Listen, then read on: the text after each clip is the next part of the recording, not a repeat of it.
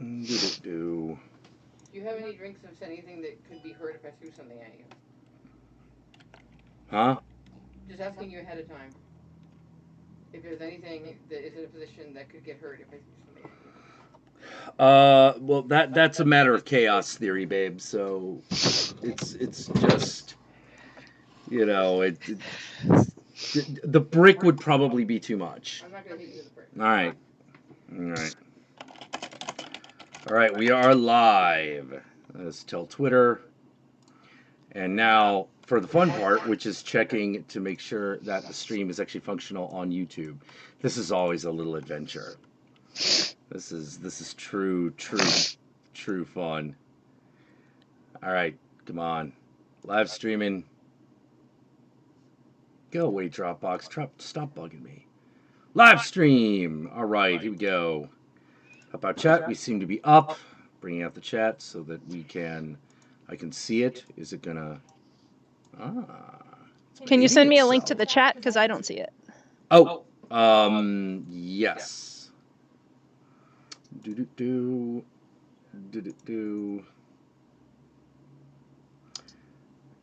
Come on, live streaming.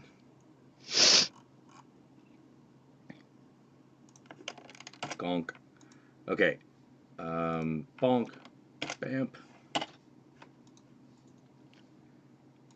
There we go. Should be in the Skype. Okay, I'm going to mute that so I don't have to hear everything we say 3 times. That would be probably for the best, yeah. Ah, all right. Greetings, Fright Nights and Monster Girls. I'm your host, Count Jacket from Planet Dracula. And joining us today is an old friend, Morgan Funder, a.k.a. The Wire from The Idiot's Lantern, who was a reviewer back in the days of the old That Guy with the Glasses forum, which was this kind of beautiful little title pool of comedy reviewers that existed thanks to like the Nostalgia Critic and all those folks. She had a program called The Idiot's Lantern, which was all about television shows. Yes, I did. Yeah. And for the record, I know that I named my show after a very mediocre Doctor Who episode. I know that it's bad. I just liked the name.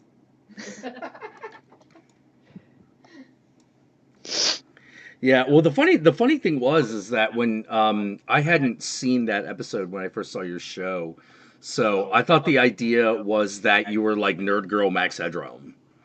Hey, you actually showed me a few episodes of Max Headroom to kind of sell that idea, and you know what? I would have absolutely gone with that if I had kept going with that persona. Well, you actually read the prequel series that I wrote for my character.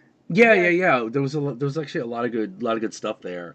The only like problem that we had, it wasn't really stuff that we could shoot. That was the biggest problem. Yeah, I know. Yeah, I have that problem all the time with some episodes. Yeah, like, it's always easier to write when you just assume that you'll magically be able to get everything you want. Yeah, exactly. Oh God, yeah, it is. Like I'm like one of the greatest boons to the creation of the Count Jackula show really is Horror Guru, because the number of times he's been like, dude, we can't fucking shoot this, and I'm like, well, we could do this, and he's like, why don't we just rewrite it so that this happens? And I'm like, oh, actually, yeah, that works way better. Yeah, let's just do that. Like the Halloween 2 review, that was a big one, because the original idea was that Mass Slasher was going to actually chase Count Jackula around town.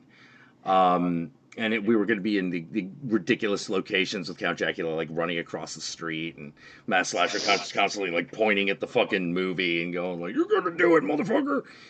But the problem was we were all set to do it, we were all willing, and then the entire week of the shoot, it rained, like the whole week, and we were like, "Oh shit, we don't have the time to wait for the weather to get better. What do we do?" And he was like, "No, fuck it, we'll just do it indoors." And I'm like, "Oh, I guess we could do that.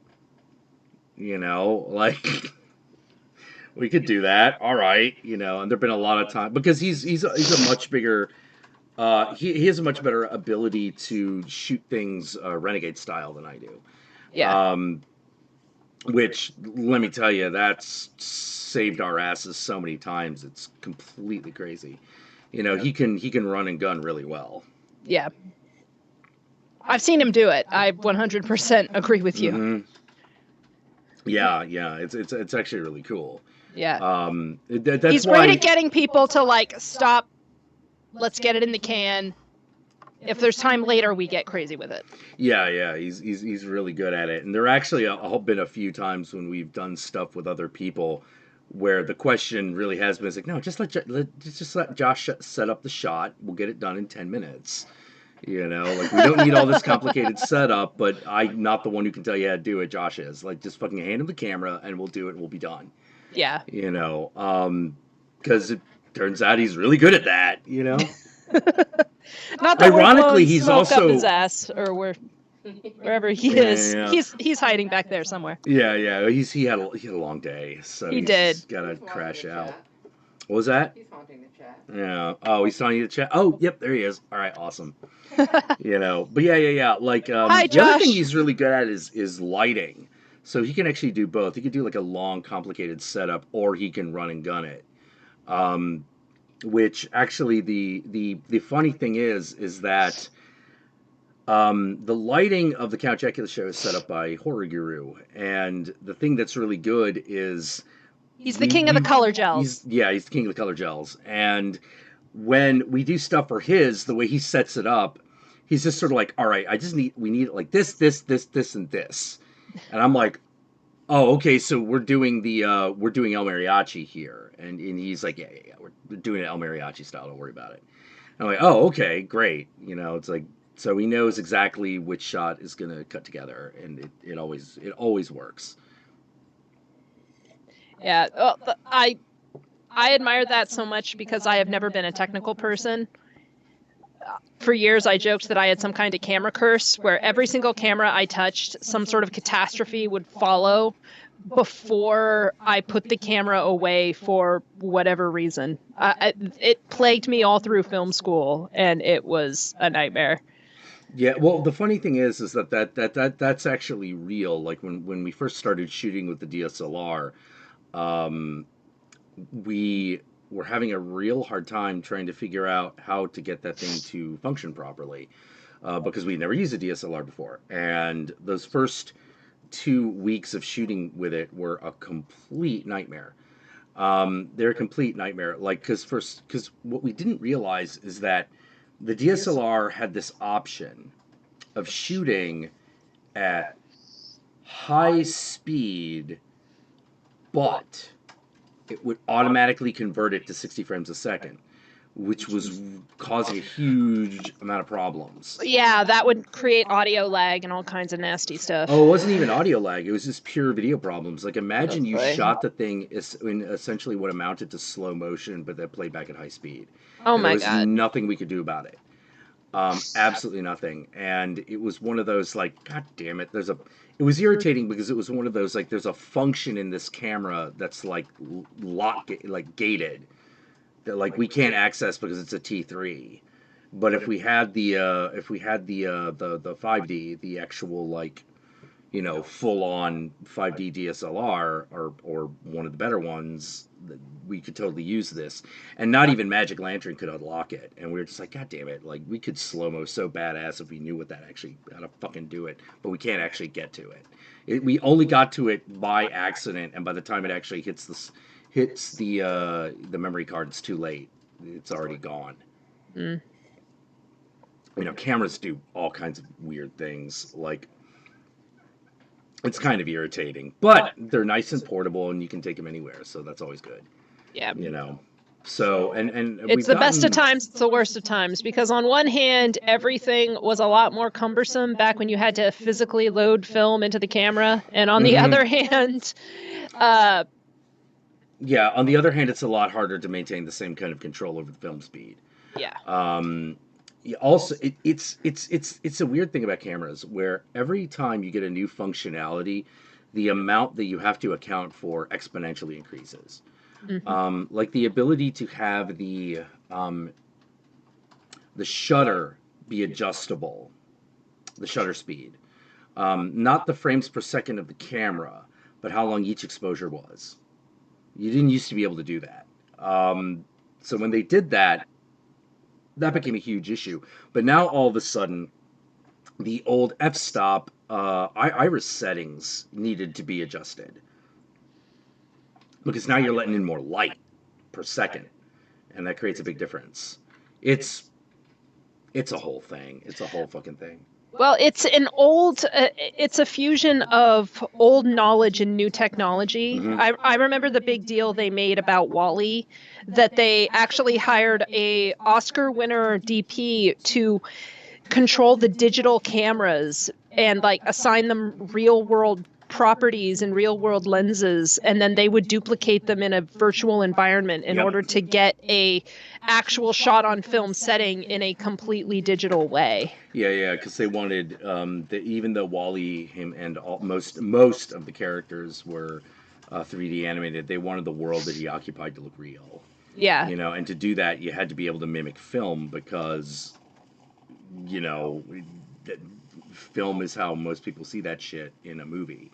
Yeah. You know, so they converted it. I mean, they'd always been shooting essentially in 24 frames a second. That wasn't an issue. But No. yeah, but all the actual, like, mimicking the actual, like, the actual lenses, that was a big deal. Right. No, you need to animate in 24 frames per second. That's the way that you break down a movement if you want to duplicate the behavior of a character on screen. Yeah, and you animate either on 2s or 3s. You need to know how many frames you have to work with, because every single frame, whether you're going, that was something that blew my mind when I looked at Leica's behind the scenes for for Kubo and the Two Strings. There is basically no way to do stop motion animation except straight ahead. Mhm. Because the puppet has to stay where you put it as you move through the motion, and you don't get to go back without having to redo the entire scene. So you need to really know what your key poses are and what the breakdown poses are, and all of the in-between poses. I mean, it needs to be, and there's very little margin for error. Yeah, it's all broken down shot for shot, you know. Yeah. They break it down like, okay, we need the shot to be like this. The ironic thing is that I think some of the most complicated shots that they actually do are the little bits at the end. Mm-hmm. Those are some of the most complicated and least forgiving ones. Being kind of ironic, since it's not actually technically part of the movie. It's just that's doing... them just showing off how freaking good they are. At Yeah, that yeah. point. But like this, that stuff. Like, this is for us. Yeah, but like the one at the end of like the Box Trolls or Kubo and the Two Strings, where they're just assembling the skeleton. You're Oh just my like, god, "Whoa, that my God." skeleton. Yeah. You realize how big that thing is. You're like, oh shit. Well, they that had thing's to like make 18 it to feet tall. scale of their other characters, which meant that to get what they needed, the absolute smallest it could be was 15 feet high. Yep. And it wasn't that they wanted to create the biggest stop motion puppet of all time. They realized, you know what, we want these shots. We got to create the biggest stop motion puppet of all time. Yeah, so exactly. I guess that's what we're doing. Exactly, and it worked amazingly. It did. Really good. It looked so great. Oh man. But yeah, like all these cameras. I'm actually we've actually been going back to just the camcorder more and more actually. Yeah. It's I don't know how to put it other than there's just this kind of there's a type of style that is kind of emerging and on YouTube, and I think I know me personally, I don't know when it's going to happen, probably not for a while, but I really want those, like, one of those 4K camcorders in the future. And so it behooves to actually be able to shoot like that. Yeah. Yeah, the camcorders are actually getting, the consumer camcorders are actually getting crazy good. Like, to the point where you're just like, what? And actually being able to shoot on, like the Galaxy 7 or the iPhone, is probably going to be in the cards too, because like there's a lot of stuff that you can do with those little things that you can't do otherwise. Right. It's pretty nuts. Hey, in retrospect, when I shot my short movie for a film class I was taking through a local community college, I shot it on my flip cam. In retrospect, I should have just shot it on my iPhone. I mean, it had a grainy quality that kind of worked for what I was going for, but the phone has a better camera in it. Yeah. The iPhone, particularly like the iPhone 6 and Yeah. higher, holy shit, the camera on that is nuts. Yeah. It's completely crazy. Well, that's what happens when Apple buys up all of the camera, like the small camcorder companies, just kind of as soon as they can get going, that they get something good and they get bought and it gets put in the iPhone. So.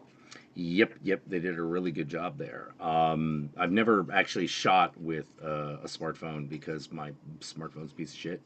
You know, which is why one of the things I want is a better smartphone, because I want a smartphone that actually has one of those really good cameras. I have shot post-movie vlogs on my iPad. That's as close as I've come.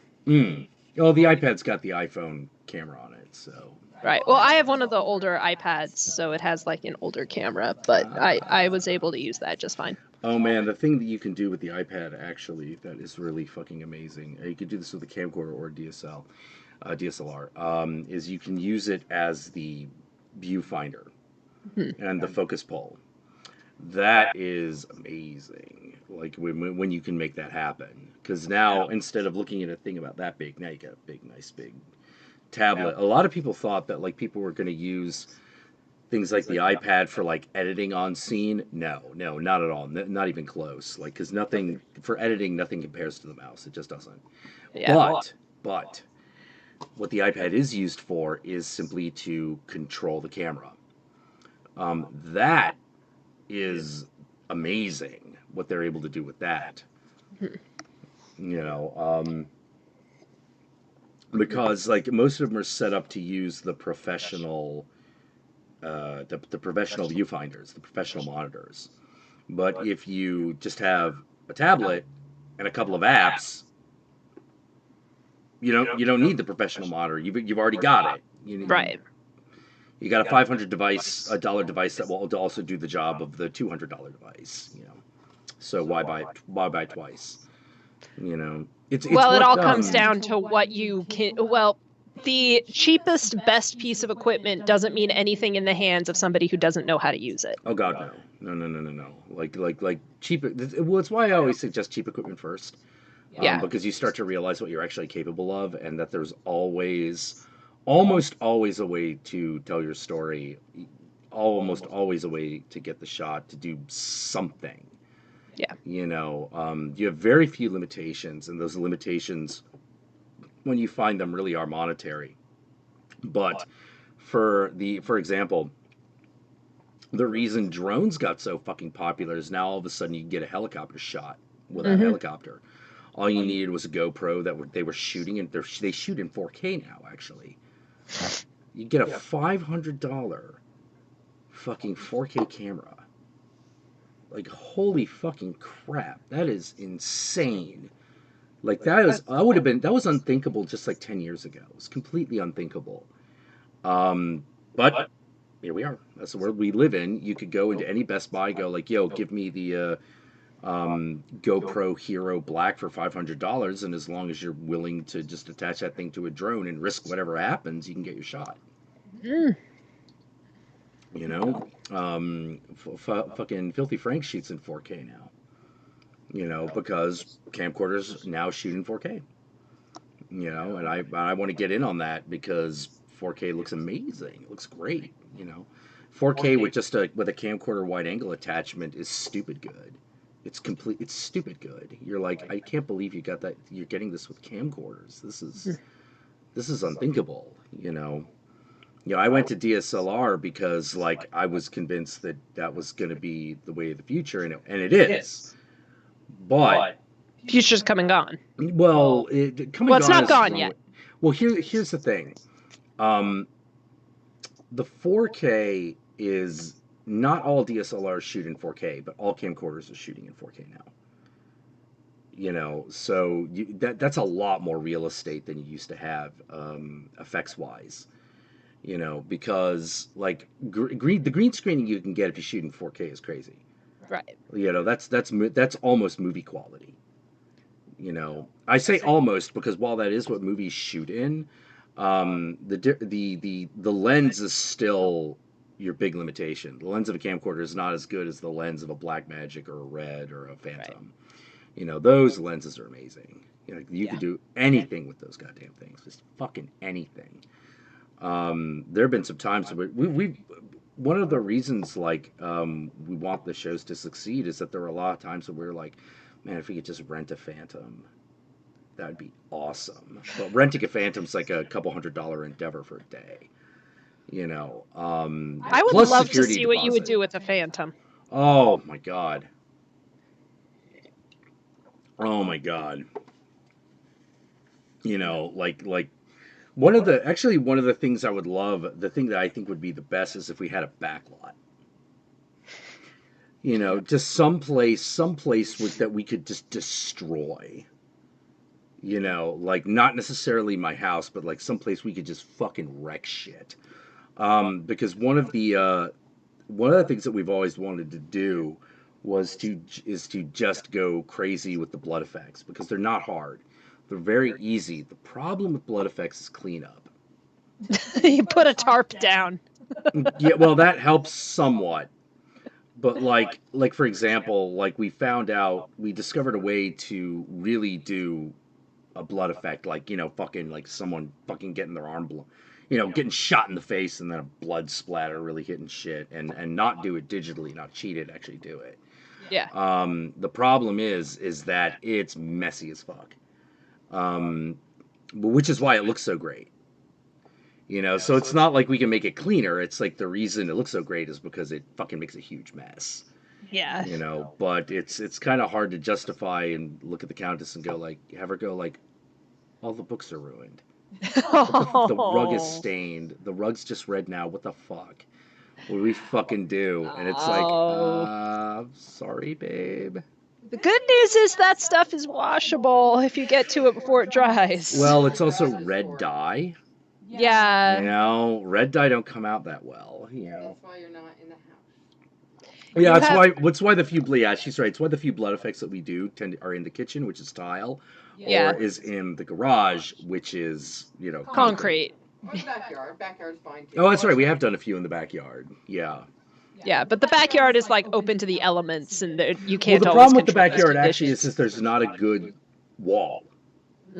You know, there's not a good wall. Like if we were just gonna set up a dummy and like knock it set off and spray blood up into the air, that would be fine. But there were some times we haven't gotten to a point where we're like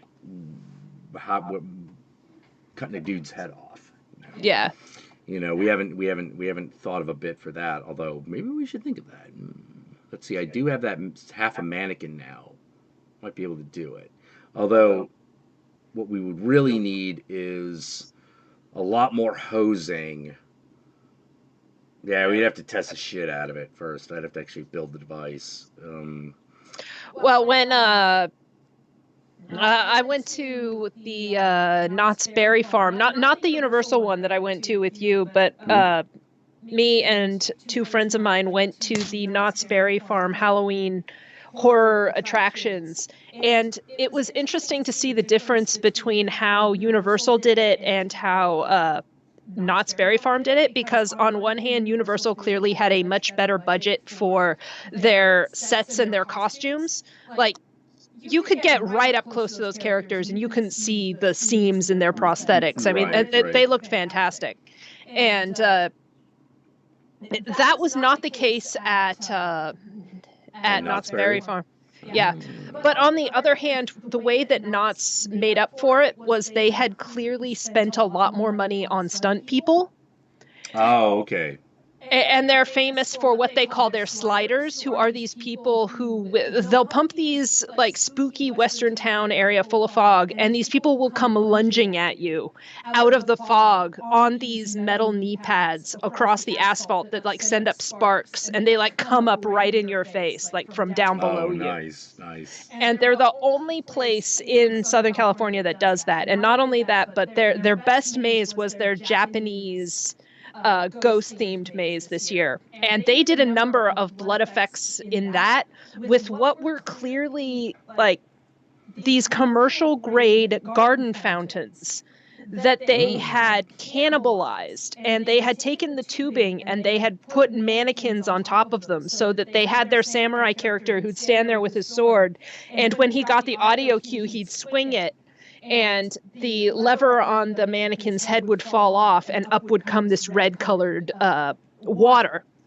It was just water. You can't use anything else in those pipes, which meant that if you were up close to it, the illusion didn't really work, but from further back, it looked great.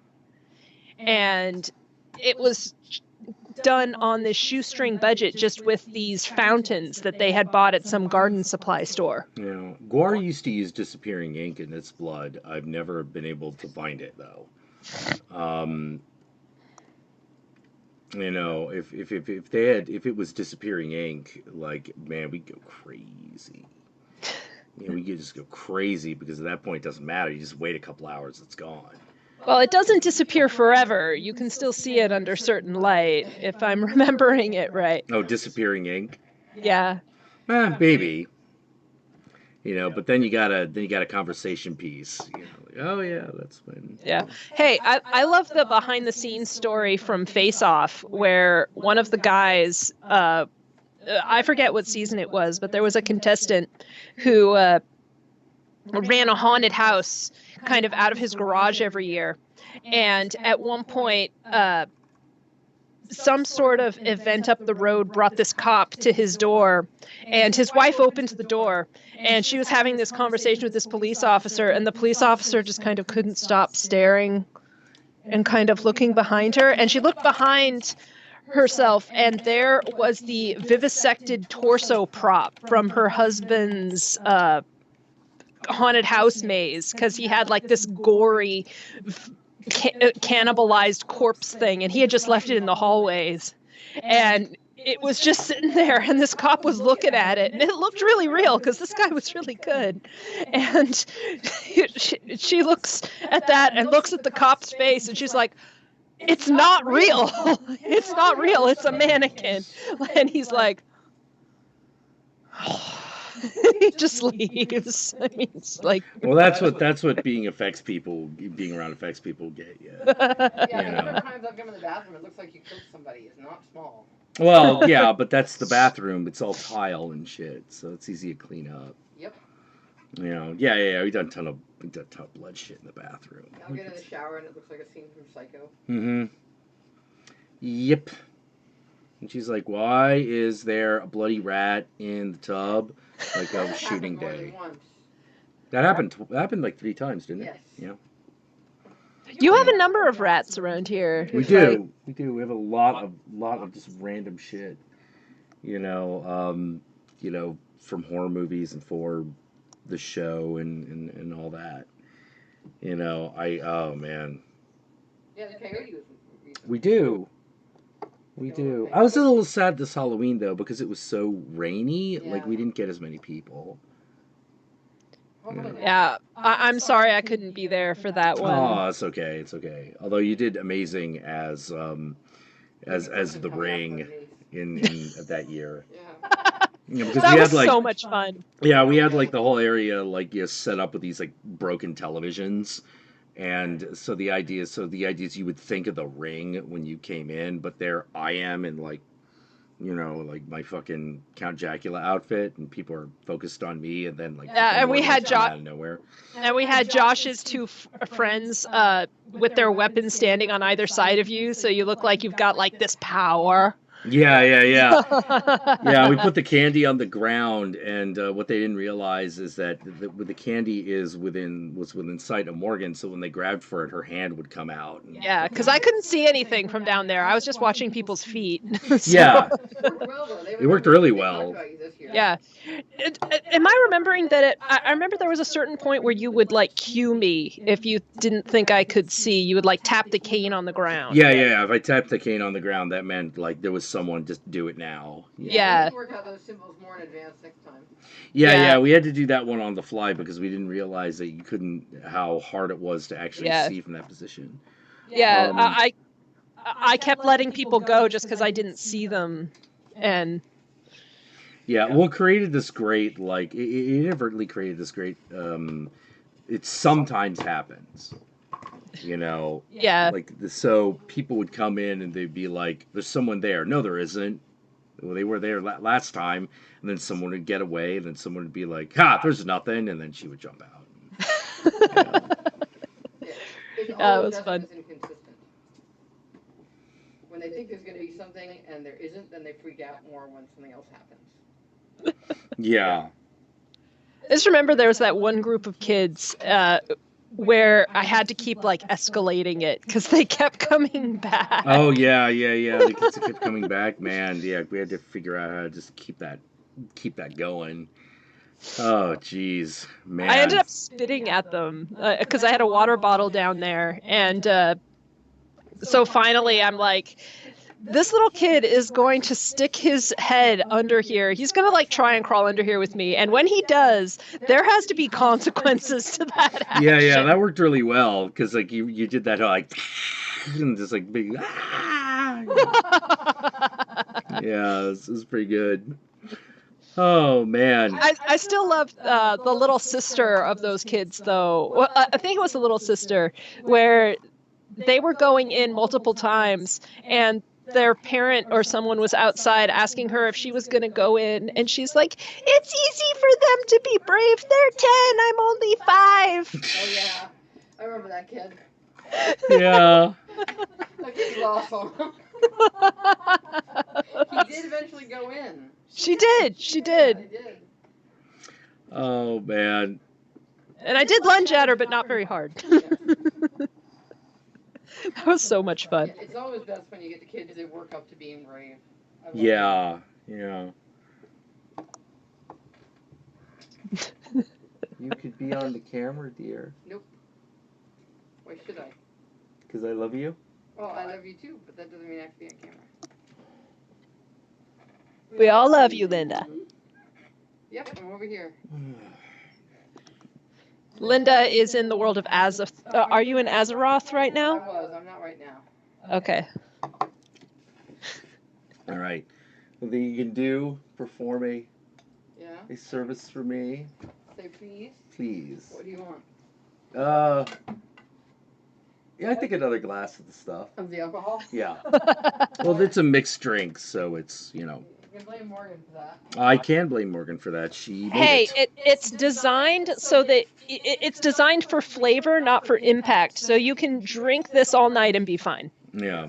Unlike the Green Inferno, that drink is delicious. I'm and sorry I will missed fuck that. you up. The Green Inferno will fuck you up. Holy shit, that thing is no joke. Like, you have like 2 glasses of that, and you're like, well, my name's Dave. Where am I? Just damn. Yeah, don't underestimate those flashy drinks.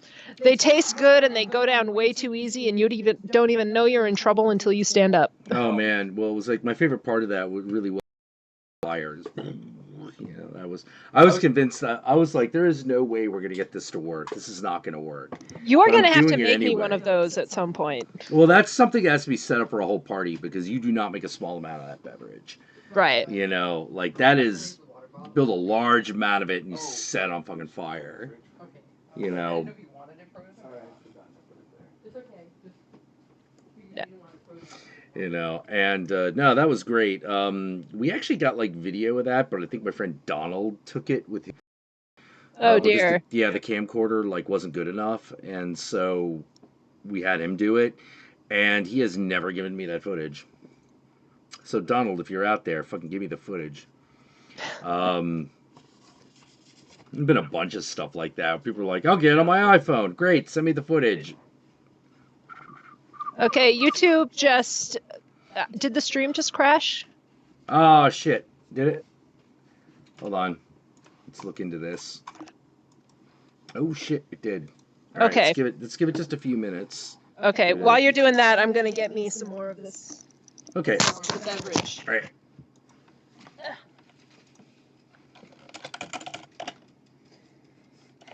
Hey, Josh.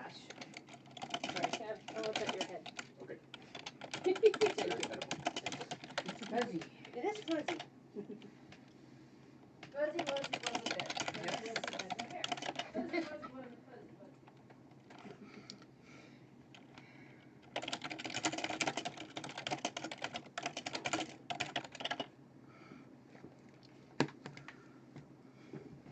you going, babe? Doing okay? Taking a break since Yeah, since it's busted at the moment. Right, having fun? Yeah. Is it YouTube or the internet? It's YouTube. Okay. Yeah, as far as we can tell, it's YouTube. Yeah, the internet's still working because I just got email. The chat's still going and shit. Alright. Just the stream that's messed up. So I gave you a nice big glass jack, but hopefully it's not too alcoholic. Well, no. The way you do it is it's equal parts Curacao, vodka, and cranberry. So it's 2 parts alcohol for 1 part non-alcohol, and then you top it with soda. I poured a bunch of that and then poured some soda. Sounds good. Here, I'll make you some more. Even though it's very, very. I like Is to it add. vodka in here or right here? We're just going through the bottle. We are.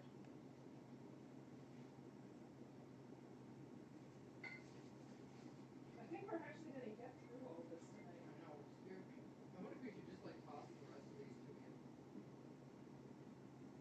Yeah, pretty equal. It's just that.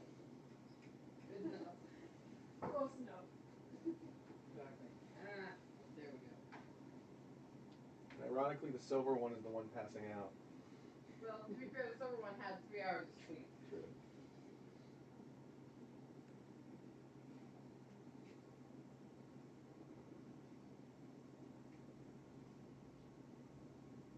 Dave, congratulations. Oh, wow. Yeah. I feel okay. I'm probably going to regret this tomorrow, but I feel great now, so. Cheers. Okay. We should be back pretty soon. Come on, YouTube. Twitch is looking like, yep, we're back. Awesome. And Twitch is looking better every day, I gotta tell you. Let me. Offline? What the? Wait. No, we're back. By the way, I gotta ask, am I coming through loud and clear, or is it a little tinny? I would make them on Halloween night when I was sitting there watching, like, anything I could think of on Netflix that was Halloween enough. Son of a bitch. We just kind of let it happen, like. Son of a bitch, you're giving me crap, aren't you? Alright, hold on. Screen capture, game capture, sources. Other, I need give me the goddamn Logitech webcam. Yeah, that's media file, game capture, screen capture output. Where are you?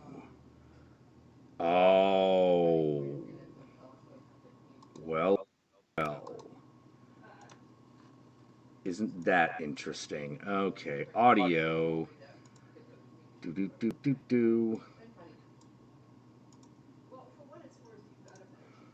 System sound.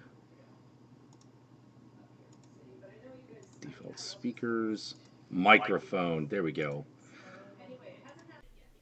All right, you should now be able to detect a significant difference in the sound quality because now we are using the professional microphone as opposed to the one in front that is part of the webcam. Because some program somewhere decided to reset its fucking options. It's called XSplit, and it's being a little bitch, and it needs to go in the corner. It's got to learn her lesson.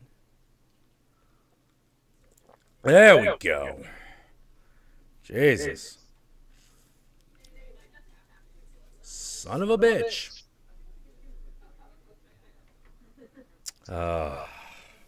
Yeah. That's the difference between a webcam mic and the AT2020. AT2020 picks up much better sound. Hey, Morgan. Hello? All right. So, Morgan, I'm thinking of bringing another person in. So the first question is male or female? Male. You think male? Or Female, that works too. Fight the gender binary. Fight the gender binary. We could do that, but now fuck it. Who am I kidding? I haven't talked to Gory is in the chat, and I haven't talked to her in fucking ages. I think we should bring her in. She's still around. I'd love to bring in Yogi again, but if we do that, then we'll just talk metaphysics, and you'll just be sitting there going, "What the fuck are these two fucking occult idiots talking about?"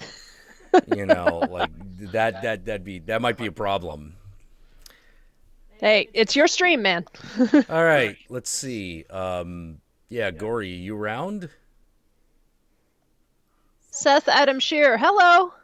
Hey, Seth.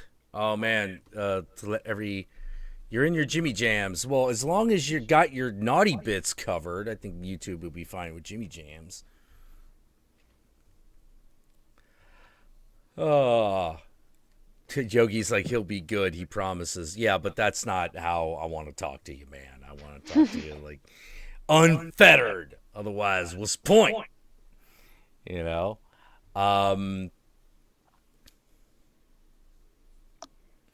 Let's see. Yeah, but you don't have to put a bra on if you're, as long as you got something over your top. I don't care. You know. You know. Yeah, Seth, sure. A friend, oh God, like I've known Seth for like what, 23 plus years. We've known each other for fucking ages. Back in the old like East Coast science fiction days, back through the old San Francisco rave days, man, those were fucking good times. He was a DJ actually. He was a trance DJ called DJ Fanboy, master of wave motion, which I always thought was the most amazing fucking idea. You know, DJ Fanboy, trance master of the wave motion, and I'm like, oh, it's fucking awesome, dude. Like, he introduced me to like all kinds of fucking. Went offline again. Music. Oh, it went offline again. You're fucking shitting me. Mine seems to be working. Okay, sorry. I saw a hiccup in the chat. That's all. Oh, okay. Do. Well, carry on, everybody. Yeah. Gory, I am on Skype. I think you already have my information, so just send me a text when you are ready. And then we will get that going. Whew. Yeah, chat is having problems. Oh, man. Well, I want to thank everyone for joining me and the continued War on Christmas. War on Christmas, everybody. You know. Let's just say it together. War on Christmas. All right.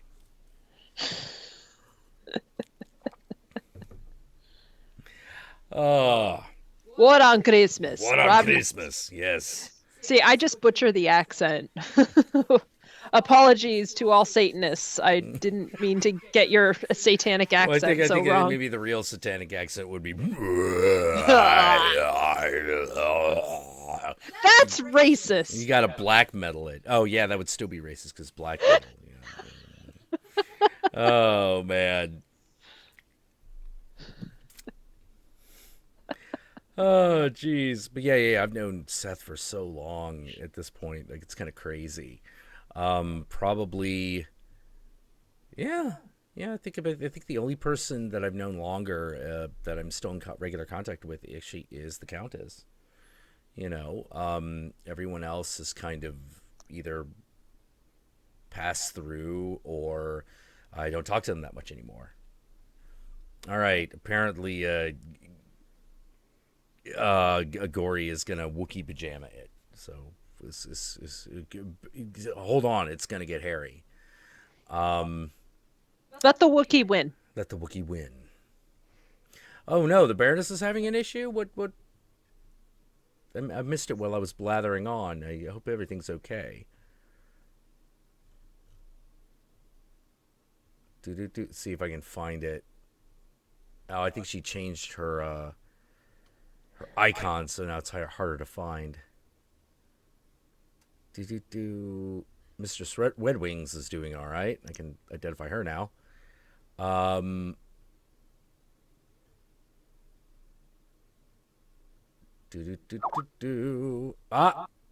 There's Gory. Hang on a minute. Add to group call. Add to group call. Add to group call. All right, we're gonna do this. We'll do this. Other party can't see you yet. All right, well, I might as well change that. All right.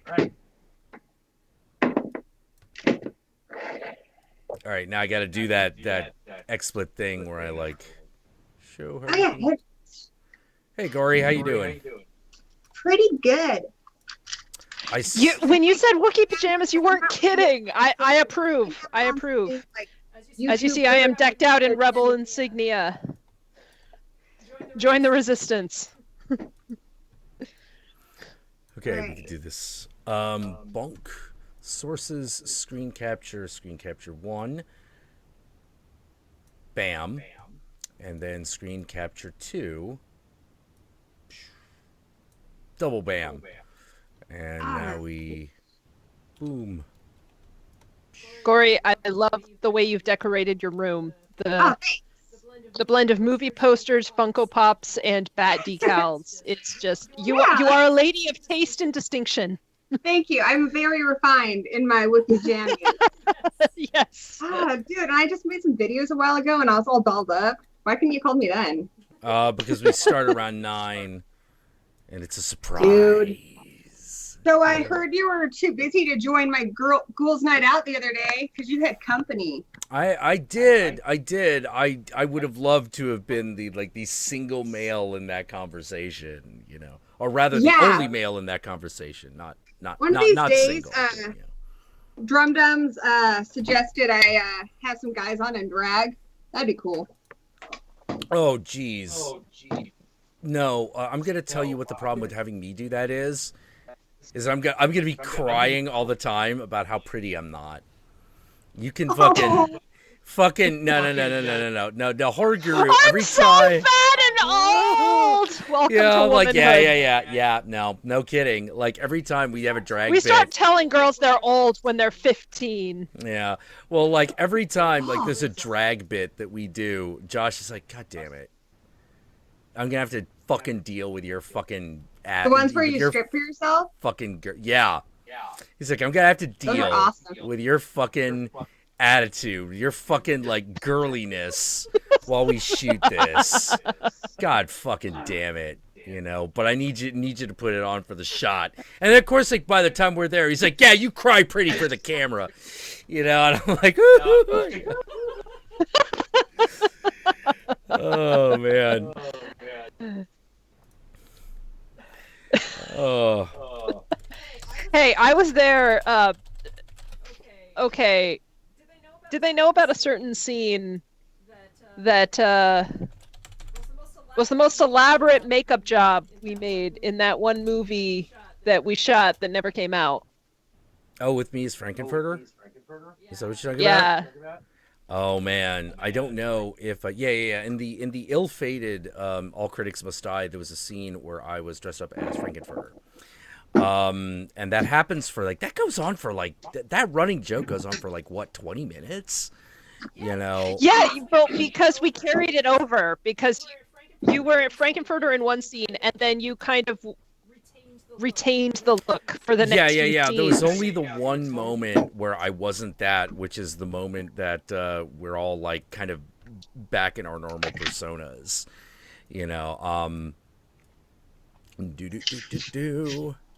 Yeah. But that makeup job took forever, and Josh is giving me no end of shit. Because he's like, God damn it, dude, you've been in there for 45 minutes. Fucking, you're being Frankenfurter. We're shooting this in low res on purpose. No one's gonna notice that your makeup is crooked. And even if it does, even if they do, you're like, but I'll know. But I'll know. Yeah, it's like. How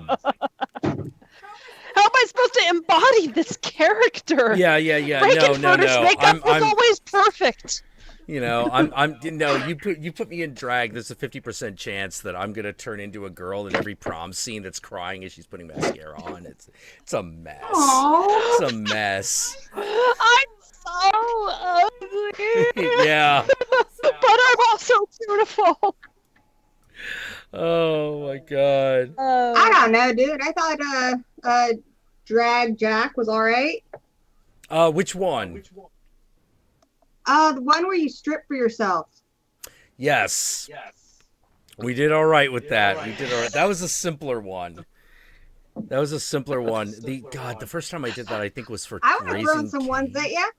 What? I would have been unable to keep a straight face if I had been there when you shot that. Like, that was just... Holy crap. Yeah. Like, every time. Okay, so imagine shooting one of those by yourself. It's the most ridiculous thing ever. Like, when I did Raising Cain for that whole joke, oh my god. Like, that's the one take that's in the review is the one take that I have. Because I cannot stop laughing. It wasn't being in makeup. It wasn't being in the corset. It was literally doing the Buffalo Bill bit that just fucking killed me every time.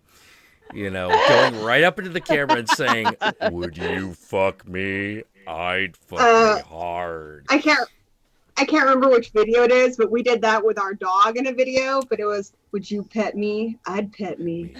Hard. It was dead sexy. Oh man.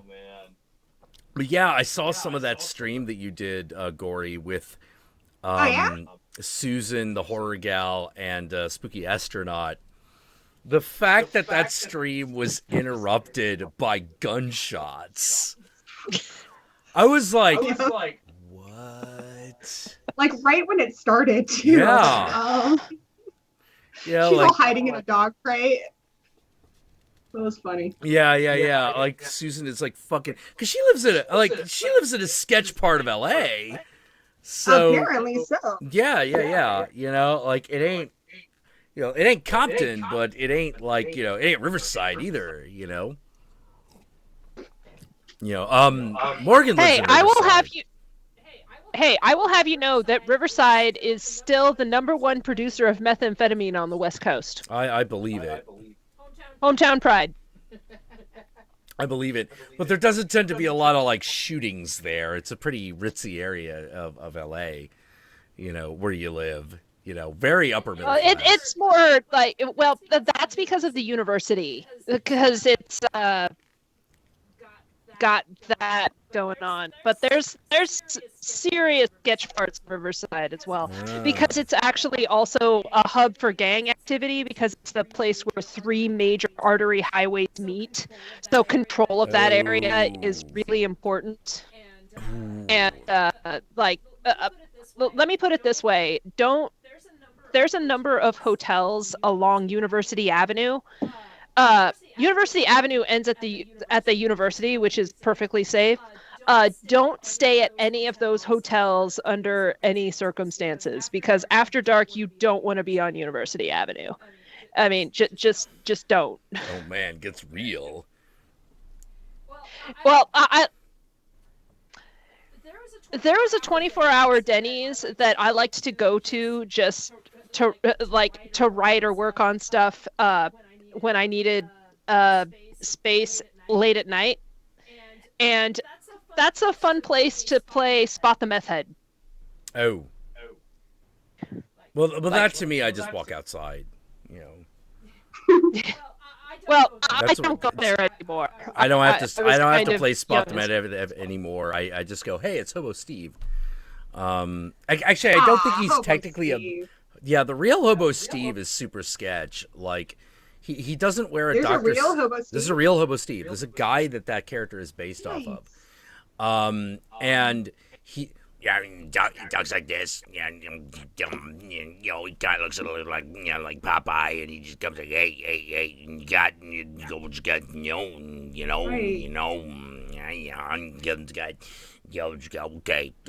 okay.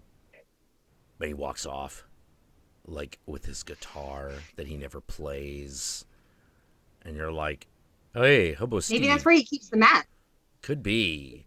But I'm like, do you play that? He's like, play what? It's guitar, guitar, music. I'm talking to God. Like, okay, Hobo Steve. I don't even know what his real name is. We just called him Hobo Steve because we didn't know what else to call him. Even the homeless people in San Francisco have a certain, I mean, this was me projecting, but when I went to college up here, I never felt in danger when there were homeless people around, because homeless people up here are witnesses. And so if there's homeless people around, you can actually, and they look relaxed, they know better than you what any danger around is going to be like. Well, the gang activity of the Bay Area of San Francisco is really low comparatively, because the drug trade in San Francisco is all controlled by what you would call independent contractors.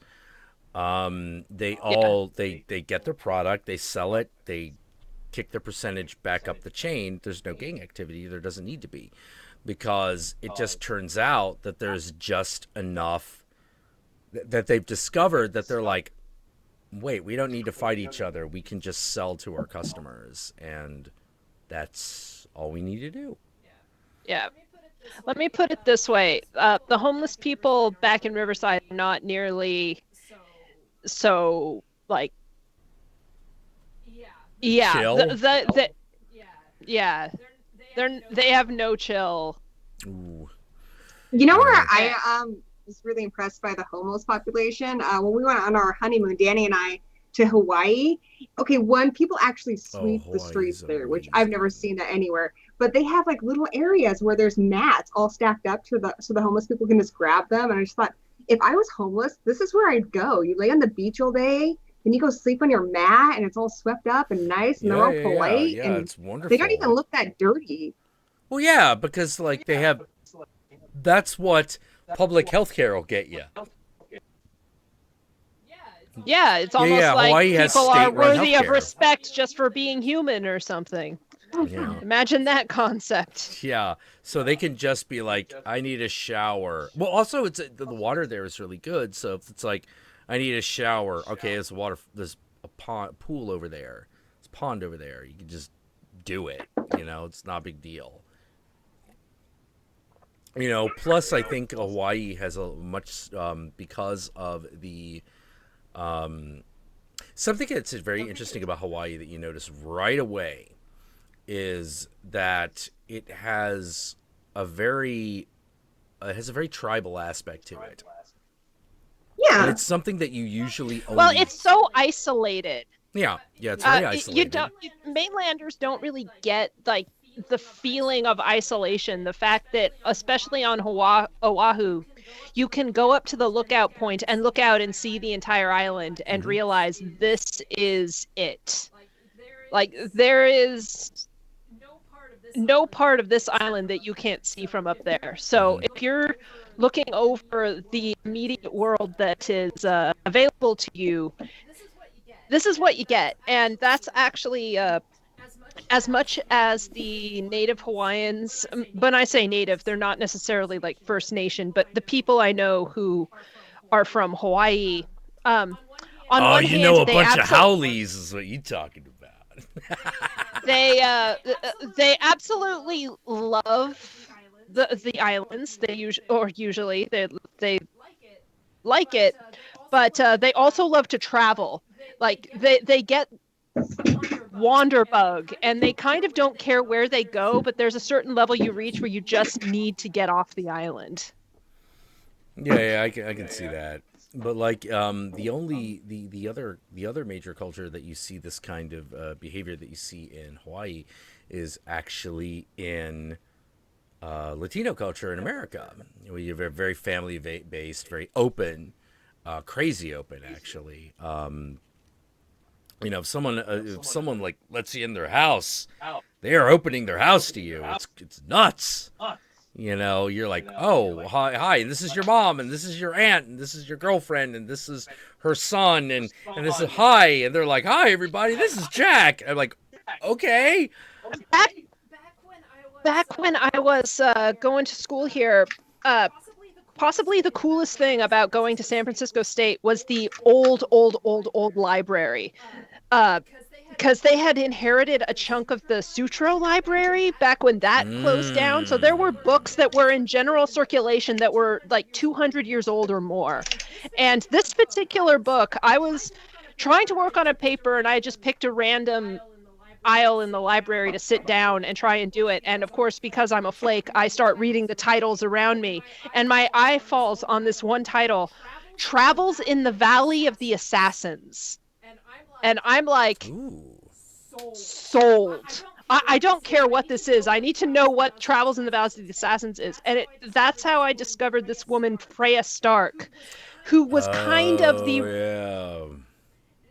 She was kind of the real life. I mean, she was a cartographer. She was an explorer. She wrote extensively about the Middle East. And she traveled through what is to...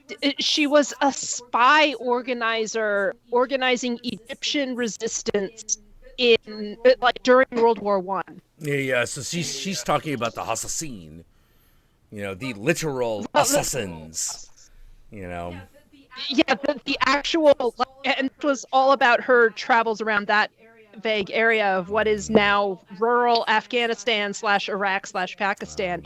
And she traveled to all of these incredible places where quite often she was the first Western person of either gender who had ever been to these places. And she was encountering these... I mean, they're not even Bedouin cultures. I mean, these people are older than that. It's just unbelievably... it's just incredible what she did. But the reason why she was able to do all of this is that one thing that all of those cultures have in common is a very, very strong hospitality tradition woven right into their religion, where they had a firm belief. The detail, I mean, they would kill each other over the small details, but the major things they all had in common, one of the most paramount, was that a guest or a stranger who shows up at your door was sent there by God. And it would be unbelievably just terrible, a mortal sin, not to extend the safest greeting to that person, no matter who they are. Bring them in, feed them, make sure that they've got everything they need, introduce them to your family, like this hospitality ran so deep that she was able to travel through all of these extremely disconnected cultures mostly freely. I mean, she got into some hairy situations and she got out of them because she was probably the most amazing person who's ever lived. But it's just... I had a friend that reminds me. I had a friend. I don't think Morgan, you've had a chance to meet him. But his name is he goes by the name of Dillo. Dillo was a computer hacker, and he got involved in cell phone communications in the developing third world, particularly Laos and Cambodia. Now he comes back. He's like, yeah, I'm going to Cambodia. I'm going to be dealing with like cell towers and stuff. And I'm like, okay. And he tells me a little bit about the technology, and he's like, mum's the word, what we're doing. And I'm like, oh, yeah, who am I going to fucking tell? And he's like, well, you do have a family that's a bunch of foreign dignitaries. And I'm like, okay, point taken. But don't worry, I'm not going to tell anybody. But once he was done, it was fine. He was just worried about what would happen if it was known while he was there.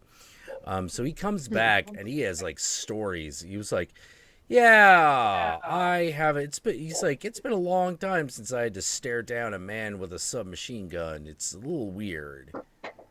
A little weird. Yeah, like. Well, I guess you never really know how you're gonna respond to that situation until you're in it. But yeah, like, pretty much. Pretty fucking much. Yeah. Yeah, although we were talking about the San Francisco homeless population, it reminded me of a story. It's a fairly recent one. It's one of the past year. So I was having a really bad time, and sometimes when I'm having a really bad time, what I do is I drop acid, and wander around the city. This was back then, right? No, this is like 6 months ago. Like, this is something I still do. You know, Okay. because it turns out we had like a couple of hits of acid, and I was like, all right, done. So I wander up Haight Street and climb up Buena Vista Hill, which is the highest point of the area. Not the highest point in San Francisco, that is Sutro Tower, but highest point in the zone. So, here I am up there, and I am on my crazy satanic vision quest. And I am done at the peak of the mountain, going like, all right, I've done this. It's now time for me to descend from the mountain and discover what awaits me in the world below. And this was actually part of the reason why I was like, I don't think I want to live here much longer. I think I need to move to LA. Because like nothing is happening. I'm standing on the corner of Haight and Ashbury on Saturday night, by the way. It is only 11:30, and I am like, San Francisco, can you not? I'm like yelling this like a madman because I'm like, I'm on Haight Street. Who's going to care? I'm yelling like a madman. I am like, you cannot make anything happen for the son of the devil on a Saturday night. This place is dead to me. Like, come on. And, but before that happens, I'm coming down off the hill, and it turns out on the other side of this hill, I didn't know this, is a place called the Walden House. Walden is a halfway house. I had known it was in the area, but I had not known exactly where it was. So here I am wandering out of the goddamn forest. Oh, it says your stream is offline again. Stream is offline again. Ah, son of a bitch! Really? Oh man, I was. No, it's back up. again. It's up. It just froze. Okay, well, good, because that is a super cute dog you've got right there. Oh, thank you. This is Brocky. Named after David. So named after Dave Brocky. Yes. Hi, puppy. Hi. Oh no, we're back. Aw. We're back. Okay. Good. Look at that Resume. boy. Resume. Yeah, Yes. he's kind of Back a to the big deal. story. He has his own Twitter. Look, Diddy. So I'm walking out of the woods and in front of this gate that I can see where there are a small group of people have gathered. And I've got a cigarette, but I can't find my lighter. So I'm just walking up. You know, I've been in the forest for the last like hour or so, like, you know, doing madman fucking shaman bullshit. And I just come up and I'm just like, got a light. And this is before I realize where I am. So there's a girl going like, you can't talk to that man. The guy's like, yeah, but he's just asking for a lighter. I'm sure that's okay, right? And I'm like, what the fuck? That's a weird discussion to be having because I don't realize where I am yet. And the guy's like, sorry, I can't give you a lighter, but I know you know my cousin Antoine. Could you have him fucking visit me? And I'm like, I'll do what I can, but whether or not he shows up, that's kind of up to him. Antoine, right? He's like, yeah. He's like, do you know where I can find him? And he's like, you know, just around. And I'm like, I'll do what I can. And so I'm walking down the thing, and I see a guy coming out of the car, and I'm like, are you Antoine? And he's like, no. I'm like, well, this guy up there asking for Antoine. Do you know who the fuck that is? He's like, I have no fucking clue. I'm like, well, sorry I couldn't make that happen for the guy, but apparently there's some poor guy up at Walden House that wants his cousin Antoine to fucking visit him. So, hey, if for some strange reason you have a cousin up in Walden House and your name is Antoine, your cousin would like it if you fucking dropped by. He looks a little lonely, you know?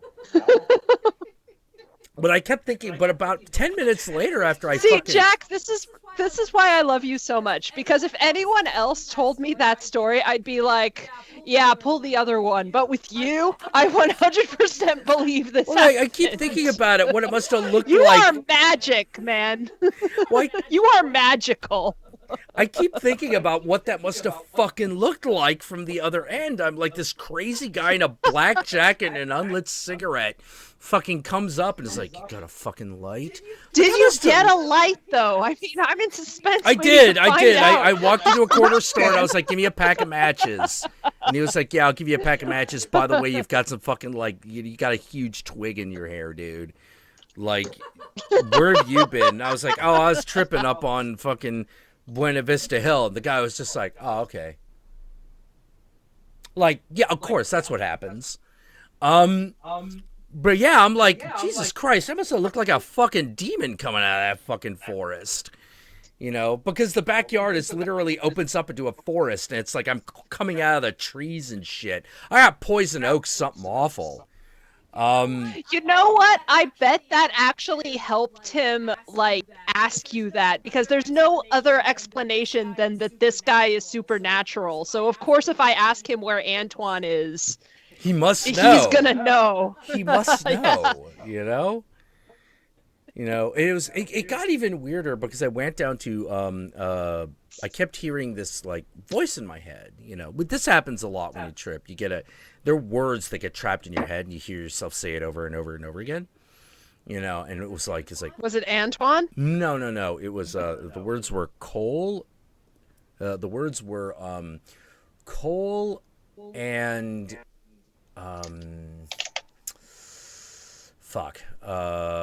Cole and Ash. I think it's Cole and Ashbury. No, it couldn't be Cole and Ashbury. This streets are parallel, but it was Cole and fill in the blank. But I can tell you where the exact location is, because it turns out at that corner of that street is a place called Finnegan's Wake. It's a bar, as it should. I think I've been there. I used to go to shows there. Yeah. It's got a pool table, a bar. It's okay. You know, but I walk in and I look at the bartender with a crazy fucking, like, acid-fueled look in my eye, and I go, like, yo, I want you to give me a shot of whatever the first thing you can think of that sounds like Satan. And he's like, I've got this thing called Inferno whiskey. It's like fucking cinnamon whiskey. Do you want that? I'm like, I do. Give it to me. Like So he pours me a shot. And he's like, all right, that'll be $6. And I'm like, whoa. This costs $6? And he's like, yes. I'm like, then you need to give me 3 of them. And so I give the man $18 and I drink my 666. And had some very interesting conversations that night. Although I did not have the kind of experience I was really looking for. But it was really weird because at one point there was that one drunk girl who I didn't recognize looking at me going, hello, I recognize you. And I'm like, I don't. She's like, it's okay. My name's Crystal.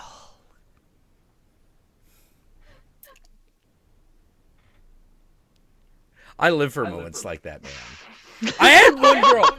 Linda was there. Linda was there when this happened. What? That's terrifying. Oh, no, that's awesome. Fucking Linda was there for another one where we were at a bar celebrating a friend's birthday, and a girl comes up to me and it's like, everyone thinks you're a demon, but you're really an angel. And I go, yeah, that happened. And I went, but I'm like, that may be true, but always remember, Lucifer was also an angel. She also said she was a witch. Which, the funny thing was, is I'm like, if you're going to come up to this table and say that shit, honey, you have picked the best table to fucking say that at. Oh, yeah, she was great. Because, like, I don't think there was another woman there who at one point hadn't dabbled in witchcraft. Like everybody was involved in some sort of, like, witchcraft or sorcery or voodoo or something like that. But all she wanted to do was go home and have sex with this Italian boy she had picked up. you know. But I had Great definitely, sinners make great saints. yeah, great sinners make great saints. Yes, absolutely. But there was definitely a moment where I looked at the boy and I was trying to talk to him, and I'm like, this girl's gonna go crazy on you. You sure you're gonna be able to? You gonna sack up, or is it? Are you gonna crap out, boy? I think you forget the other important part of it. What was the other important part? That she specifically came over the table so that all the women could appreciate his ass. Oh yeah. Yeah, she brought this guy over to the table just so all the girls could like look at his ass. And he was down with this? He didn't look like he knew what he had gotten himself into. We all appreciated it. You know, but like there was definitely that moment where I'm like, I think this girl is one of us. Are you gonna be able to handle this ride, cowboy? You know, I know you're Italian and everything, but that doesn't mean every Italian is like, you know, good for it. You know, you better be good for it. You better be good for it. What was that? She was crazy, but she was kind of the best kind. She was the best kind of crazy. Like, I really like that girl. If you're gonna be crazy, you need to be interesting. Yeah. Well, the line between good crazy and bad crazy is that good crazy is interesting and unexpected. Bad crazy gets people hurt, like not in the fun way.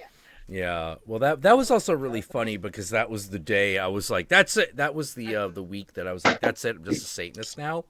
So having a girl come up and do that was one of those like, well, apparently I have made the correct choice here, you know.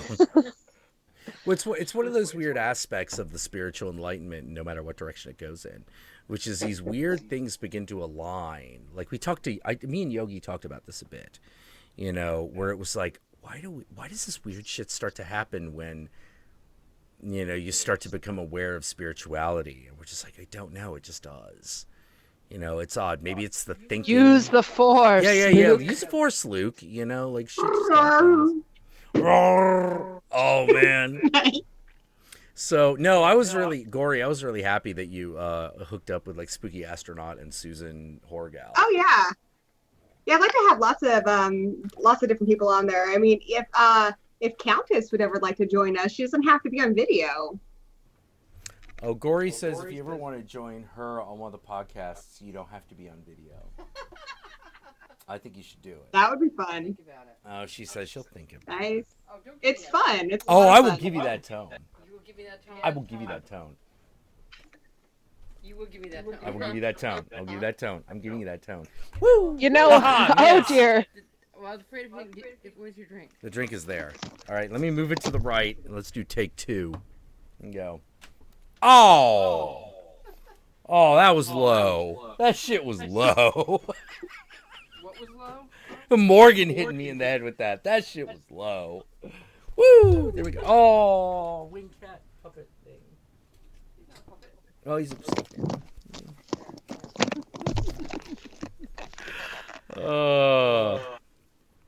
Quick, can anyone name where this cat comes from? I can't see the cat. Well, it's on the stream. Nope. Don't know. Don't know? Anyone in the stream? Come on, somebody.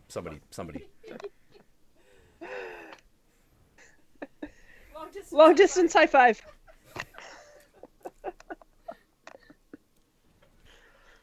Oh man. I have introduced Jack and Linda to the cocktail known as the Black Cat. Oh my God, yeah, this thing right here that I've been Dude, did you drinking. just out the Countess? Not entirely. I think we got like a brief glimpse of her. Like they probably saw like red hair and that was it. And her name, dude. It's all coming.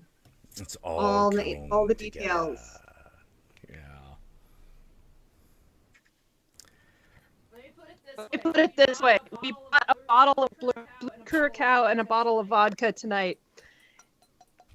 It looks very possible that we are going to finish all of I it. drank an entire bottle of red wine myself on Friday when I did my stream, and I was Oh hungover my the God, entire that day. was hilarious. Towards the end there, I was drinking right from the bottle. I was drunk. Dude, Susan got so wasted. Oh my God, I think she started wasted. She was Well, like, pretty I think she was good. already... Well, the And thing the that's interesting adrenaline, about too. Susan is that she's very excitable. Like we got to meet her in person when we went to Son of Monster Palooza. I heard at Really Monster super Palooza. excitable. Like she was great. But she's very excitable. So she probably was like, I probably need to chill out in front of a camera.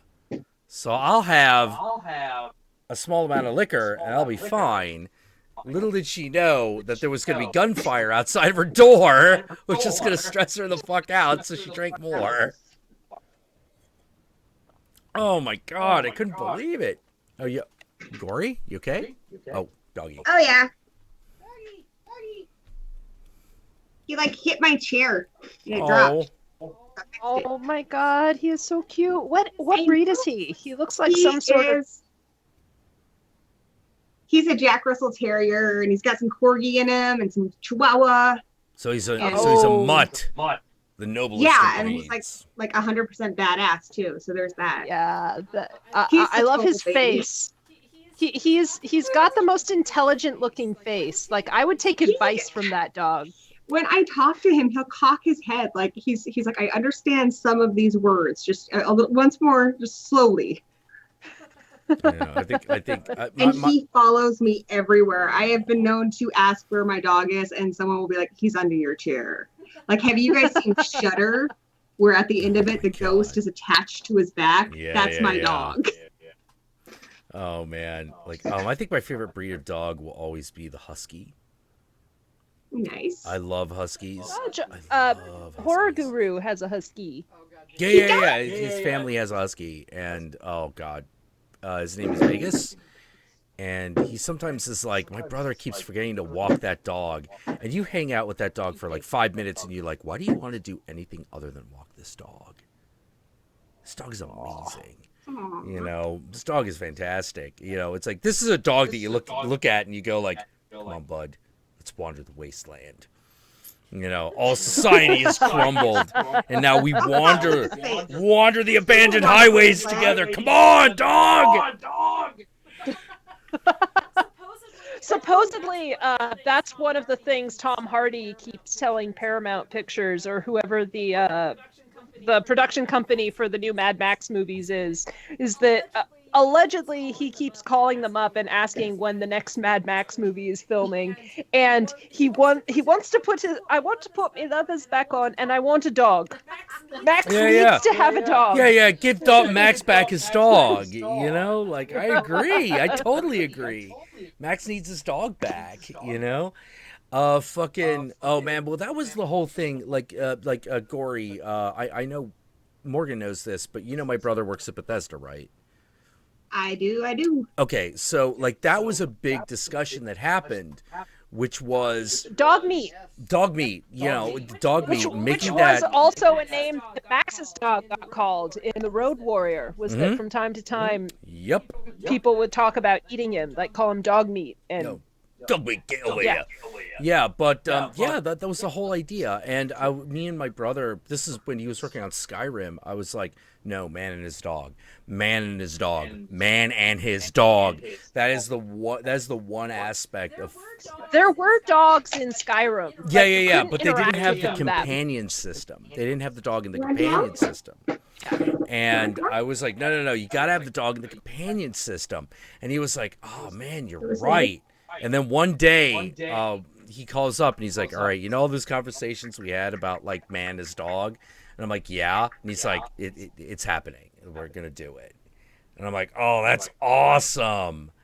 You know, like, was that you? And he's like, well, there's an approval process, but I was definitely part of the people who was like, no, dog meat's got to be a real character. He's got to be with you to the end, man, you know, because he's the loyal hound. And I'm like, yeah, fuck yeah, you know.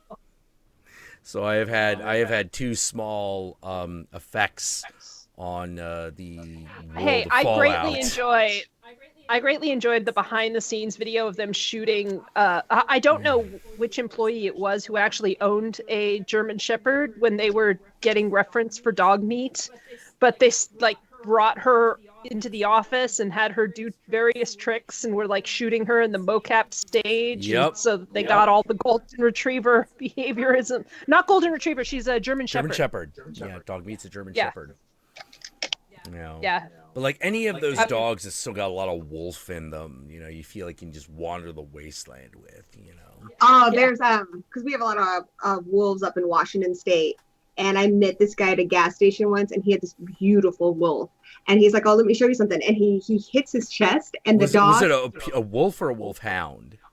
It looked like a wolf. I mean, it looked like a pure wolf, but I didn't talk to the guy that long to find out, like for sure. But he hits his chest, and the dog like jumps up and hugs onto him like a baby.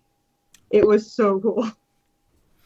Yeah, awesome. yeah. Like the history of men and canines is very, very interesting, because it turns out there are a couple of things that are very interesting about the relationship between human beings and canines. One, canine behavior is very universally understandable by humans, at least. Yeah, well, we've bred them that way. We We haven't just bred them that way. They already had that natural. We came into sync, and so because it was so easy. Well, they're pack hunters like Mhm. we are. Like we are, and because it was so easy Hell to no. tell. I don't need no pack. But because it was so easy to tell what the Except your emotional dog. need. Your dog is your pack. No way, dude. He's a wuss. He's like Scooby Doo. He can stay at home. I'm gonna go hunt him by myself. You know what? I bet he'd tell you you're his pack leader. Well, then he can say that, but I'm a one-woman wolf pack. Yeah, but because Unless you want to do that Full House thing and be like, she wolves. Hey, for what it's worth, I say. I mean, the wolves are great, but I'd rather have the dragons, fire and blood. Actually, you know who's a pretty badass hunter is we have a cat and a ferret, and they're pretty good. You want to talk about the relationship between humans and animals? There's man and his dog. There's girl and the cat. Yeah, the My cat cat is loves my interesting. husband more than The me. cat is weird because there are 4 universal actions in cat behavior. One is rubbing up against you. Rubbing up against you is hello, very just hi, I exist. Well, and marking you too. It's also saying you are mine. Well, yeah. It's the same thing. It's like hello. I haven't seen you in a while. Let us reconnect by sharing scent. There is also I'm stressed out. I'm stressed out, which is the purr. I'm stressed out, or you're stressed out. That's the purr. You know, so it's like, hey, I'm here to make sure that you're okay. Purr. You know, or I need someone to tell me I'm okay. Purr. And when they like to bunt you in the head, and that means they trust you. Yep. Yeah, or when they expose their belly. Or Yeah, the our cat's so slow trusting. blink. Yeah, that's The what slow blink. what's his name? Which, Cat Daddy from Cat from Hell. Yeah, He says that. I forget what his name is, but Jackula. yeah. Because cats are the fusion of they're total predators and they're also prey animals, so they have a fusion of those instincts. So that's why they love boxes. They love anything safe and secure because they know that just about any sort of predator that's bigger than a cat will eat a cat if they can catch a cat. So it's they're brave but fragile. They're very, and they're not as solitary as their reputation would make them think they are. God, Because no. cats No. left on their own. Not house cats. They no. form colonies. They Our form cat's a colonies, total sweetheart.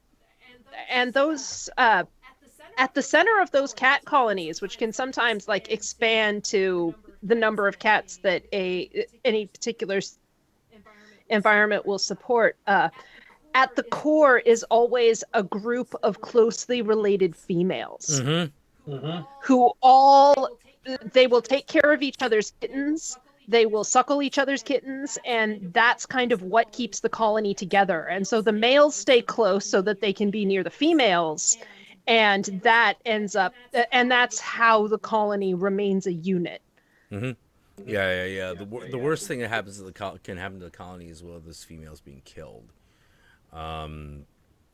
If they die off, you might. And be there able to being no replace them. successor. Yeah. It's a very it's a very interesting social dynamic. The funny thing is the one thing that the cat does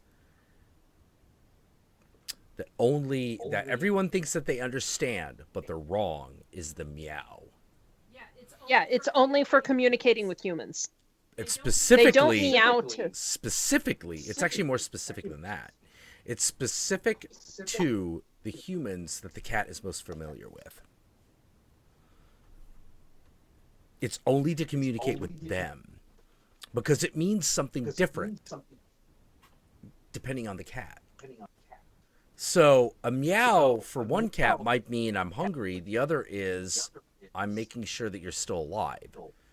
Now the owner has a very good chance of knowing what that means, but no one else does. It's the one part of the cat that is not a universal communication is the meow. Even though There was cat's a got joke. so many different little calls. He makes this Mhm. noise though when he sees a bird through the window where he goes. Yeah. It's like holy fuck! I've there's got a little flying cat animal. that I found near my art space in a parking lot, and that's actually a really sad story. But the happy ending is that I brought her home, and now she's my cat, and she lives a happy, spoiled house cat life. And but she chuffs like a tiger. She goes like, especially when she's feeling content about something. She'll go like, and I'm like, how does this little tabby cat know about that behavior?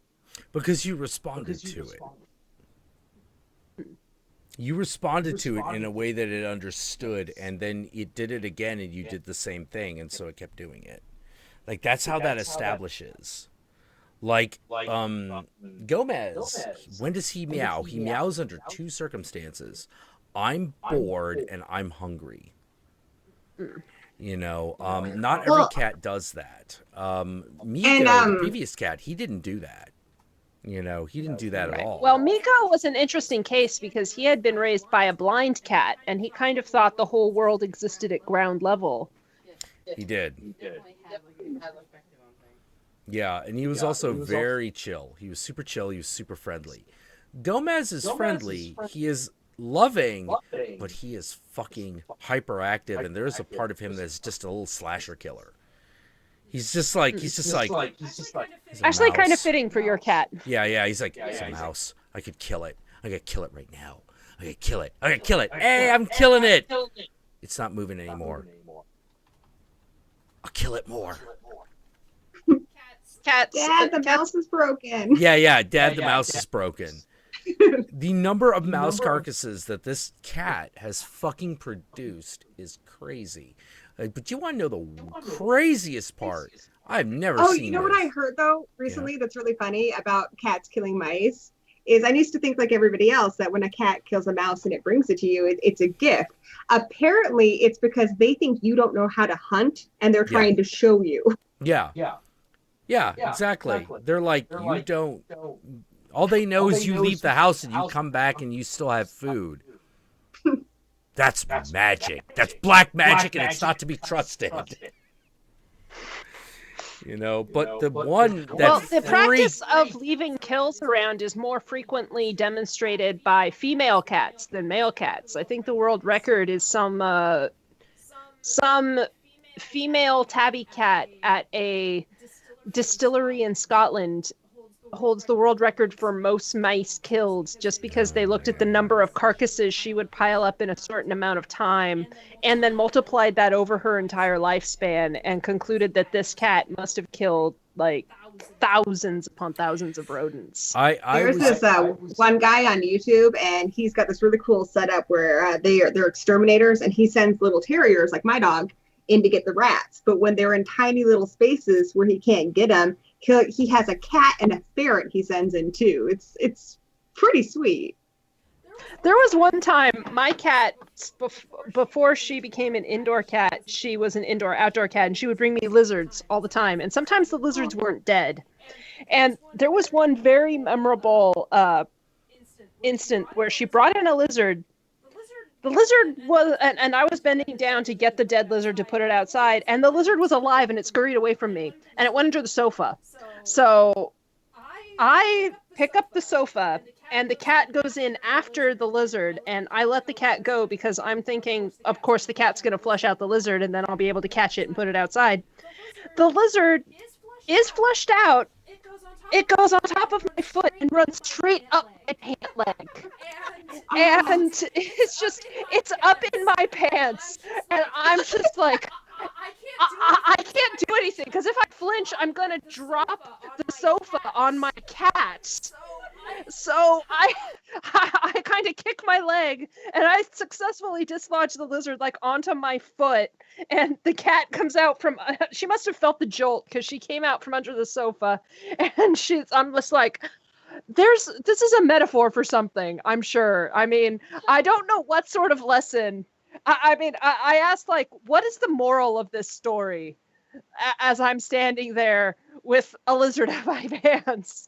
And it was actually the Countess Linda who suggested on Facebook, saying the moral is that sooner or later, the lizard is going up your pants. Words I think we can all live by. Probably the lizard is going up your pants. The most horrific thing I've ever seen Gomez do. And this is one of those, oh my God, I didn't know you were capable of this, little kitty. Was one day, he's just running in and out the door. Because we have a cat door. He runs in and out. He's just like, meow, meow, meow. I feed him. And he's like, no. Meow, meow, meow. I'm like, oh, cat, shut the fuck up. What is wrong with you? What the fuck? I fed you. I pet you. What else do you want from me? I go out to have a cigarette. I light up. And that is when I see the carnage. This, oh. You guys still there? We're still here. We can still hear you. Your camera is giving us shit, though. Me, because I'm pretty... There you go. Okay. You're back. Okay, there we go. There we go. Yes. Okay. So I see the carnage. And the carnage is this. It is a dead pigeon. He has caught and killed a full-grown, young adult pigeon.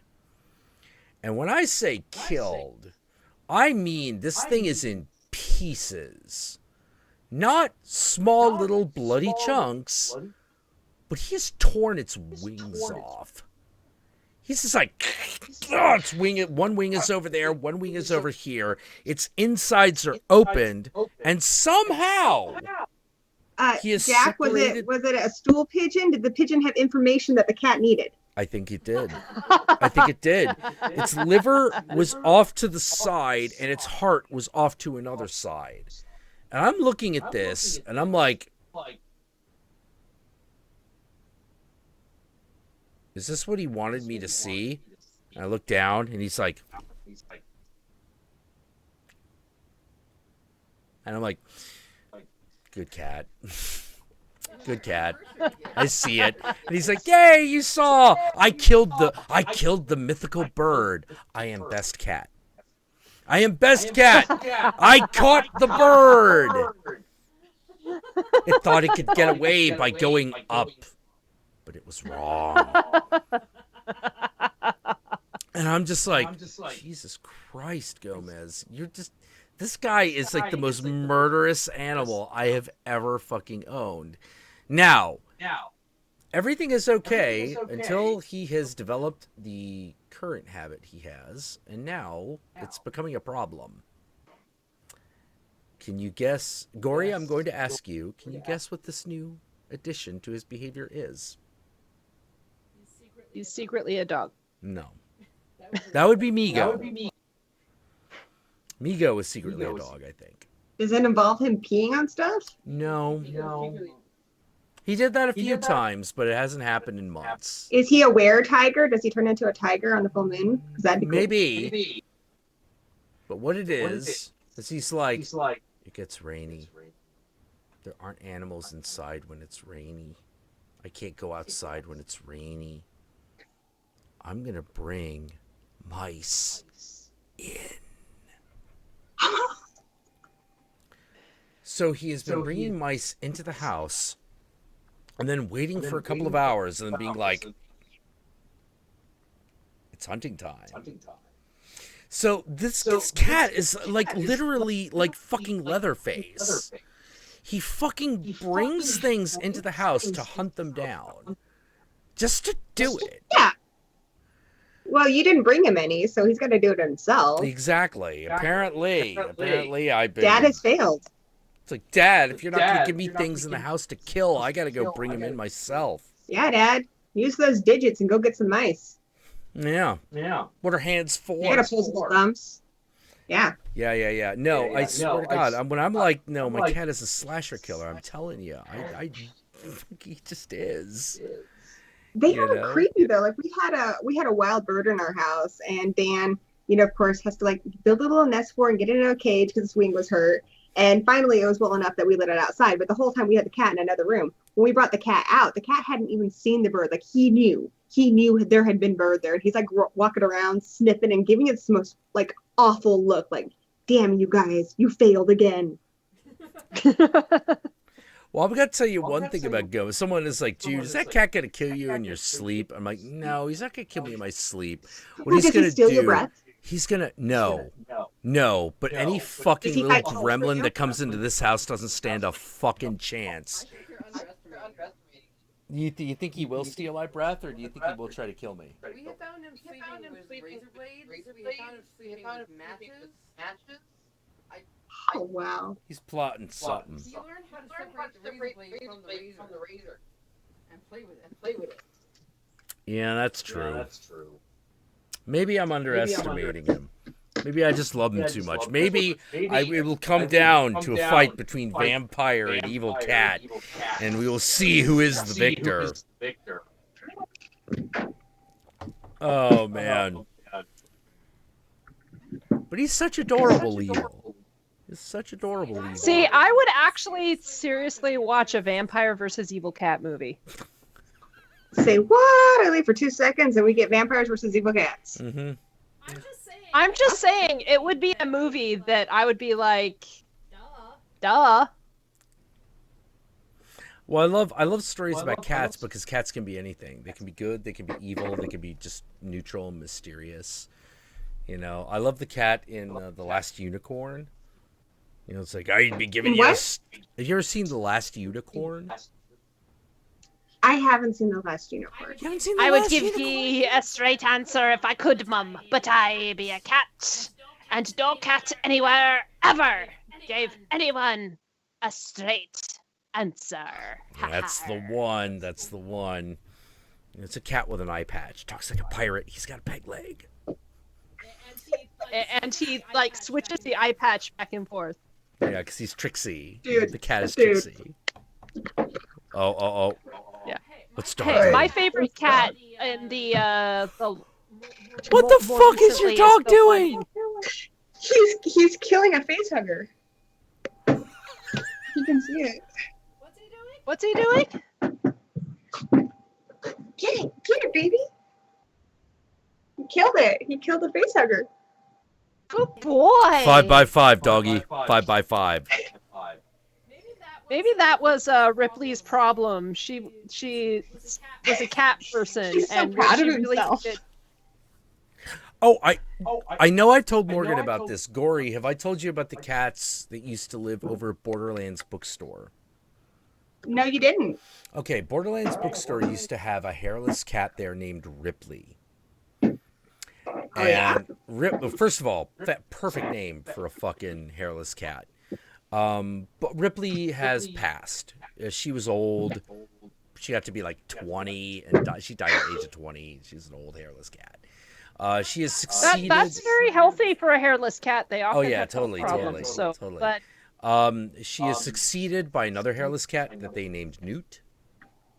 But Ripley did this weird thing to me, which is Alan, her owner, who owned the bookstore.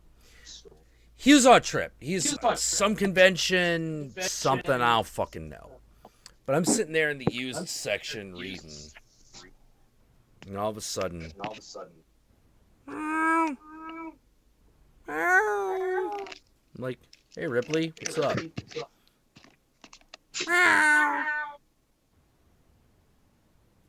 Pet. All right, there's a bowl of treats. All right, here, have it.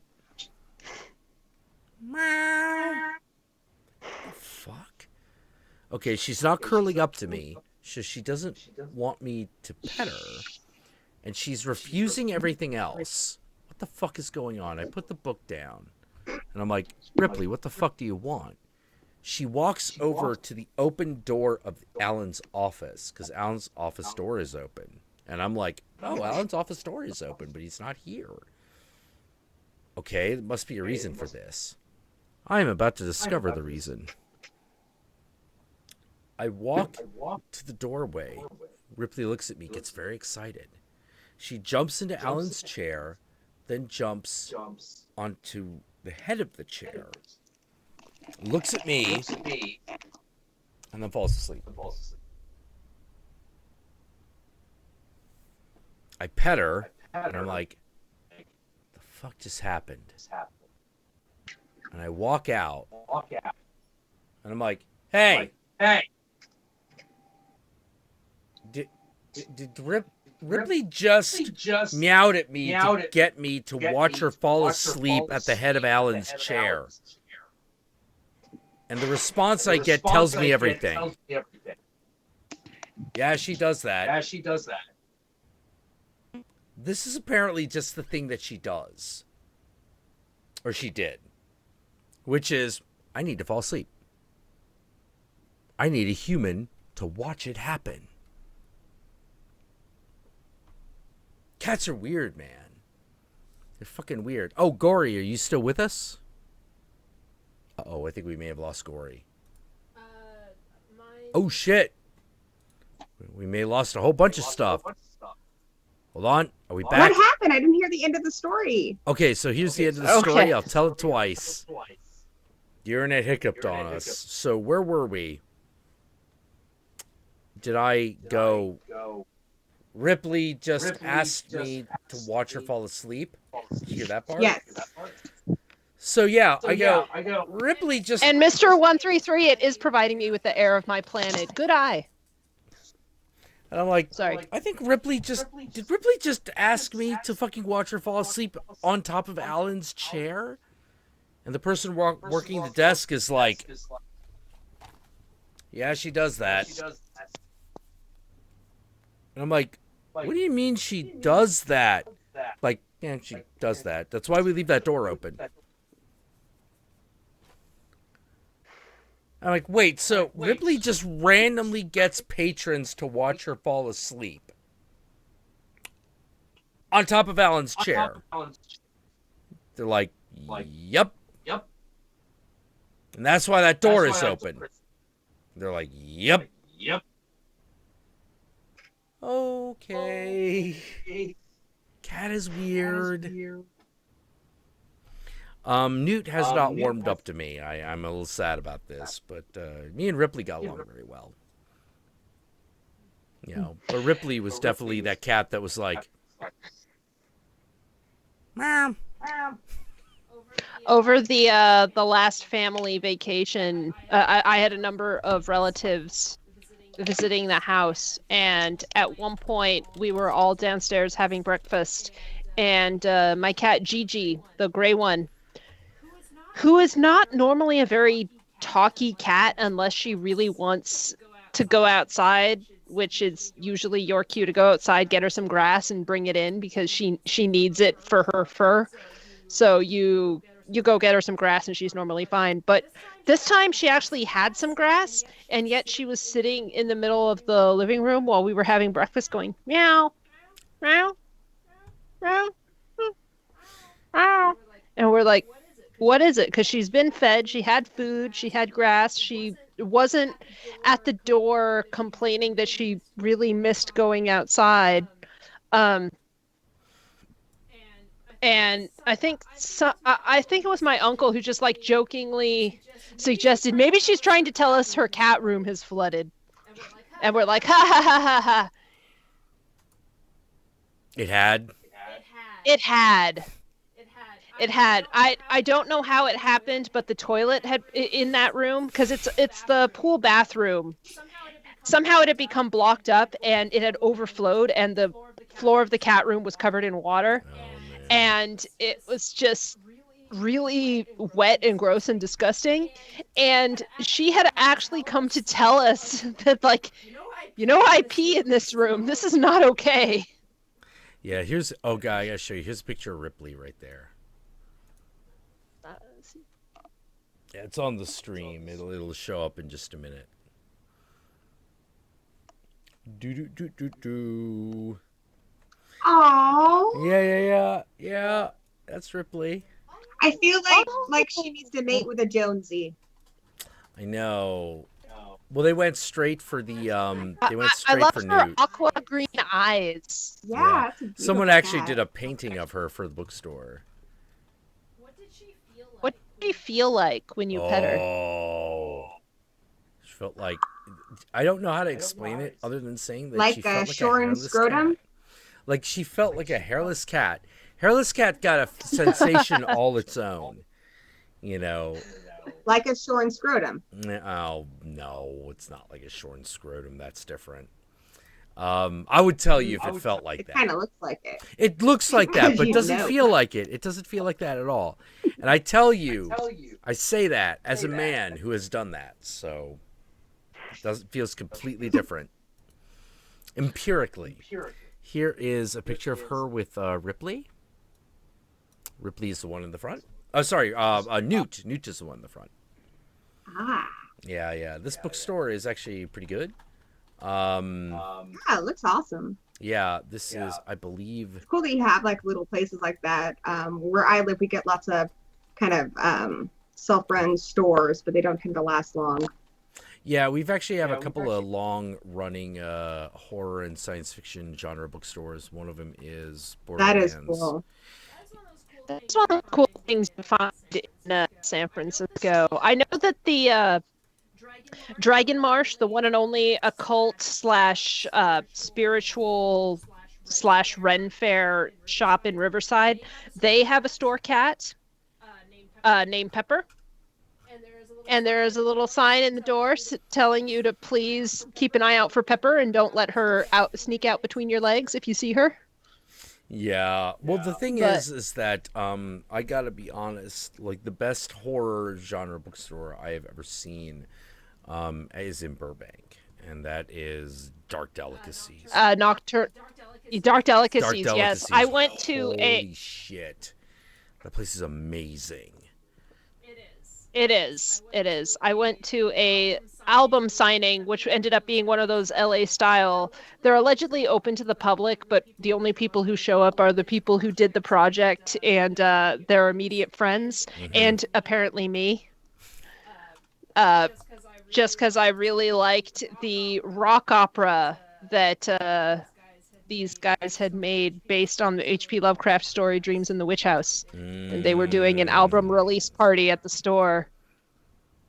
And it was fun. I felt super awkward and left early. Well, like Dark Delicacies is that place that like all the horror makers in the LA area you know. look at the walls of that place, and it's insane the things that this place has been host to. It's remarkable. Well, the guy Dell who actually owns it, hence why it's called Dark Delicacies. First of all, he is a friend of my friend Arlen. Arlen. I was gonna say. I mean, I wouldn't put it past someone to name their daughter that, but Arlen makes more sense. Yeah, Arlen is a witch, and she is from LA, and she used to hang out at Dark Delicacies all the time. And she is old enough that she's actually Dell's age, so she's like in her mid-50s. And she's always like, apparently she bought a painting of mine to sell to Dell, which was the Bride of Frankenstein painting I did.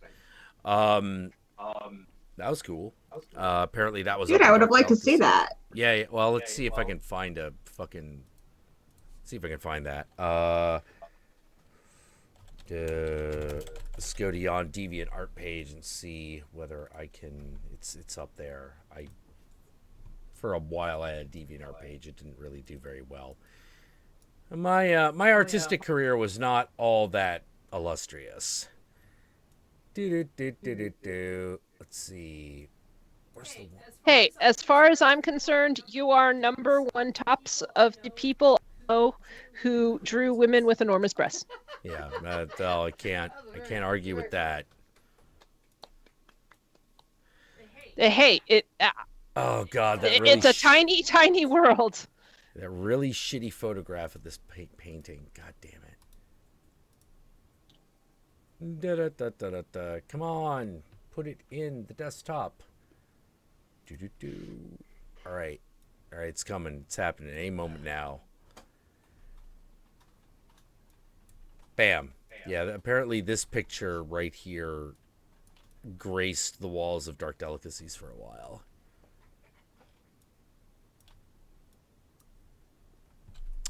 He bought it for $500, which is the most I've ever been paid for a painting ever.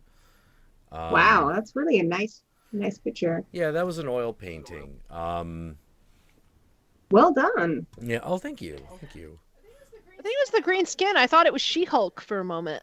Well, yeah. Dude, She-Hulk's a lawyer. She don't wear stuff like that. Hey, she can if she wants to. I still But remember, she don't want like, to, dude. She's all hanging out with Howard the Duck and stuff. It's awesome. yeah, like this was when I was doing oils. This was before I moved on to like digital, which was all the cool kids were doing. I probably should have like done this a lot sooner. Might have saved my career, but yeah, this is one I did like about a year ago, I think. It's very slightly different style, but you could tell it's me. Do.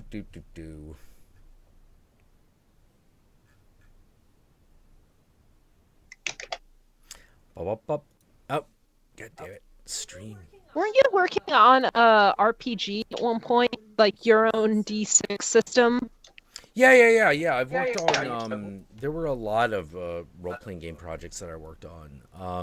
One was one I was working with my brother, called Praxis, which was a steampunk time travel setting.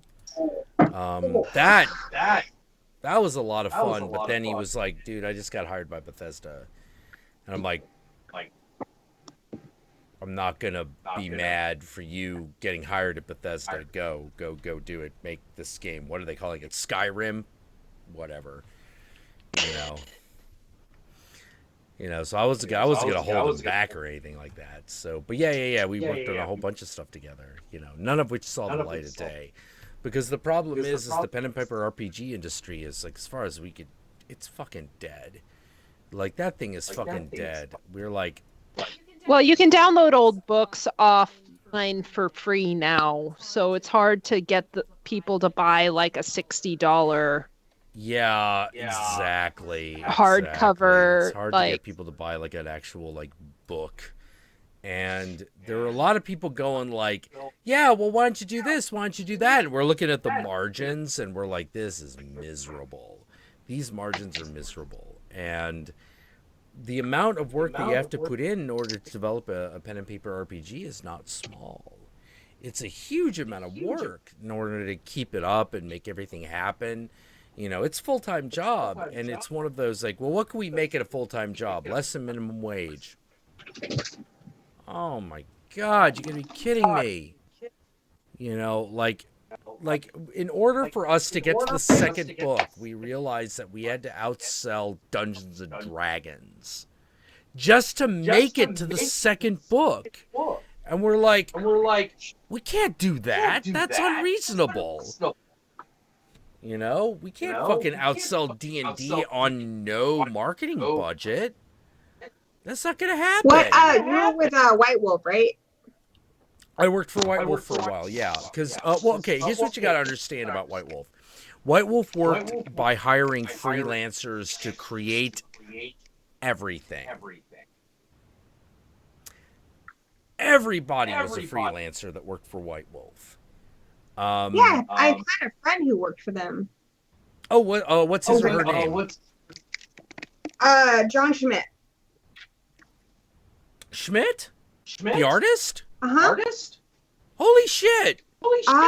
Yeah. Yeah, He contributed art. He did that really way back in the thick. day. He did that really thick, like black and white line art, right? Yeah, I mean his stuff was all black and white that he sent in. Yeah. Let me hold on. What was tell me his name again? John Schmidt. John Schmidt. John Artist. Wilhelmer Schmidt. Wolf. Yeah, we used to tease him with that one. Whenever we go out, On. people always shout, "There goes Yeah, John he was a Jacob really cool Jingleheimer guy, Schmidt." and he was crazy charismatic in high school. And then I ended up finding out after I got to know him that his dad was a cult leader. I was like, oh, that explains a lot. Not surprised. Well, everyone who worked at White Wolf was kind of off. We were all weirdos. Yeah, all of us.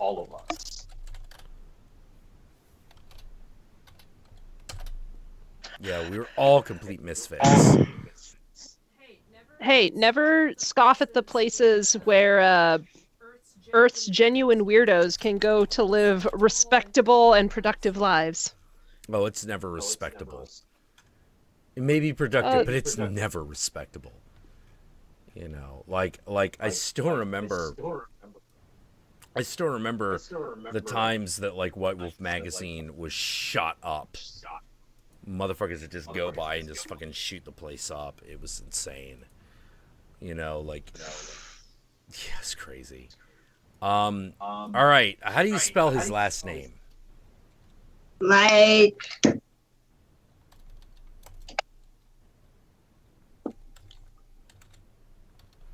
Like you're not talking about Jim Smith, right? no, John Schmidt. It was back in the day, though. It was a long time ago. All right, so I'm assuming it's SCHMIDT. TT. TT. Oh, TT. Huh, John Schmidt. I can double check. I can go on Facebook. And Horror look. Addicts says it's SCHMITT. Okay. Yeah, dude, that's me. Oh, that's you? Yeah, Horror Addicts. Oh, okay. Sorry, I was looking for John Schmidt illustrator. I have to go double check on Facebook, but I think that's how he spells it. Because right now I've got a guy who works for the Audubon Society and paints pigeons and wood. Yeah, it's two T's. Schmidt. John Schmidt, illustrator, White Wolf. Hold on. Bam. Economic Policy Pretty cool. Institute. Find I something. doubt that's fucking him. Aha! Here we go. You find it? It's not against any religion to want to dispose of. I remember back in the day he showed me some art he did for an RPG he wanted to make himself. I don't know if I actually saw the stuff he sent to White All Wolf. right. Is this the kind of stuff he does? Does that look like him? No, that's it. All right. Well, wait for it to happen. It'll be on the stream momentarily. I've never seen any color work he does, but yeah, I mean, it looks like something he could draw. I'll have to ask him. Where'd you find that? Pinterest. I found it on Google. You know, search Google for image. Do.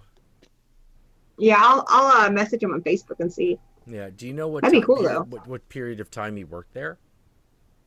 It was like ages ago, like early 2000s. Oh, early 2000s. Oh, It was okay. like- So that would be around the same period of time that I was there. Okay. Oh yeah? Yeah. I did stuff for White Wolf. Cool. I did stuff for FASA as well. You know, You know what studio I really liked? I don't know if you ever had any connection with them, but do you remember Eden Studios? I do remember Eden Studios. They did the Buffy RPG Yep. and the Army of Darkness one. Yep. Those are awesome. I really like they're their really good. system. Yeah, that guy was really good. He worked entirely out of a What studio. happened to them? They just the industry goes under. It takes a lot of people with them. Balls. Yeah, pretty much. Like he worked out of a game shop that he owned out of Albany, New York, called Zombie Planet. Cool. Yeah. I don't know if it's still in. Hold on. Zombie Planet Store Albany. Yeah, the Firefly RPG. Yeah, Eden has Yeah, he so also many great did Firefly ones. RPG. Yeah, that one's. I have that one over on my shelf here too, and the Buffy one. I love the Buffy one. And All Flesh Must Back when Eat I was and in college, a group of my friends were really into the Firefly RPG. They never tried to get. They were telling me about the game, but didn't invite me to join, and I didn't push. This one? It looks like they're still in operation. Totally tell people in the capital city area to go to it. Oh, okay. Yeah, if you're in the capital city area in Albany, New York, go to Zombie Planet Games. You should go there for all of your game needs. They have board games, they have action figure games, they have role-playing games, they have magic cards, they have all that kind of shit. You should totally fucking check them out. You can check them out online at www.zombie-planet.com. And you should, because Good morning, Dutch Chairman.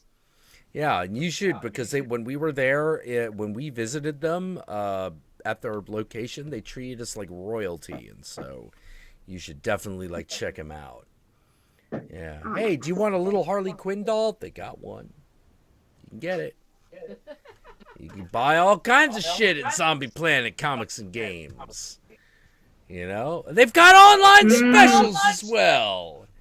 Just go to zombie-planet.com. Hook yourself up. What was that? See, this guys, this is his version of a George commercial. George, if you want to send me money to promote Zombie Planet online, YouTube, 10,000 subscribers, you fucking give me a call, man, and I'll do it up right for you. We'll do it every day, all the time. We'll do it Zombie live! Planet Games, do it live. Oh no, we had such a great time there. The one time we were able to get down there, we had such a great time. It's a good shop. It's a great shop. Just a beautiful location. Everything's awesome, you know? Oh, geez. Man, there are all these little hidden, the thing that's really, kind of, I think is really kind of sad is that there are all these amazing artists out there in the world working right now. And it's all underground at the moment. It's all underground, and I don't understand why. You know, it's just really, really, really upsetting. Oh, and by the way, I'm going to be very honest, super honest, because every artist, young artist right now has this decision to make, and you need to make the right decision. You need to make the absolute fucking right decision. You're like, I'm a young artist, so I want to live in either Portland or Los Angeles. Don't be an idiot, live in LA. Don't be a fucking idiot. Don't move to fucking Portland. If you move to fucking Portland, you'll be caught in an independent fucking circle jerk art scene for fucking ever. And you will never escape. You're done. You're fucking done. LA, you might work on a movie. You might get hired by a video game studio. Ask Antonio. Come to Seattle. Seattle's okay. Yeah. For the art scene, no, it's LA or nothing. It depends on what kind of artist you are, because the major animation studios need a certain sort of skill in order for you to get a job, get in the door as a storyboarder. It is a different skill than you need if you want to be a concept artist or a production designer. And it is a different skill yet if you want to get if you want to get published as a comic book artist. Yeah. Like, don't kid yourself. If you want to be a working artist, you want to live in Los Angeles. Do not fucking kid yourself. You know, like, what's the problem in Portland? Portland's got a scene. It doesn't have jobs. It's got a scene. Now, here's the good thing about Seattle. I'll always give Seattle this. Seattle loves what it loves. And it loves art. It does. It truly does. Now, if you can combine that with enough companies willing to pay, it'd be perfect. But it doesn't. All those places that are willing to pay are willing to hire you because you have artistic ability that they need. Fucking Hollywood. Don't kid yourself. You know, and a lot of people, and then some people are going to be like, oh, but what about New York? Yeah. Let me tell you about all of the New York artists that have come out of that scene in the last 2 decades. Done. Nobody cares. Nobody cares. Nobody fucking cares. You know, and I keep seeing this again and again and again.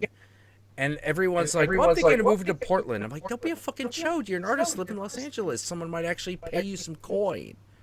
Yeah, but I don't want my vision that's true. diluted. We have a lot of artists in Seattle, but they are, for the most part, starving artists. I have a cousin that I've told you about before who's a successful screenwriter, but he had to move to LA to get his career going. Exactly.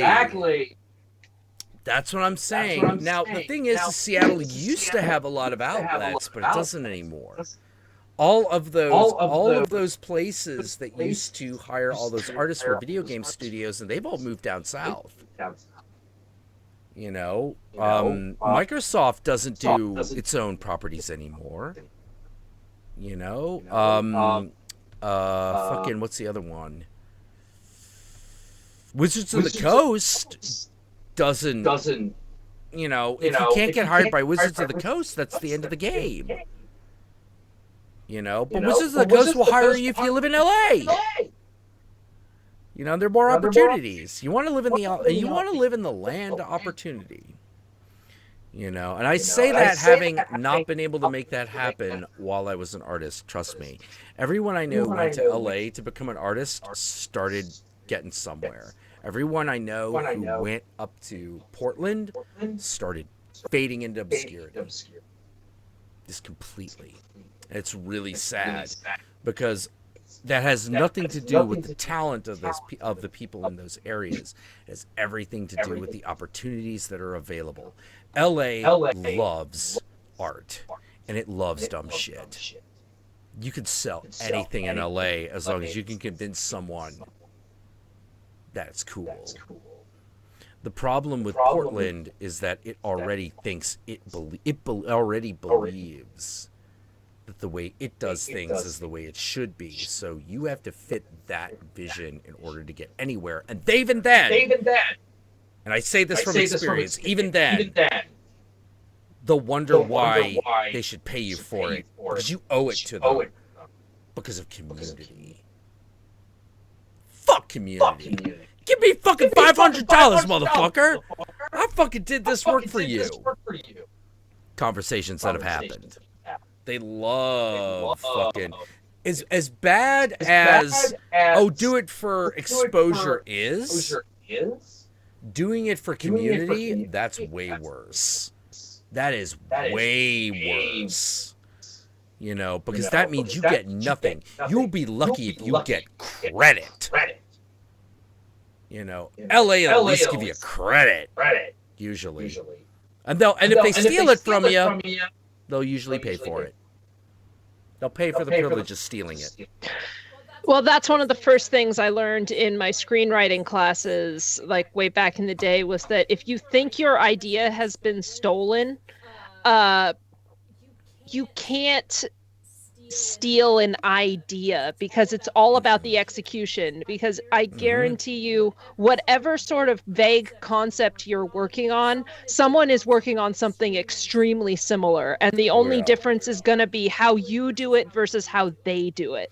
Well, Oh, and if yeah. you look at a lot of stories from like the And beginning also, of you know, time, if you we get keep telling it the done, same stories. It's about how you tell that story. Exactly. right.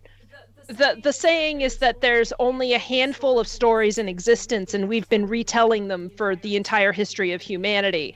Yeah, And Joseph yet Campbell the was all about story that. and the story changes every time because everybody who tells it, every time they tell it, is slightly different. And that's so the idea is that you don't be precious about your ideas, because if you believe it's been the this spiel started so well and then I lost track of it. No, I totally hear what you're saying. Yeah. Don't get Jack, I precious do want to about say your... though that the chat is talking, and I can hear a bit too, that your mic is a bit echoey. Maybe it switched over to your webcam mic again. Mine? Okay, let me see. No, not yours, Morgan. Jack's mic. Yeah, it's probably hang on a second. Let us You good, buddy? Sorry to let us interrupt. discover this. Let us find out. If the mic got a little echoey, then I gotta press this button. Do. Silence. Yeah, that'd be a bad idea. Audio. Threshold. Silence. Period. It could just be because you guys are really close to each other. I think too. it is. I think that's basically what it is. Like, we are in the same room. Like, she's like right over there. Which is cool. Yeah. It's like I could see two perspectives. Yeah. But yeah. If you're a young artist, and I have two pieces of advice for you. One, take all of your work that you've done so far and burn it. Get rid of it. Start over right now. Unless you're already getting somewhere. Then keep it. Because if it's getting somewhere, that's what you want. But if it's not getting anywhere now, get rid of it. Dump it. It's not working. You know, plan to keep doing that every 6 months. You're like, this isn't going anywhere. I'm not getting any work. Get rid of it. Build a new portfolio. Completely. You know, and if you can't build a portfolio in 6 months, you're not fast enough. Just bottom line, you're not fast enough. That's going to sound like a really horrible thing to say, but that is the truth. You got to be able to do that. You have to. So if you've been sitting on a portfolio that you've been building for like 3 years, get rid of it now. Chuck it in the garbage. Don't ever look back. Now, here's the other thing. Be in LA. I am not kidding. I have never seen a greater collection of people that work on artistic endeavors than in Los Angeles. Not in the Bay Area, not in San Francisco, not in Seattle, not in Portland. Nowhere. Definitely not in New York. Nowhere. They're all there because they always need artists to rip off. But the beautiful thing about being in an area where everyone's trying to rip you off, that means you have something that's worth ripping off. Yeah, that's the saying. You'd rather be the person whose ideas are stolen than the person who has to steal ideas. Yes, absolutely. Like, just ask, I wonder, I don't know if Antonio is in the chat, but ask him about that. He's worked in both Hollywood and the video game industry. He works at Blizzard now. And his work is amazing. And his work is stuff that everyone's seen. Like, he worked on Snow White and the Huntsman. A bunch of people saw that movie and saw his creature designs. Hey, is he a Rhythm and Hughes alumni? He was a Rhythm and Hughes guy, and now he works over at Blizzard. Well, good for him. Oh God, yeah. I am like, which would you rather be working at? And he's like, well, I don't know how long Blizzard's gonna last, but I love. Blizzard's gonna be fine. Blizzard's got this huge, like, multiple. Revenue stream. But let me put it this way. He doesn't want to jinx it. You know? Yeah, I understand. I totally understand. But yeah, he's done a lot of beautiful work, and he's fantastic. He's a genius, and but if he wasn't in the LA area, he would never have gotten both of those opportunities. You know, because it would never have been like yeah, I guess I could work on a movie. I'll work at Rhythm and Hues. Let's do this. And then it would have never have been like, yeah, I'll move like an hour down south to Irvine to work on a video game. Yeah, sure. Let's do this. You know, you want to be where those opportunities are, and never kid yourself. If you're not getting work within 6 months based on the portfolio you have now, it's simply not good enough. It's simply not good enough. So always be cycling that out. Always get rid of it, you know. And now I wish I could say that was advice that I myself had been able to follow, but I wasn't. But I have noticed that all of the people who are successful are able to do that. That's why I say it. Okay, we're back. Okay, we're back. It looks like we're up back. on my side anyway.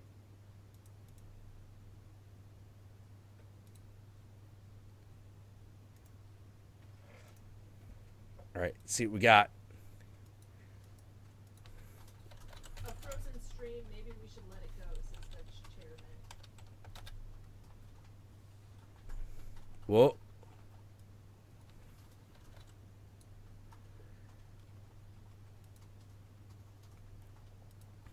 All right, I might need to call Gory back. Hang on a moment.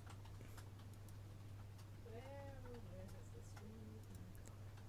stream? Do. All right, Horror Addicts. let me call people back. First thing in the morning before I can psych myself out. What was that? That's a lot. What was that?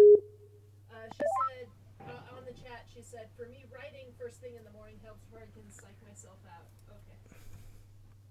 All right. Are we back? Yeah, you're back with me. Let us see if you are. Yes, stream is back. Animated Morgan is flippin' adorable. There we go. I mean, like the real thing's adorable too, but I'm just saying, you know, it's a cute little animated person. Yeah. Yeah. I spend way more time than I should micro-analyzing cartoon shows on Reddit. Yeah. I don't. It's a disease. Yeah, so just let me close my advice for young artists. Be bold. Yes. Don't be afraid to get rid of your old work and just make a new portfolio every 6 months, because that's what it takes. And if you're like, I can't do this, then I'm sorry, you're not good enough. So get good enough. You know, trust me. Trust me. Like, get good enough or be like, maybe I don't want to do this bad. That's fine. That's perfectly fine. But that's what it takes. You know, Reddit is a disease. Apparently, that's now a thing. oh yeah, you gotta have the sickness. Well, it's like internet video. Why do I do internet video? Because apparently this is the illness I have. Like, it's fucking mental illness. Hey, you don't gotta justify it to anybody. No, but I'm just describing it. It's like, why are you doing internet video? And I'm like, I don't fucking know. I don't fucking know, because it's the first thing I did that actually got like some real traction. You know? Well, and it's nice because with internet video, you work on it and then you get kind of instant feedback, which you don't get in a lot of things. You know, you post it, people comment. You know, it's nice to have that, because so much of, you know, when you're working with art, it's you alone in a room. Yeah. And it's nice to the next day be like, hey, what'd you think of this one? We liked it. Yeah. You know, it's like, oh. Yeah, as opposed to a lot of what you get in LA, which is like, yeah, we'll call you. Yeah, but as long as they send me a paycheck, I don't give a shit. I don't give up. Well, that's the thing. I mean, that's why the paychecks are so high, because they need to justify all the waiting. There's a joke that my sister learned when she was going to BATA in London from one of her instructors, and they were going to some major British production house to talk about some upcoming movie project, and they were in the waiting room to talk to the producer, and there in the waiting room was Sir Michael Caine. And he was just sitting there in one of the chairs, just waiting. Oh my god! Is this the story of? Yeah, it's really the waiting they pay us for, the acting we kind of throw in for yes. free. Yeah. Yes. I'm certain the same thing applies to art. Like, they pay you for all the effort it took for them, like, to get the art to them. The art itself is something you threw in for free. Yeah, pretty much. You get paid to deal with their bullshit. Absolutely. Yeah. Absolutely. You know, like, actually, my brother handed me this advice, and even though it wasn't good enough to save my illustration career, it may be good enough to save the illustration career of a young up-and-comer. So I will pass it on, and it is this. Don't ask what they want. Just give them something. Give them what you think they want, and they'll call you a genius every time.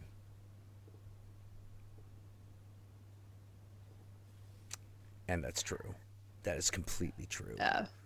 I have at the tail end of things, when I started doing that, they were like, "This is exactly what we wanted," and you look at it and you're like, "You never said a damn thing. I just gave you something." Because what people are really paying you for is to not have to make a decision. They're paying you to not have to make a decision. Yeah. That's your job.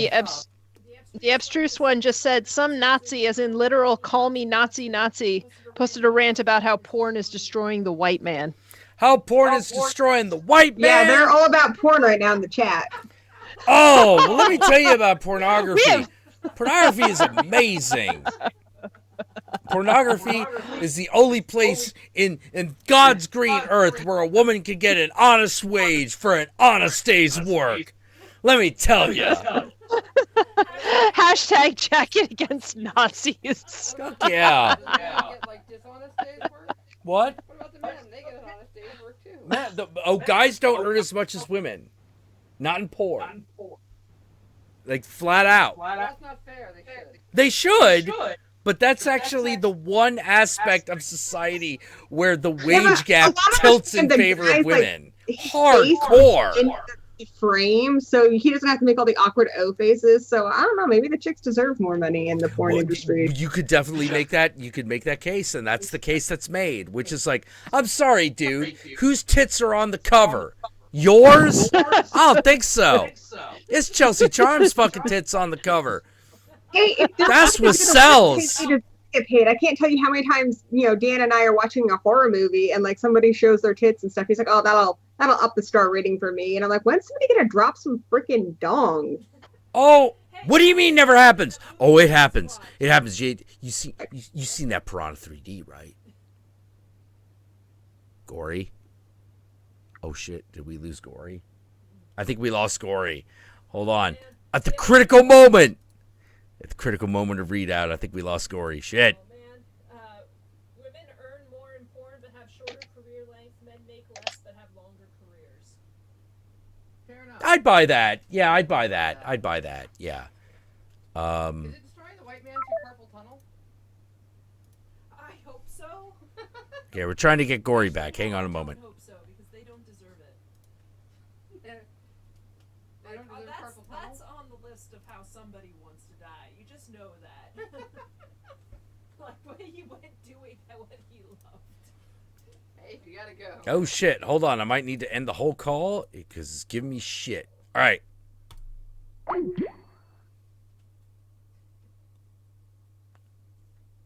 Goddamn internet! Come on, let's do this. Okay. Who do we got? Oh, Gory, there you're back. Yep. Morgan, you're right over there. What's your excuse? That I have met Ron Jeremy. I have touched the man's hand. Oh my God, Ron Jeremy loves horror conventions. Well, I didn't meet him at a horror convention. He was in the crowd in the first Ghostbusters movie, like in one of the panning shots. Yeah, and he's been in horror movies. He's in One-Eyed Monster, but no, he came to my my university, and it was this really interesting talk between this guy who was addicted to porn. He was advocating against pornography, and Ron Jeremy, who was advocating for pornography. And I'm Ron addicted Jeremy to porn. Your sex life is awful. You know, like I think that's the real story right there. Addicted to porn. What the fuck? And I've never washed this hand since. No, I have, like, lots. But you still remember what it felt like. I do. It felt kind of cold and clammy, but like I had experience. I think I would like to be in one porno before I died. Do it, Jack. I'd like to be in one porn movie. I've been in a porn That shoot. should be how you unveil the Countess. You guys should go do some amateur stuff. What do you say, babe? What? Me and you in a porn? No. Aww. No. No. No. But it would be awesome if you find that porn shoot out there. It's out there. They should look for it. There is porn of me out there, but it's solo. I'll warn you.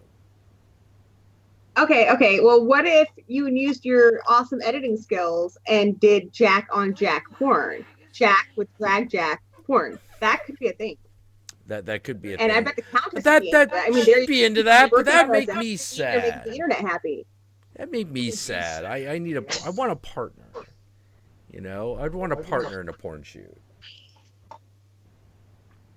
All right, Hon, dude. would you let me There's fuck always. another woman in a porn shoot? I mean, I think people would pay to see that. What was that? Ask Guru.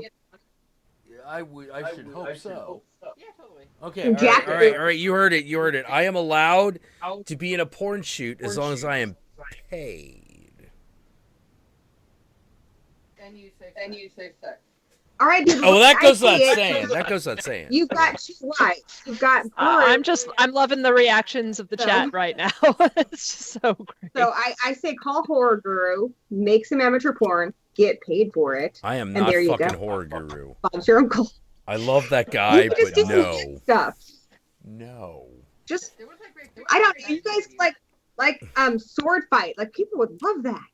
I'm not. No. I could. No. I don't know. I could help you with some ideas if you're. No. Let me put it this way.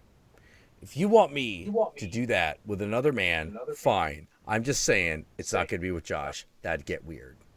You know what would be the best porn ever? Like if people actually made porn for women, like what women really want to see. Nothing but helicopter dick. Chicks love helicopter dick. I fucking love helicopter dick. When I really want to behave, my husband gives me helicopter dick, and that makes my. I think Josh would Get the be- hell- That makes it sploosh. The lips I part fucking love open that. and they I are want ready. to The whole joke is a helicopter dick is not cool. It's the dumbest thing ever. I don't understand. Oh my! Have you ever talked to Horror about how much helicopter dick that girl gets? No, she gets helicopter dick too, like we all do. Morgan, you're smiling because you know you love it. That's Yeah. what Chip and Dale show is about. The helicopter dick. What's helicopter dick? Helicopter dick. Exactly. You People would know? complain It is about hysterical. Game of Thrones if they did the helicopter dick. It's classy, isn't it? It is classy. Well, on Game of Thrones, I'd say it's just fair comeuppance for all the boobs that are just randomly in this scene for no reason. I mean, helicopter dick we now. definitely need more. Just like let's balance the scales a little bit. Come on, guys. Cool if they just like broke the fourth wall every once in a while and then like, this is really intense. Here's a helicopter dick. Somebody died. Jon Snow's dead. Everyone's crying. Here's a helicopter dick. That should happen on every TV show. Yeah, no, you should talk to the horror about like helicopter dick. Holy crap, she got some Absolutely. tails. I'm gonna have her on Ghouls Night Out, and we're just gonna talk about. Oh, you helicopter totally dick the should. whole You totally should. You totally should. Like she may have a baby with her at this point, but like I think you should totally should. You gotta take. It's a boy, right? I mean, he should know now. Well, Start practicing. look. I'm sorry. What I'm saying is that he's the son of the horror. You better get that boy some education fast.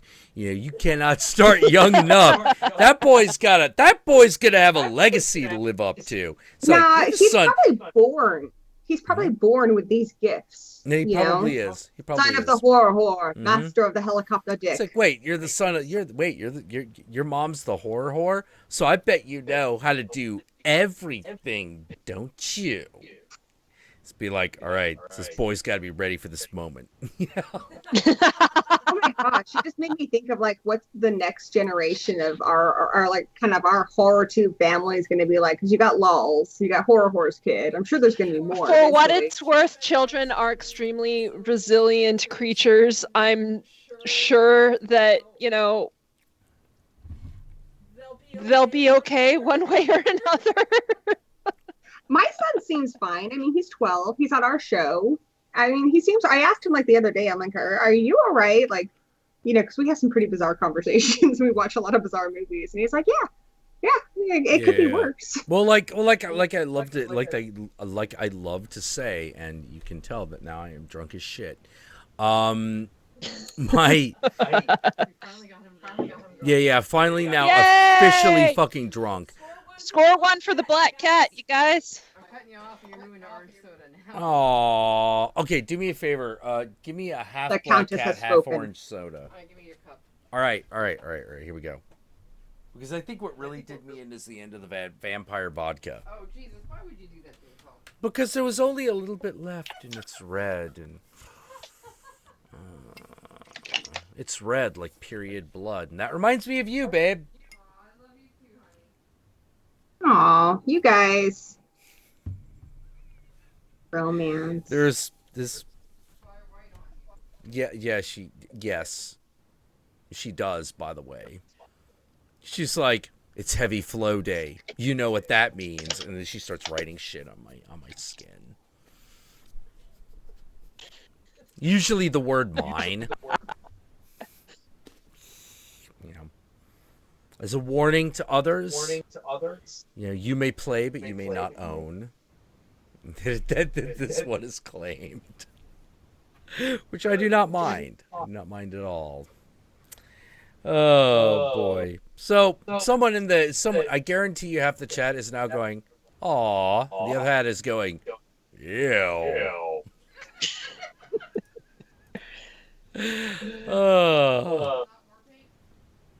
What was that? Is it working? War paint. I am telling him about the war paint. Yes. What else would we get? The marking of your territory is the better way of putting it, babe. Yeah, it is. It is.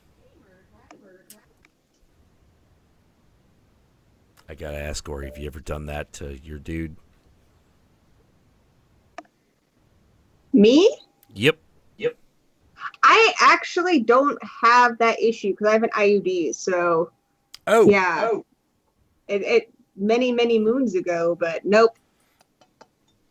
Not with me. I am going to get a little bit more because I haven't been cut off yet. These live streams always get just like a little too personal. Well, it's I do that. I am the god of too much It's cool. Every time we talk, we seem to have some really awkward conversations. So I've just come to expect it. Yeah. Well, I love. What's one of those things? I love breaking that taboo. I love breaking sexual taboos like nothing else. It's Hey, I'm game. really is my favorite thing to do. A question. Oh, balls. Okay, Trev Apocalypse is having trouble with the helicopter dick. What about it? What's wrong? Put a little jump into it, okay, buddy? I don't know. Maybe your dong's too big. So I don't know. Use your hand and twirl it that way like a lasso. I care. I'm here to help you guys. Oh, helicopter dick. That's. I imagine that's gotta work on somebody, but I can't. It works on all chicks, Jack.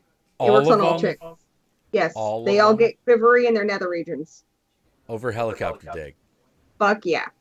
Why do you think every Chip and Dale show is pretty much helicopter dick? But every And Chip 'n' oiling Dale- up dudes. Like, I don't know what it is, but when dudes are all oiled up, it's like, God damn. Well, I imagine that's probably for the same reason that we like it when like all girls are oiled up. Okay, Jamie doesn't like helicopter dick, but you know, whatever. Each their own. I'm sure she likes something cool. Oh God. Oh my gosh, Trev, you got it. Way to go, buddy. Wait, he got what? he got his helicopter dick working, and I don't mean oily like in sweaty. I mean like with baby oil. Yeah. It's one of those things where you want to look at it, but you don't want to touch it. And personally, you don't really want to do it with your partner because it just gets messy. But if you're going to a show, I'm gonna make a confession right here. I don't think I have enough of a dick to helicopter. You do. I do. Everyone does. Everyone does. I think so. I think I've seen my dog do it, and his dick's pretty small. Oh.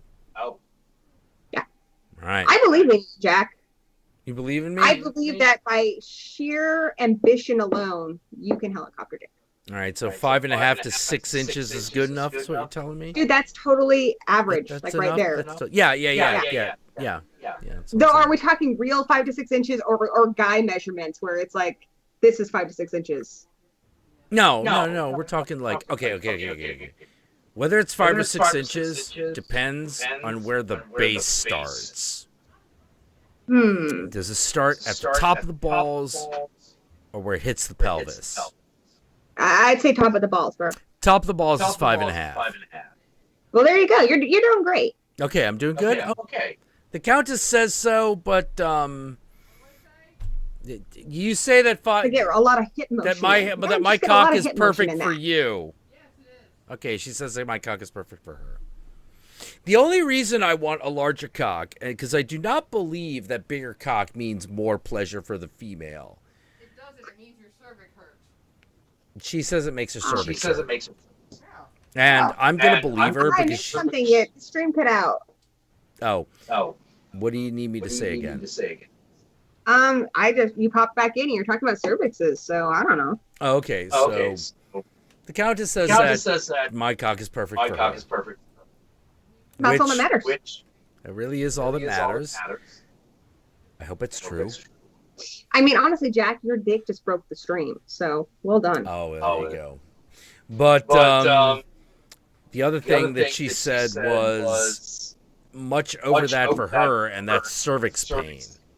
No, I completely agree. Like, a lot of guys just seem to think that bigger is better, and it's like you got to be in between a certain area. I mean, you got to be tall enough to ride the ride, but you don't want to be so big that you're like impaling the girl with your donk. Yeah, it's not like tits. There is an exception. What's the exception? It can just curve like a scimitar, because then it doesn't hit the cervix. That does that like nice slide up is what you're telling me? Yeah, that was okay. Phoenix. Okay. Oh, that's why you were so popular. It wasn't the length, it was the curve. Well, 10.5 inches was awesome, but it was the curve.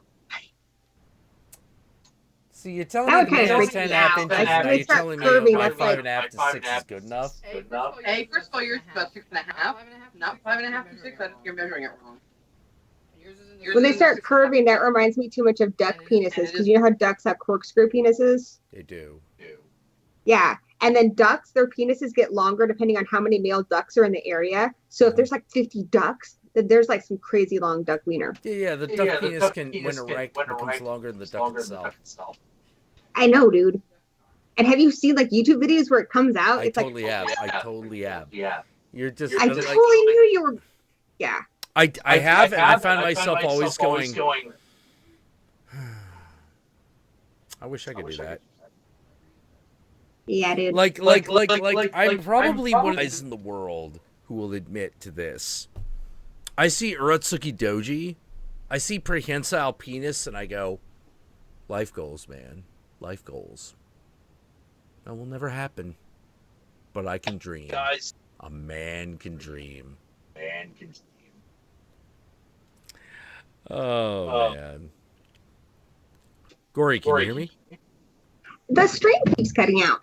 Hi, honey. Delicious lemon square. I baked it myself. You're the best. You're the best in the whole world. I've been telling everybody how you're really good at the helicopter dick. Wow. I bet they don't want to see that. Did they freeze? Well, they're not allowed to see it. That's a private show. Are they frozen?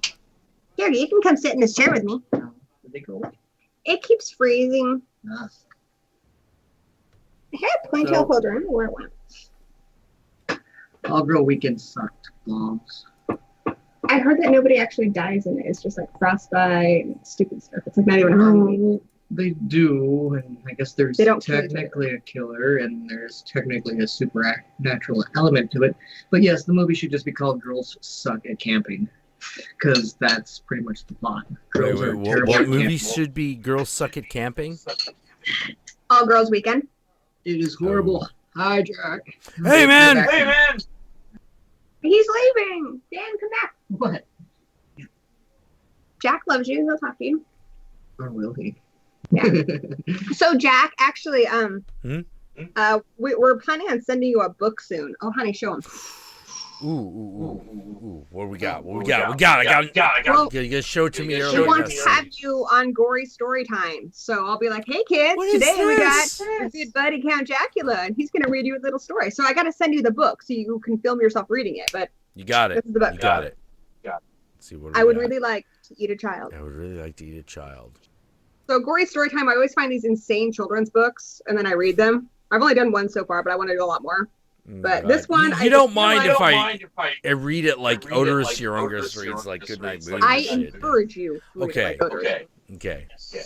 Good night, Moon. Good night, Spoon. Here you can see these mice with the condom drying rag drying out their condoms because they are environmentally conscientious. So yeah, I'm gonna after the holiday season, which is all crazy, I'm gonna be sending you this book, and then when you get a chance, just film yourself reading it, and I'll throw it into Gory story time. Oh, you got it. You got it. Absolutely. I'll read a children's book and make it fucked up. Yeah. I'll do that. So I'm going back downstairs where I can hear. All right, babe. I love you. Go. You stole my dog. Yep. No fair. Oh man. But thank you everyone for saying that my like 5.5 to 6-inch dick is more than adequate. I appreciate it. It is lovely to hear such things.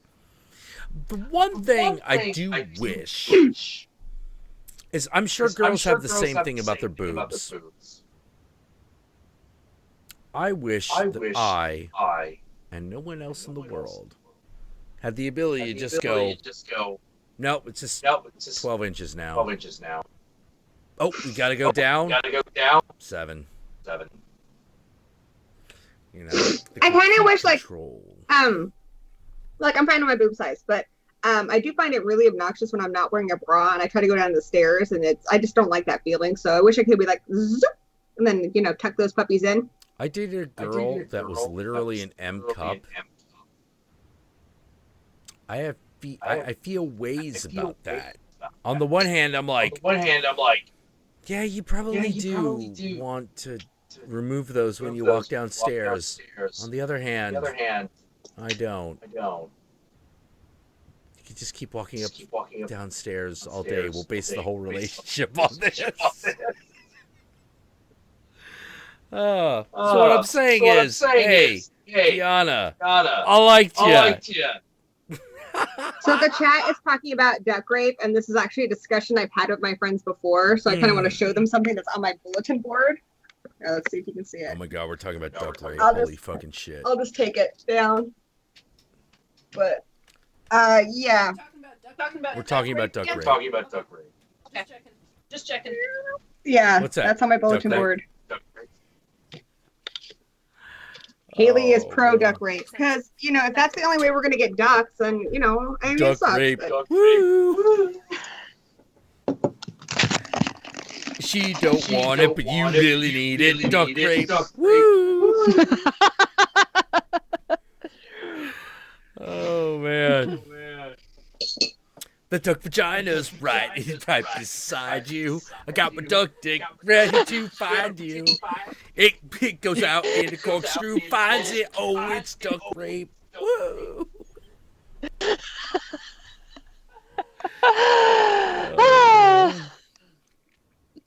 That's actually why, like, the Countess has no fucking sympathy for ducks, by the way.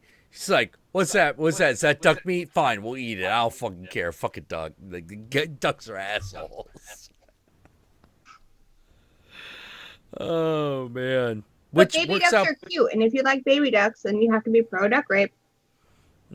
True. Well, that's one of those species that you're like, Jesus, guys, like, could you not have developed any other way? You know, is your entire reproductive cycle based on rape? Good God, I'm glad humans aren't that bad. Well, is it the female hyena that actually has an organ that is supposed to simulate a penis so that it can't? We're not sure exactly why, but one of the theories is to ward off rape. Could be. Actually, the most rape-resistant animal I've ever found is the snake. Snakes are fantastically rape-resistant because it comes down to. Here's how. The female snake has two openings, and she has complete muscle control over the entire thing. So if a guy she does her kegels. Yeah. So if a snake she doesn't like comes inside of her, she's like, no way, ejected. Get the fuck out of here. Did you learn this from firsthand experience? Probably. I wish. I wish. I learned this from actually studying snakes because I like snakes. I love snakes. I think snakes are awesome. I totally understand. I am very curious about pretty much all penises in the animal kingdom. Like, that's a regular Google search. Oh, man, the snake penis has 2 heads. Oh, wow. Now I got to Google that. Mm-hmm. Yeah, it does. It totally does. And That's the cool. reason they get... So basically what happens in snake mating is they all get together in a big I'm going to pile. Google it right now. I got to see Yeah, this. they get together in a big pile and they start slithering next to each other. So every snake mating is an orgy, literally. And if the female doesn't like a particular male, she's like, get the fuck out of this, and pushes him out. You found the pictures, didn't you? Yeah. There you go. Yeah. Yeah, I gotta ask, 'cause you found snake penis, didn't you? Yeah. Yeah, it's amazing. Yeah, check it out. Oh my God, this is the most amazing thing I've ever seen. Thank you, Jack. You have enriched my life in more ways than one. Yeah, snake penis is amazing. You're like, wait, there's nature has done this? Nature's awesome. Nature's awesome. Yeah, exactly.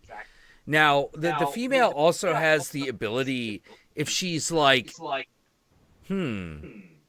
the one on the left is going pretty good. Oh no, I just ruined it by accidentally clicking on a picture of a python that ate a man's penis. Oh, no, don't. Yeah, that's different. Going back to two penis snake. There we go. Well, like the female snake, the female snake can basically go, the guy on the left's pretty good. The guy on the right's pretty good. Which one do I let do this? Because I'm going to lay an egg.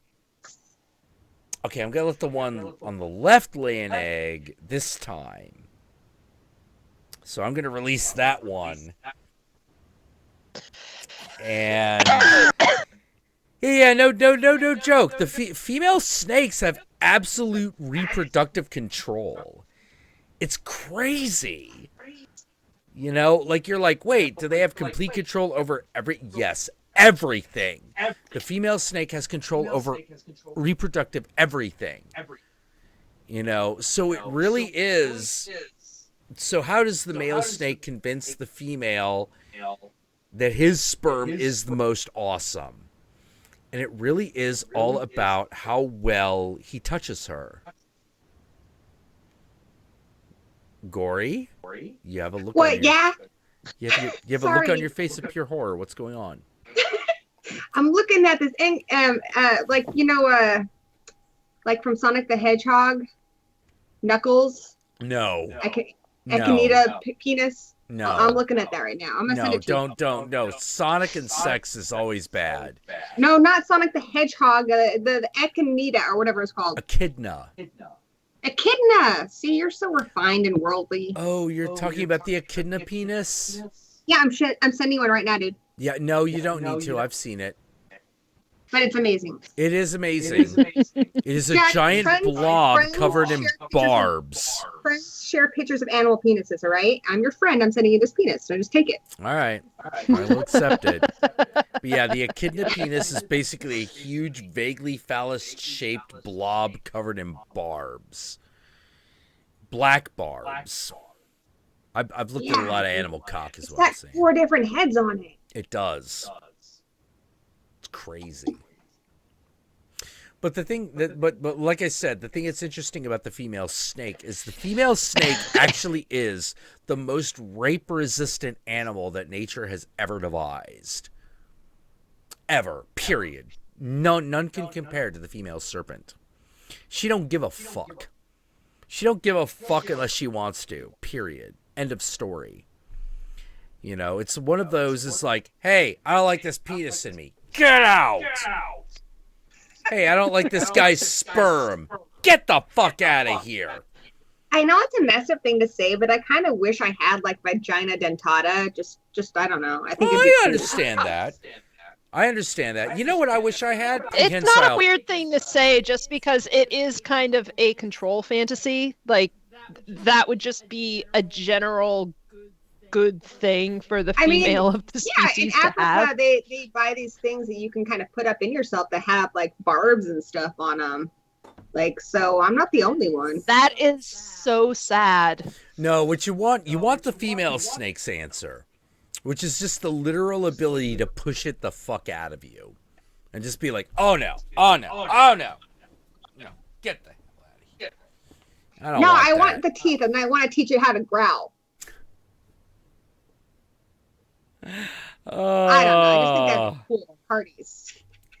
I gotta ask: has anyone here ever had? Would. Has anyone here ever had like extensive experience with snakes? Because I have. Where I grew up, we just had garden snakes that we play with and stuff, but not anything more than that. We have bull snakes where I live now, and rattlesnakes. We have rattlesnakes everywhere. Ooh, the rattlesnakes. Those are deadly ones. Yeah. You know my neck of the woods, dude. Yep. Aminals. Got aminals. Nightmare. Just thought of a vagina saying, "Feed me." Aminals everywhere. Yeah, Aminals. like I love constrictors. I love pythons. I love corn snakes. I love all of them. They are some of the most affectionate animals on the damn planet. Corn snakes are amazing. Corn snakes are fantastic. I love snakes. A lot of people where I live, because rattlesnakes are so prevalent, are afraid of snakes, but I love snakes. Oh yeah, I mean, well, that makes it. Rattlesnakes are assholes. The thing about rattlesnakes, though. Well, the thing about rattlesnakes, though, is that you need to. That's why you should absolutely never go walking in the hills with your headphones on. Just you got to be alert. Don't do it. You need to be able to hear them because, on one hand, they really are shy creatures. They aren't going to approach you, but if you push your luck, they will. So they'll give you plenty of warning. So if you walk in the wrong spot, and they kind of blend in because everything up in the mountains here is brown, and the rattlesnakes are brown. Right. Like my son's dad, back when we were together, his family owns an orchard, and so I'd run around and help on the orchard, and there'd always be rattlesnakes. And I remember once these guys started shouting at me in Spanish. And I was like, what the fuck? And I turned around and there's a fucking rattlesnake. They're like right behind me. This guy like throws a knife and kills it all Indiana Jones style. It was pretty awesome. Oh, nice. I've never actually been like attacked by one. That's the closest I've ever been to one. But yeah, I mean, if you're paying attention to what's going on and you don't freak out and run, because like with any predator, if you try to escape, then they're like, whoa, you know, you just kind of gotta hold your ground, and I don't know, probably gotta stab that. My favorites have always been corn snakes and pythons. Corn snakes are beautiful. Oh, they are. My favorite corn snake belonged to There's a friend of mine named Billy. reptile, a famous snake shop in Southern California that I've never had a reason to visit yet. Oh, in Riverside. Next time you visit, I should take you to Strictly Reptiles, which. Well, like I'm going to be very honest. When we move to LA, part of the plan is for me to get a snake, because I love those guys. But like in the Bay Area, not so good an idea because it gets so fucking cold. You know, corn snakes are my favorites. I also love pythons. My favorite snake ever, personally, that I ever knew was my friend Billy's snake, who was named Scarlet. And Scarlet, she's a corn snake. She had red markings, hence the name. I swear to God, that snake was very protective of me. I always, whenever he brought her, he brought her over because we played Dungeons and Dragons together. She loved curling around my legs, and I'm like, all right, Scarlet, I gotta go to the bathroom. I'm trusting you. Never had a problem. The one time she ever bit anybody was my girlfriend, Jessica. Jessica is the ex. Now, you know what I mean by the ex. So it's like, Billy was like, oh shit, she's never bitten anybody before. I'm so sorry. And at that moment, I was like, I wonder. And given the way that relationship went, I'm like, no, Scarlett was trying to tell me something. Like, this one's no good for you. She's not good enough for you. Aww. But I really liked her. There was a snake that I ran into. I didn't know its name at Burning Man. Now, here's the weird thing about the snake I met at Burning Man. We never met the person's owner. As far as we know, it's just a python that was there. Like, we're in center camp. Just abandoned their pet just in the middle of. Well, it might have gotten out. I don't know. It might have just been Might have there. gotten loose. Might have gotten loose. It might have gotten lost. It might have just been there. And so we're at center camp, and there's this woman, this girl, and, she's just sitting there. She's blonde. She's very languid. Very much like a snake herself. And it's like, we're talking. She's talking. And I'm like, I'm sitting there, and I'm like, this is center camp. I'm just going to get close to this female. So I do. And she's just like, yeah. And much like a snake, it's just like, oh, this is a warm body. I'll just curl up next to it. And so we're sitting there like that for like an hour. Girl doesn't even ask me my name. Well, the snake transfers. The snake goes from her to me. And then she's like, I love hanging. I love laying next to you, but I gotta go take a piss. I gotta take off. I'm like, whoa, what about the snake? You want to take her with you? She's like, it's not mine. Oh my goodness. Whose is it? And she's like, I don't know. And she goes That's off. Burning and she Man takes in a nutshell. Yeah, it's Burning Man in a nutshell. She fucking goes off. She takes a piss. And I will admit one thing. This girl, totally not my type, but I would have fucking sit there and let her just like fucking lay against me for like 48 hours straight. Like, no joke. But now I've got the snake. And I'm just sitting there with the snake, and I'm like, what's your name? I'm going to call you Satan. All right. So I'm sitting there for a while, and someone's like, that's a great snake. Is that yours? I'm like, no. Want to hold it? And they're like, can I? And I'm like, absolutely. Why don't you sit here? I got to go take a piss. And so I do.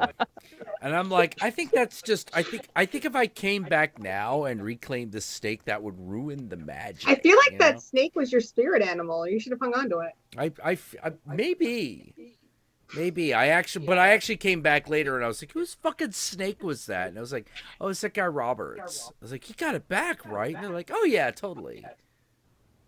He totally did. I'm like, wait, that guy disappeared for 5 hours, left his snake at center camp, and we all just magically knew that that's where that fucking snake belonged. That is insane. I pretty much like all animals that are shaped like penises. Like I like snakes and I like weasels. I like my ferret a lot, so I'm pro snake. The show Carnival said it best. It's like, the snake. Never will you find a more feminine creature, so obviously shaped like the masculine. You know, it's a perfect combination of the two, don't you think, little boy? Oh, I feel like I should show you guys my ferret now. Do you want me to go get it?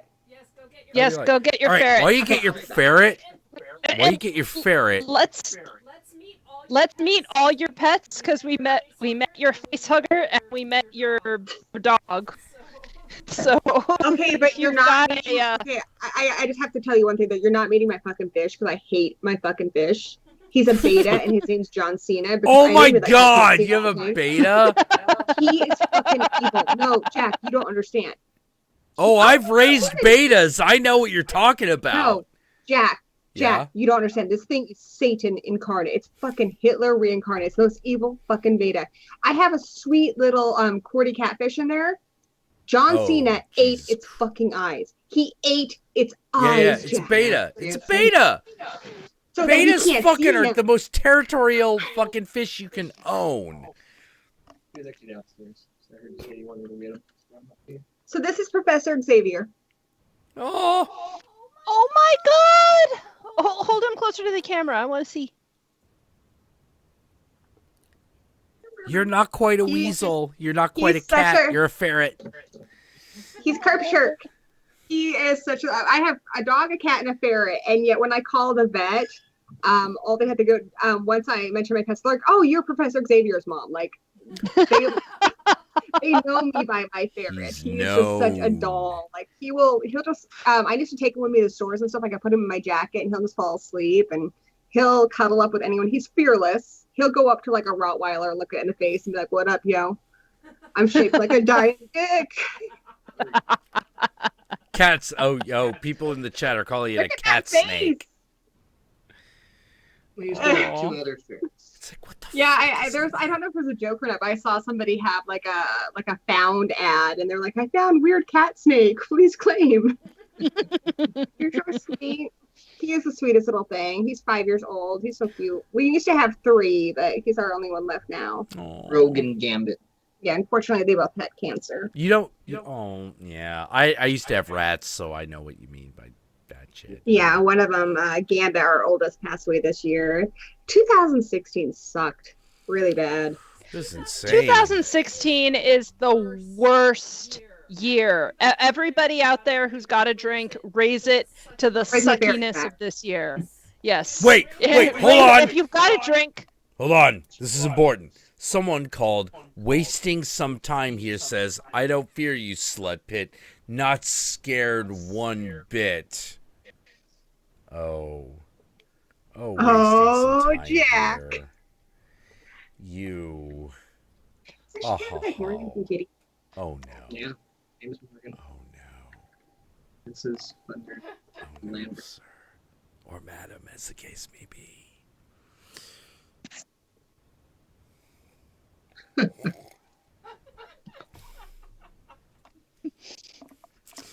Oh. So Morgan, Danny and I have decided that you look kind of like one of our favorite singers, Morgan from Kitty. Hey, I've seen her. She's beautiful. So I will take that as a compliment. I will take that as a compliment. Thank you. Morgan's a lot prettier than she gives herself credit for. Yeah, definitely. She's also metal. Yeah, she's metal, and she's hot. Hey, back when I went to school here, my favorite shows to go to just on a night when nothing else was going on, and this was San Francisco, so I could usually find something, were metal shows, because they'd be in these little clubs where you pay like $5 at the door and they have 4 bands, and it would be great. I actually saw Duran Gray just on the spur of the moment because they happened to be I almost saw in them with town. Apocalyptica once, but I Yeah. wasn't able to go. I saw them, and I actually got to see Dragon Force. Oh, nice. Ooh. That was a lot of fun. I mean, they weren't the same show, but those were two of my favorite metal shows. And I got to see Cradle of Filth. Nothing tops Squar, but all of these do sound great. Yeah.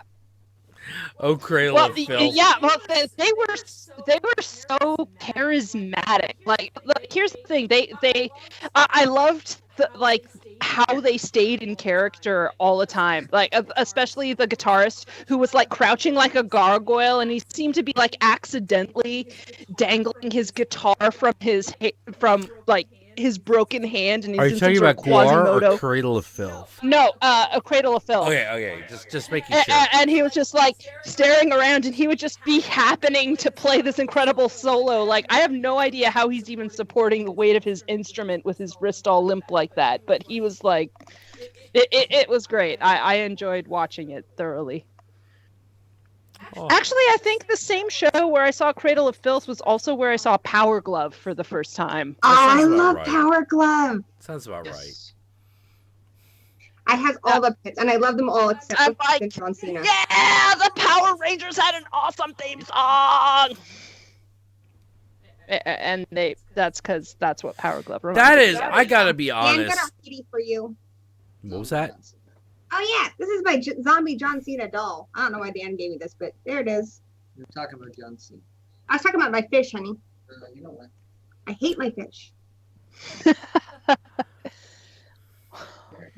Fish and the kitty. That was Kirby over there. Oh, your cat's name's Kirby? Yeah, Kirby. Jack Kirby? Enchilada, Javon, Jan Riker. I have to ask, is he named after Jack Kirby?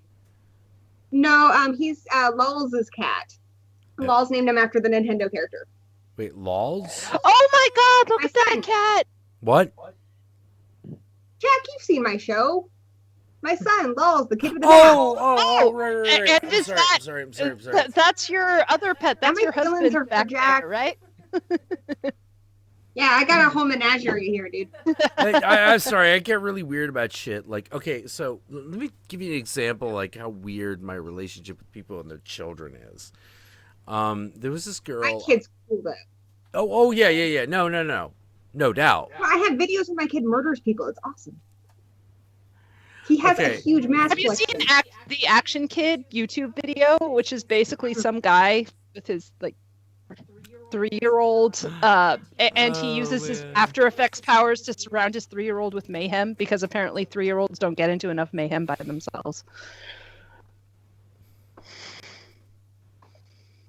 Okay, so this is the tale.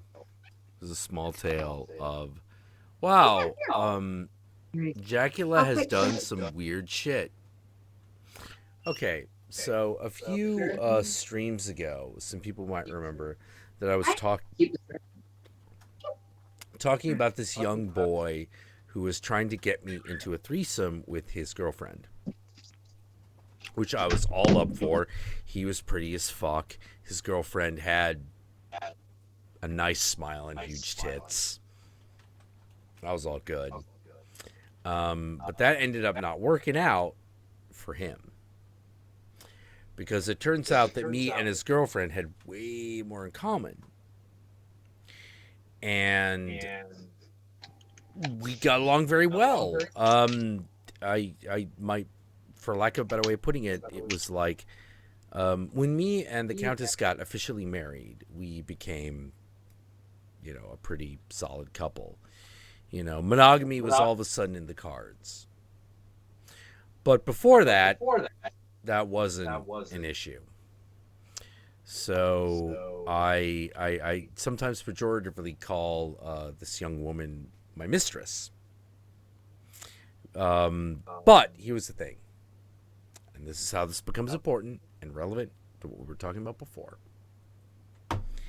She calls me up one night, and I'm like, hello. She's like, hey, it's me. I'm like, oh, what's up?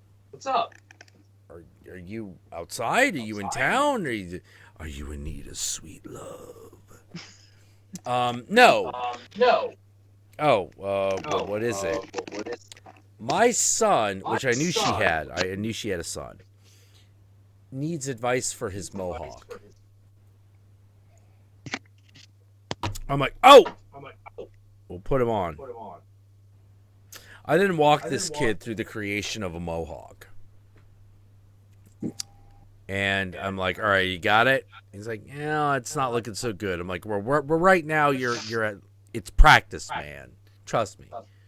You know, It's a faux hawk. It's a right now. You got a faux hawk. You got to fucking keep practicing, man. You got the sides shaved. You got everything you need. You got Aquanet.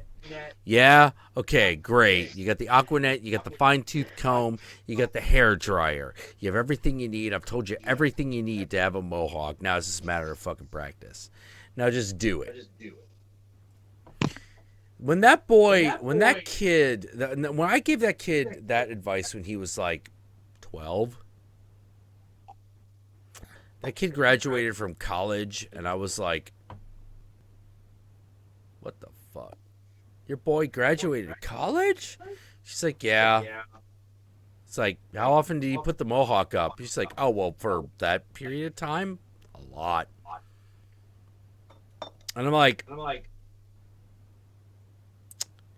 how does it feel to have your son get advice from the guy that you probably shouldn't have been fucking?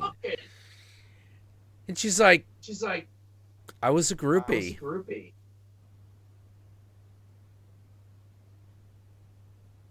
That was my life for a while. Do you want me to tell you? She was a groupie of you, or she was a groupie in general? She was one of those girls who was like, Aerosmith's in town. Steve Tyler looks like that might be a fun. And I'm like, okay. I can't really complain. But this is not where I thought life was going to lead me. I'm going to be very honest. What does this have to do with her son's mohawk? Well, because I asked the question, how do you feel about a guy that you shouldn't be fucking? 'Cause she was dating another dude at the time. Now, granted, this was another dude that I was trying to have sex with. But it was still probably something that shouldn't have been happening. By polite society's standards, anyway. And but I was the guy she knew at the time who was willing to instruct her son on how to create a mohawk. And I did.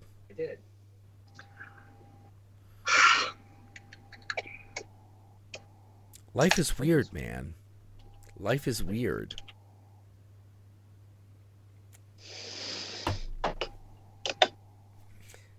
Yeah. So the point was, when I asked her, that must have been very strange to have the guy you shouldn't have been fucking giving your son advice on his mohawk. And she's like, he just graduated from college. I'm like, yeah. She's like, that's weird. Like, it is. Not gonna lie. We're all getting older. And she's like, you know, you're not as old as Mick Jagger when that happened. I'm like, I don't know how to feel about that. I don't know how to feel about having sex with a girl who can literally compare me to Mick Jagger. That is weird.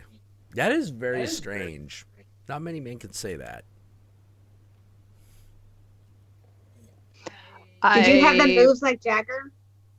I don't know if I have that moves like Jagger, but like we are still friends. I do still talk to her. And Gory, I love your ferret. What's his name, by the way? Professor Xavier. You mentioned that, and I forgot it because he has a doctorate in ferretology. Pretty impressive. Now that's a degree that you can use. He's an authority on the field.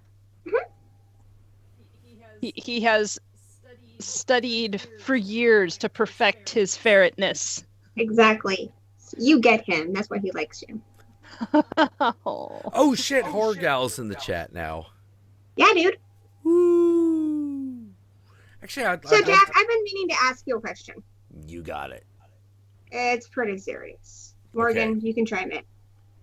What are your favorite Yolas? Like, there's you, Count Jackula, Count Chocula, Count Duckula. Dracula. Whoa, you've lost Blackula. me. What are you talking about? I'm already lost. Like your favorite Eulas. Like you're a Jackula. There's Dracula, Count Duckula, Count Chocula, Blackula. Oh. Okay. I'll give you my top three. This order. Duckula, Blackula, and Dracula. Dracula. And no. I'm sorry. The last slot goes to Francis Ford Coppola's Dracula. Nice. And Dr. Acula, that's right. Now I'm gonna go Count Duckula. Well, Count here's the thing. Dracula. Here's the thing. We're not talking about vampires. If we're talking about Eulas, that's a specific set of answers. Yeah, but Duckula, Duckula, Chocula. number one. they're Eulas. Mm-hmm. Yeah, dude. You're a Eula. I love Duckula. You are part of the Brethren of Eula. Mm-hmm. Don't you guys have like conventions and stuff now? We should. You really should. We really should. Like, I really Get on that. like. Oh God, Count Duckula. Dragula. Dragula. Dragula. Mm-hmm. She knows her stuff. Well, there was one thing I always wanted to do. Like, if the song that I found off of the free music website hadn't become synonymous with the show, I would have loved to have had a theme song that was more like Count Duckula's. I know. It's so cool. You know, it's I've like heard you sing it before Castle too. It's pretty cool. Duckula, home for many centuries. to a Gory, vicious I just can't get dynasty. over how cute your ferret is. Vicious. It's like, oh my god. Vampire ducks. Some say these creatures can be killed by a stake through the heart or exposure to sunlight. This does not suffice, however. For once every century, they can be brought back to life when the moon is in the 8th house of Aquarius. The last reincarnation did not work according to plan. I fucking loved Count Duckula. That show was Me amazing. too, dude. That was like my favorite show. Especially considering some of the stuff we've been saying about ducks earlier in this Yeah. stream. Well, and like I've told you before, I had that show in England, and so when I moved here, that was the only show I knew of from home that you guys had here because it was on Nickelodeon. So, I was really. I keep forgetting that very you actually grew up grateful. in Britain. I did, dude. What's your favorite piece of British slang? British slang. I mean, I say a lot of things a lot. I mean, I guess I say bollocks a lot, and yeah, I say bollocks quite a bit. But my favorite, knickers. Knickers. Oh, That is a good name. That is a good word. And I like shag. Like I never say shag, but I like that. And I like it when people say snogging. I just think it's adorable. Like me and my Well, mate. there's kind of no American equivalent. I mean, making out just doesn't quite cover it. You Well, need it's not the. just- It doesn't Like, get you can say across it's kind the of sense. Making out doesn't get across the sensation as the word snog does. Yeah. The snog that You can kind of implies. feel it when you Yeah, say yeah. it. Snog And implies the really that bad like. part about it. What was that? Well, I said the really bad part about like my swearing is because like where I grew up, bollocks is a bad word. That means testicles. But when I moved here, nobody knew what it meant. So I was like 10 and I'm like, oh, bollocks. And I was like, oh, she's so cute. I bet that means something adorable. I'm like, bloody bollocks, it does. You know? Means testicles. Too right. British children have the worst Right. accents. I'll tell you that now. They have like Oh, the worst Gory, accents. I've got to ask. Have you seen Cockneys A versus naked Zombies? American man stole my balloons. Oh my god, I love that quote. Gory, I have to ask. Did you see Cockneys versus Zombies? I haven't yet. Is it good? It's really good. It's really fun. I got kind of. How does it compare to Attack the Block? That's my lower class. Oh, British they're people very versus- different movies. They're very different movies. Okay. Yeah, they're both awesome. Attack the Block is the better movie overall, but Cockneys versus Zombies takes the zombie genre in a direction you didn't realize it hadn't gone yet. The Shaun of the Dead direction? No. No. Although you could totally believe that this is something that is happening while Shaun of the Dead is happening in Edinburgh or wherever that's located. It's the fact... It's not Edinburgh because Scotland is a very different kind. That's a very different Cockneys attitude. versus Zombies adds something to the zombie movie that you didn't realize was there, but I don't want to tell you what it is because it gives it away. It's a really good movie. I recommend it. I'll check it out. I think it's on Netflix. Yeah, you should. You should totally check it out. It's really fun. It's got I can't remember the guy's name, but he was in Snatch. He's the guy. The really tall guy. Not him. The old dude who comes in at one point and is like, "It takes 4 really good full-grown hogs to eat a human carcass down in under an hour." Like, you remember that moment? Yes.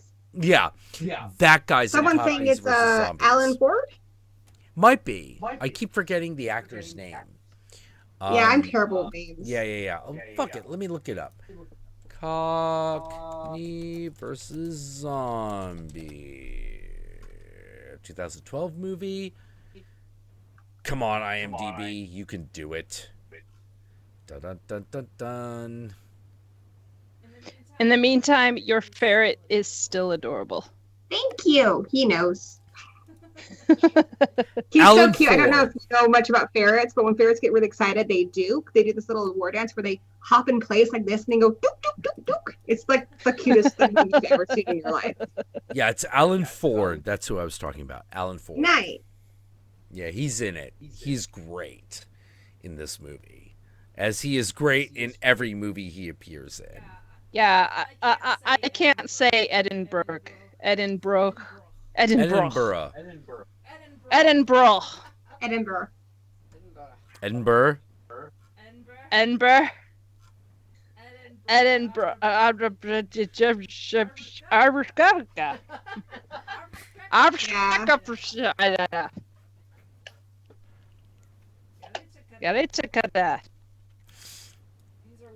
These are words.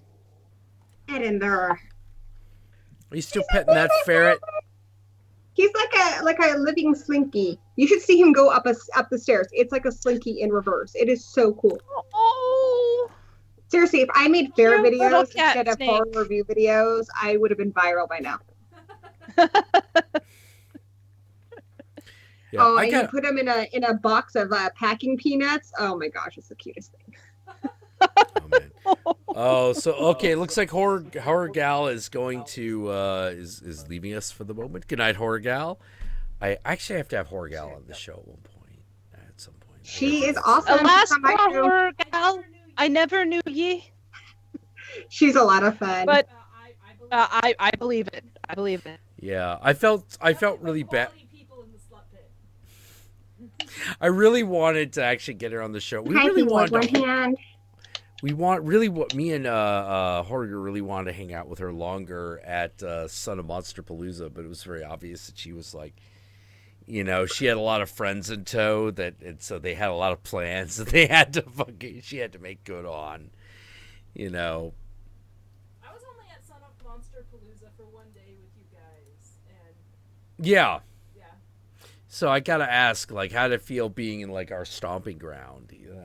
Well, it was not unlike when we went to Halloween Horror Nights, actually. I mean, I felt like, you know what? Going to Halloween Horror Nights with you, and then going to the not scary farm with my 2 friends. Hang on a moment. All right, I think I need to reconnect. Okay. On Skype. Check it out. God damn it. Oh man. God damn it, Gory. This fucking animal dick. Okay. Is Okay, let me see. What we got? We got going on. Do. Wave at the screen if you guys can see me, because I can totally see you, because that's how the internet works. Accept. All right. Gory is back. What about you, Morgan? There is no Gory, only Professor Xavier. You want to talk only to me. Sorry. Okay. That was the thing that happened. Gory's ferret right in front of the webcam. Yeah. How about you? Have you answered the Skype call? I haven't been dropped from the Skype call. You haven't been so dropped let me- from it yet? Yeah, Yes, but I think there's like 2 simultaneous calls. Okay, I'm just... All right, now you're in the Skype call. Activate Yon webcam. Okay. So you can see my stupid face. All right, there we go. All right, we're back in business. Okay, but the important thing is that Professor Ferret Xavier is back. I mean, Yes. I don't think things could continue without him. He appreciates. He's very important. Okay, I was just going to Very say... intently. I was just going to say one thing I learned going to Halloween Horror Nights with you and Josh, and versus going to Halloween Horror Nights with you and Josh and Heather. Heather was an important element here, and versus going to Not Scary Farm with these other 2 friends. Keep in mind, these 2 friends, one of them is an actual honest-to-God war correspondent. Like, she goes to war zones and she covers wars while people shoot at her. Like, this is her day job. And this was her first time ever going to like a fake scary attraction. She's used to real scary stuff. And she was certain, and her response to being personally threatened is to get super, super aggressive. And so me and her husband, we were prepared to like have to hold her back from slugging the actors because we were going to Scary Farm where people lunge at you from the fog. Right. And not only... And so we were kind of bracing ourselves for that. And not only was that not an issue, but she ended up kind of palling around with all the scare actors. She just absolutely loved them. Aww. She thought they were the greatest things ever.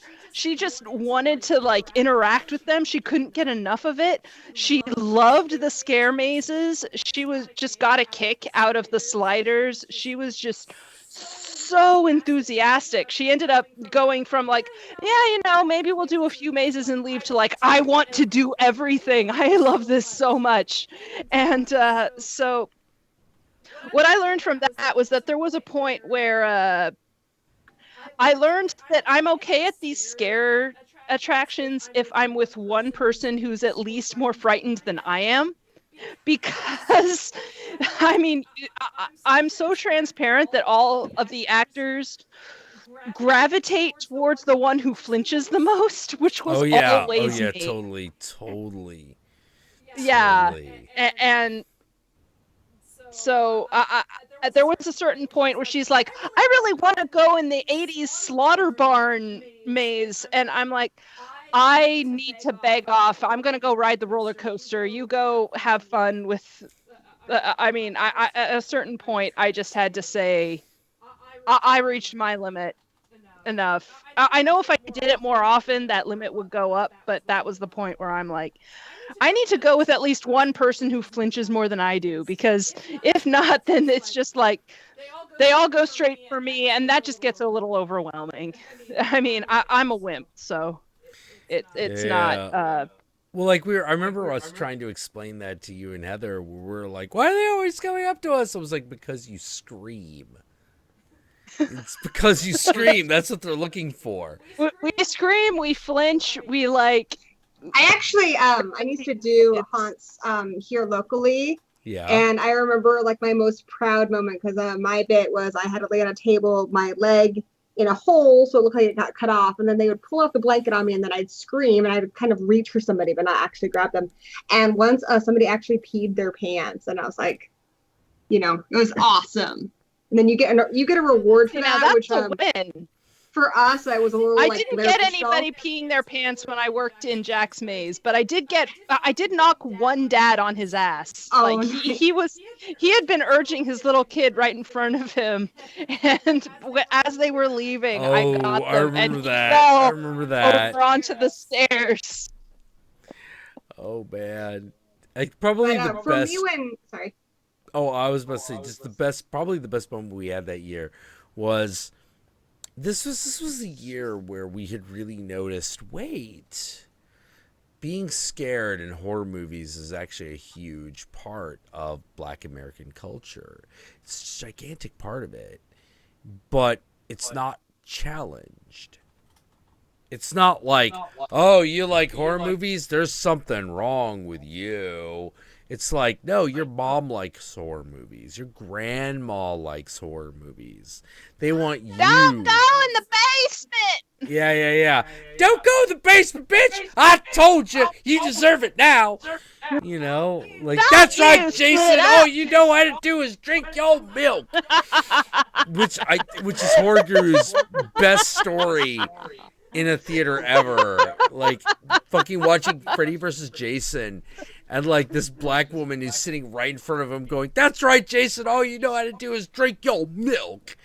And I'm just like, I wish I had been there. That sounds like the most amazing theater experience ever.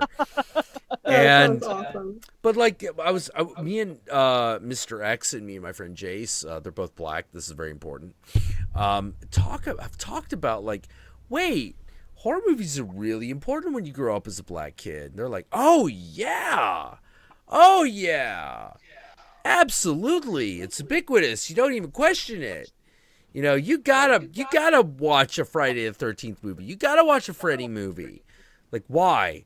Because your mom is gonna make you watch it. Your mom is gonna make you watch it. And I'm like, what? That's a little different than in every other fucking place. They're like, yeah. Well, mom loves these movies. And she's like, my son isn't gonna be a pussy. So he's going to watch them, and he's going to know how he's going to react if some monster comes out of fucking nowhere. You better be ready to punch him in the face, boy. And I'm like, this is fascinating. So you're telling me that these movies, like Friday the 13th, Nightmare on Elm Street, huge part of your childhood, huge formative part of your childhood. They're like, oh yeah, totally. And I'm like, well, then why don't you guys show up at the horror shows as much? And they're like, I think it's because we don't have to justify it. You're a white kid, you got to justify it. Oh, I like scary things. Now you got to explain it to somebody. And they're always like, you should stop watching those movies. Whereas, if you grow up and you're black, the answer is, oh, you thought that was fucked up. Let's see if you can handle this one. And it's this constant testing, and it comes generally from the mother's side. It comes from mom. She's gonna fucking... Oh. Hold on. Mr. X is texting me something. He's like, also modern black kids are mainstream kids, and that ship has sailed, in his words. Might be onto something there. And, but like so many of the people that came to like our haunted house, they were like, no, boy, you go in there. But Grandma's also got to come in. Grandma's also got to test her metal. Yeah, she's like, now don't be too bad now. I'm an old lady. So like, Morgan, you were there for that one. They're the best. I remember that. I didn't knock her over. Yeah. No, they're the best. Oh, they're amazing. They're there to be scared. They are 100% in for the experience. Yeah. In 100, as the Countess said, in 100% for the experience of being terrified. We get the white parents, and they're like, That might have been Yeah. for me White that parents night. are like, well, you don't have to go in if it's too scary. Black parents are like, boy, girl, you're going in. You are fucking doing this. You are facing this terror.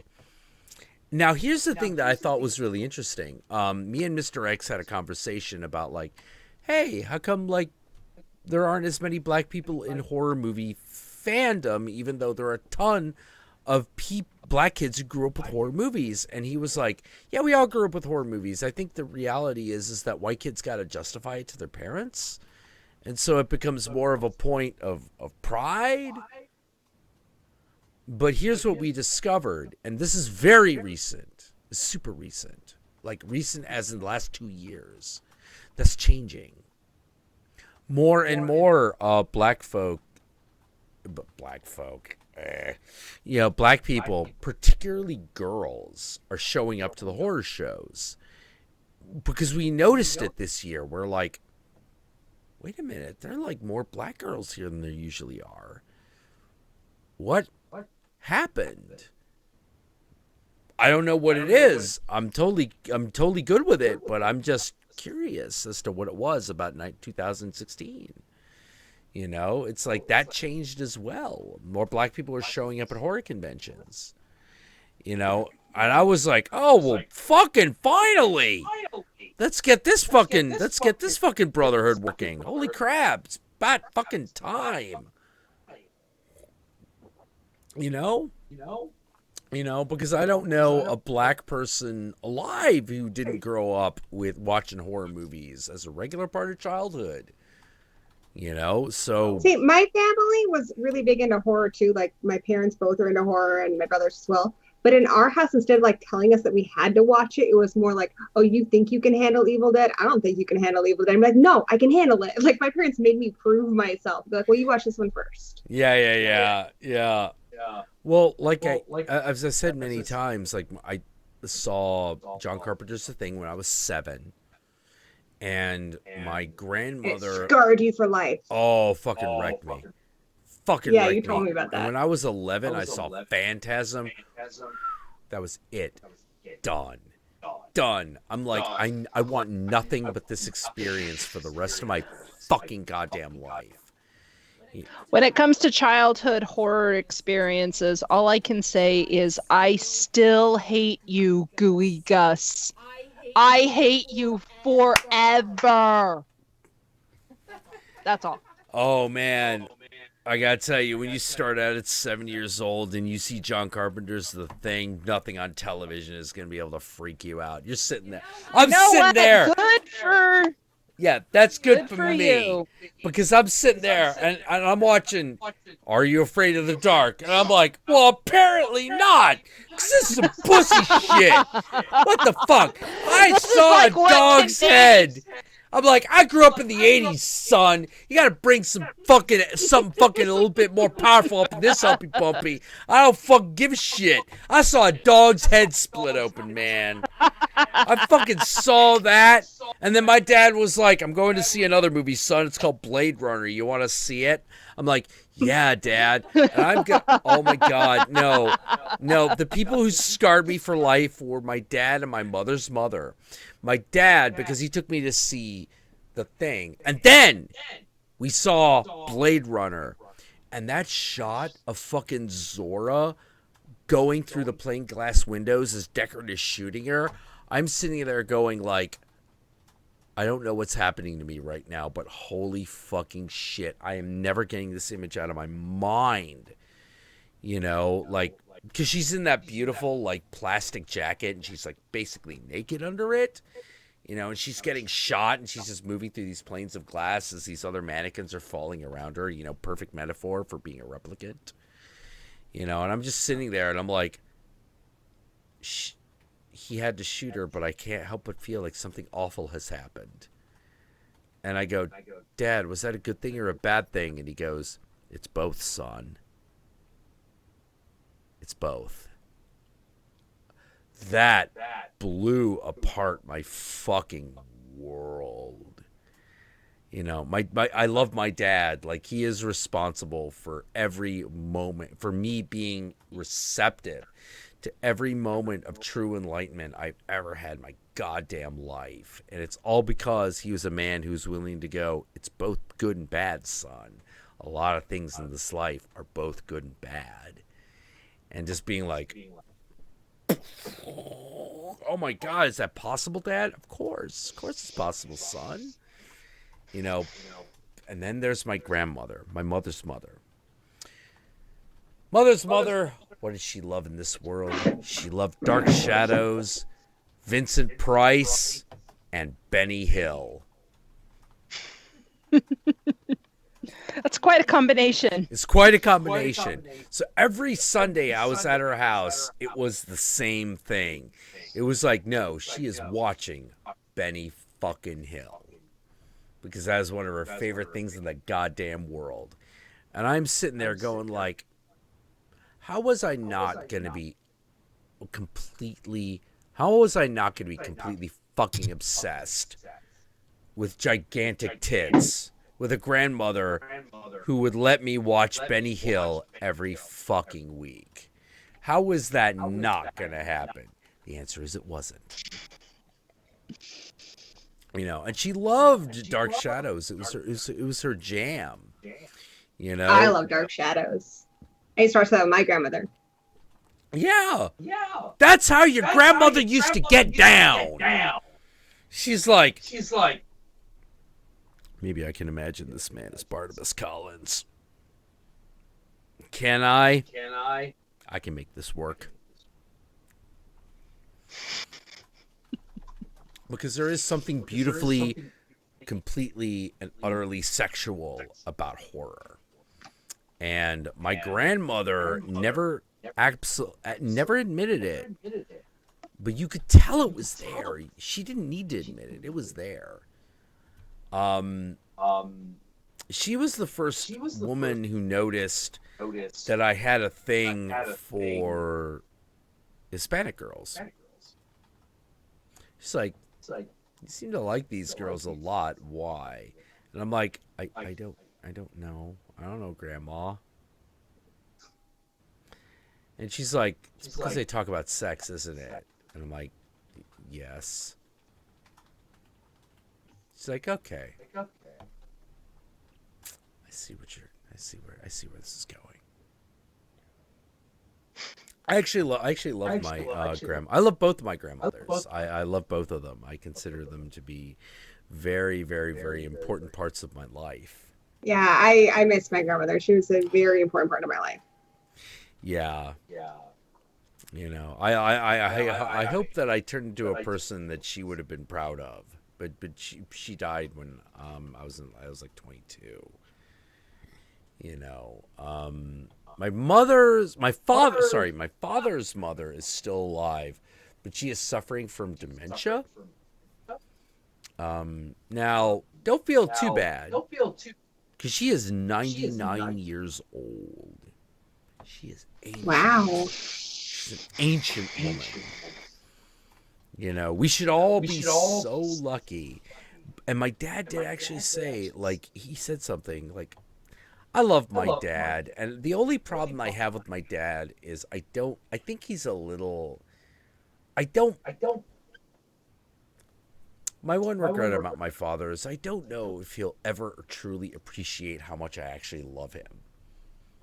And the things that he's done, because I'm sure he knows. It sounds like your dad's a very wise man. He's a very wise guy. He's a very wise guy. You know, he may not be the best at expressing it. He may not ever really be able to express it, but I think he understands it. I hope for so. what it's worth. I hope so. But he said this one thing where I was like, "No, Dad, I think you're absolutely 100% right." Which is, a lot of his friends were asking him, "Hey, how come you don't put your mother in a home? How come you're not giving her medication? She's obviously suffering from dementia." And my dad goes, I am not spending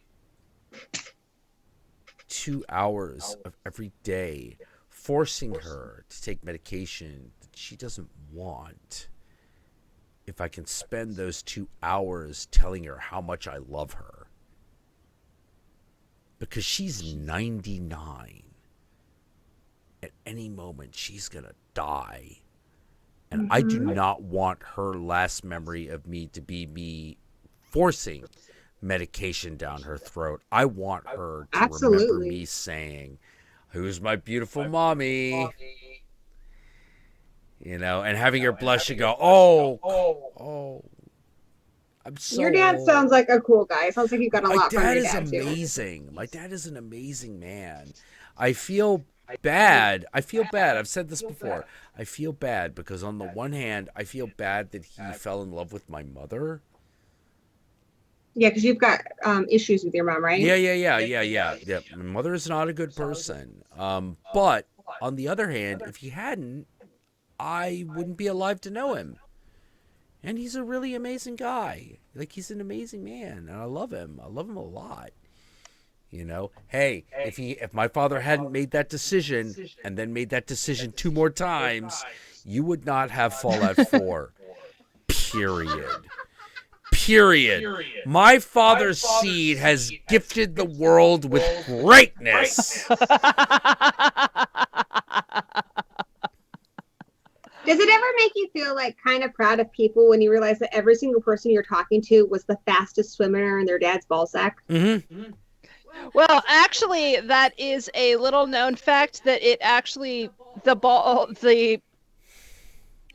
takes multiple sperm to weaken the shell protecting the egg. So really, the winner was the one who just kind of got in, who benefited from everybody else's work. Yeah, that totally sounds like me when I was a sperm.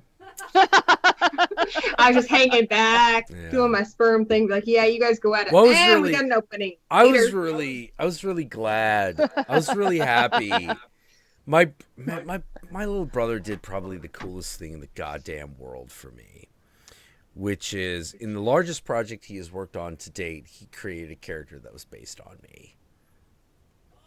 Oh, is this the one from Fallout 4? Yeah. Yes. Yeah, I've said this to a stream before, but in Fallout 4 there is a character named Hancock that is based on me. Oh my god. And I'm just sitting there and I'm like, he was like, I based a character off you in the game. When you play it, I want you to call me when you think you found him. And I'm like, okay, there's this weird guy talking about freedom. He has a partner who is this woman with a red mohawk who fucking constantly who is a ghoul who talks about taking these strange drug trips. And I'm like, I'm Hancock, aren't I? And he goes, yes. Yes, you're Hancock. And I'm like, oh, this is the best. This is the best thing ever. It's like, this character is great. And he's like, yeah. He's, you're welcome. Hey, I have a question for you that somebody asked in chat and made me a bit curious. Has your dad ever watched your show? Yes. He has. Oh, that's... Yes. I don't think he watches it on the reg, but like, he's seen it. And I know he's seen it because I've shown it to him. You know? He's like, looks at it and he's like, you seem to understand horror movies a lot. And I'm like, I do, Dad. That's thanks to you. And he's like, well, at least something I told you stuck. Yeah. That's awesome.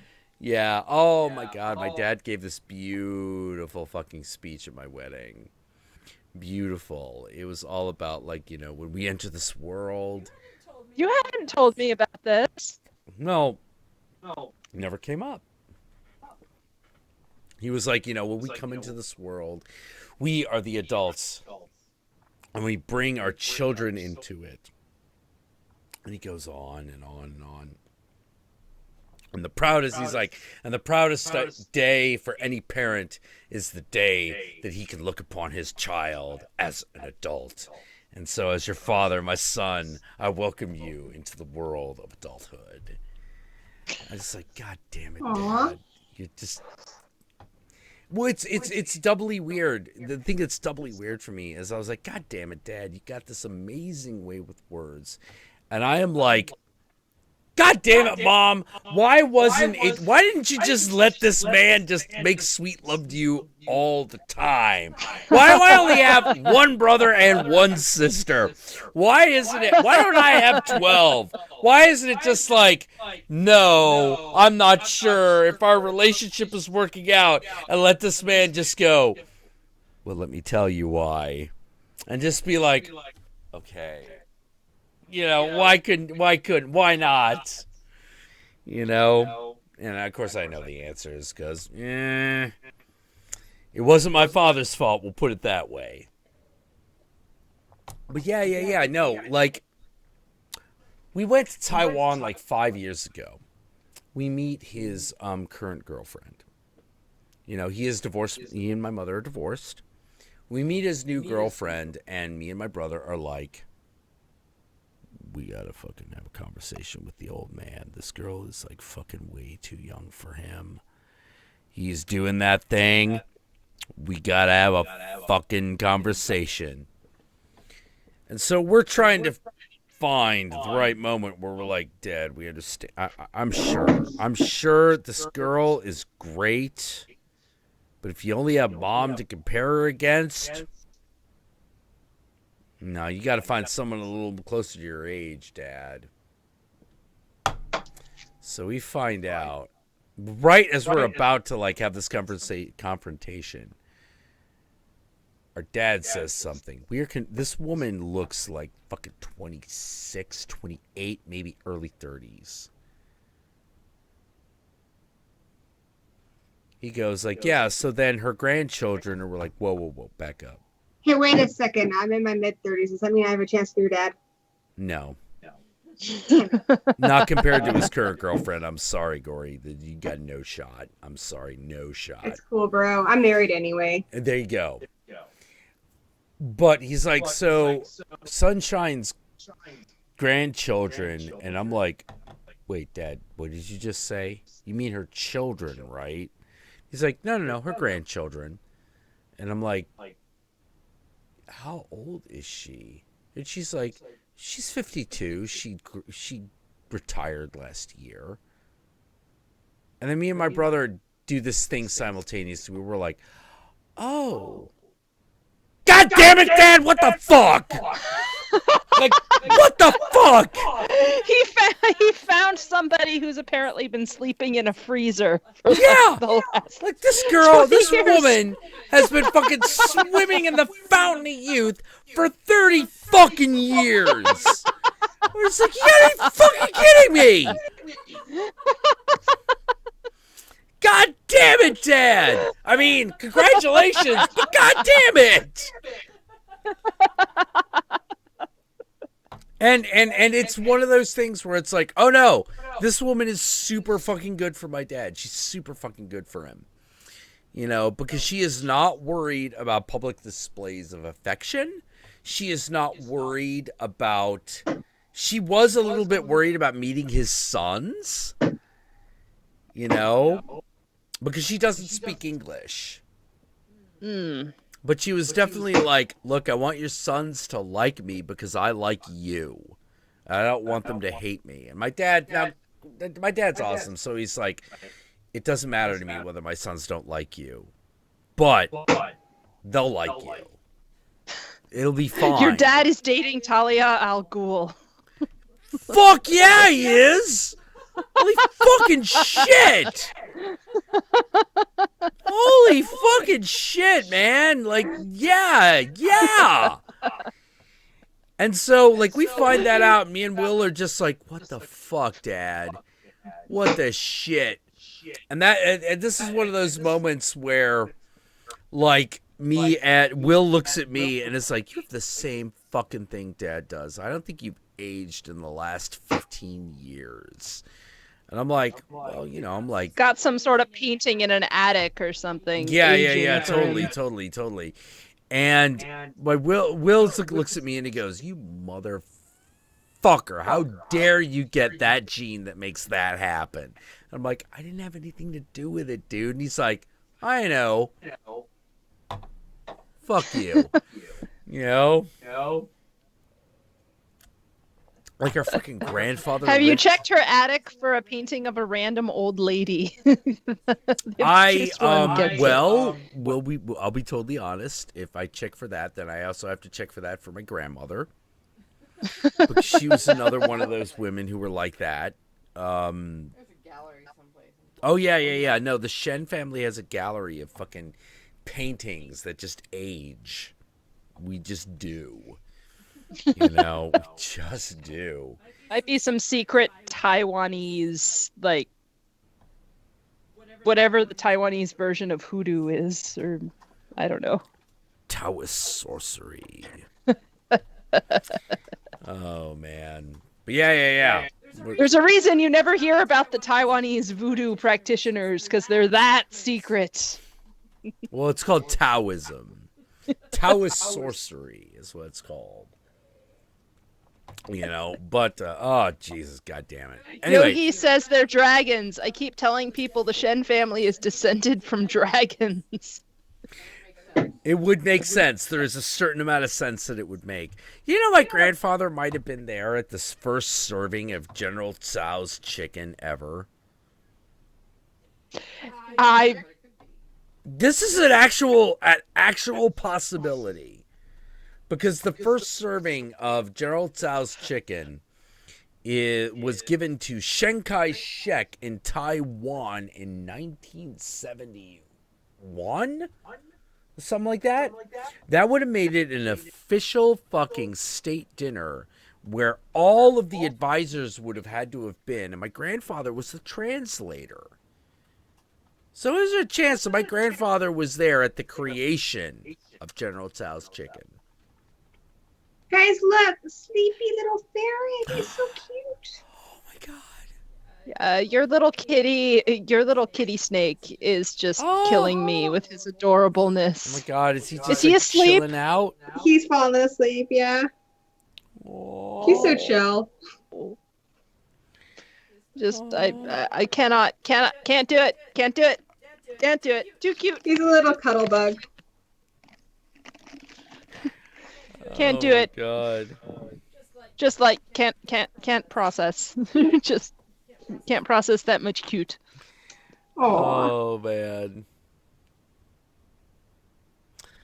Oh. Someone said I hate to Kitty say Snake it. be the new mascot. Yeah, I'll Kitty allow Snake it. should be the new mascot. Jack, I And may tell need to Jack head it's a out snake. soon. I might be fading. Oh, you might be fading? Alright. Yeah, Danny's watching horror movies downstairs without me, and he keeps rubbing it in. So. Oh, Yeah. well, maybe Friday Nights and Monster Girls. This is what we should call it. Sounds good. I do need to get up tomorrow.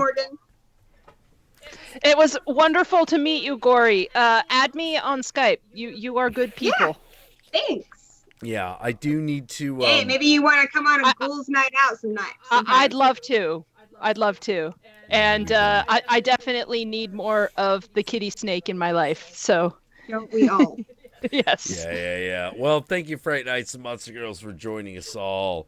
Yeah, I For would an stay enlightening on. discussion of a conversation that has spanned all the way from filming equipment to duck rape to snakes. Penises. Don't forget penises.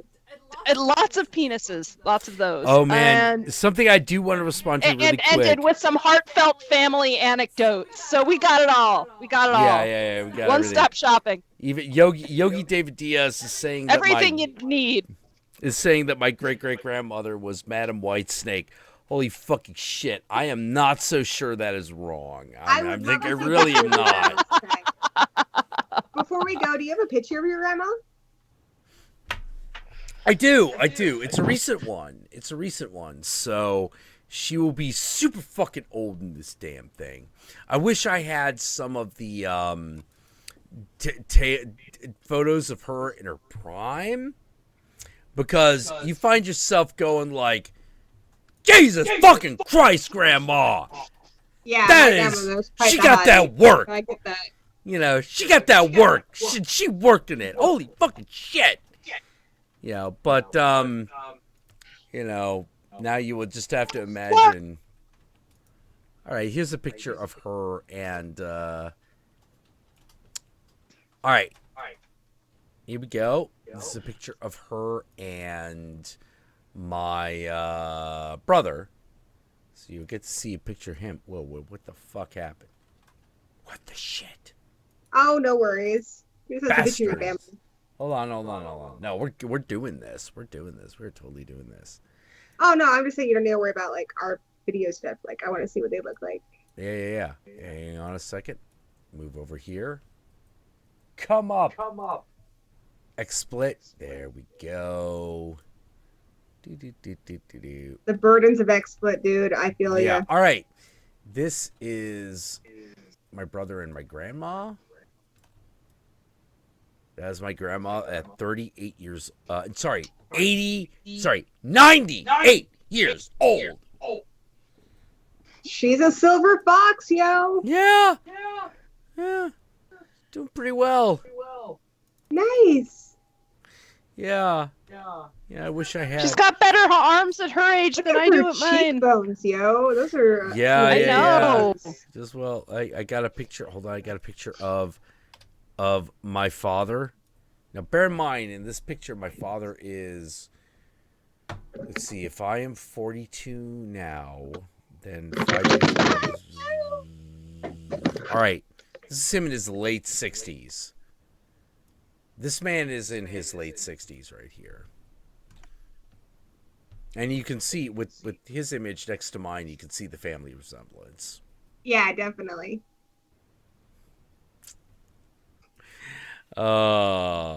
Yeah, he's got the same face shape as you. Yeah. You have the same nose.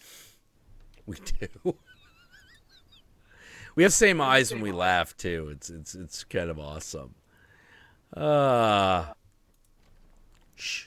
Immortals, man. That's cool. That's the science. This is guy. my brother.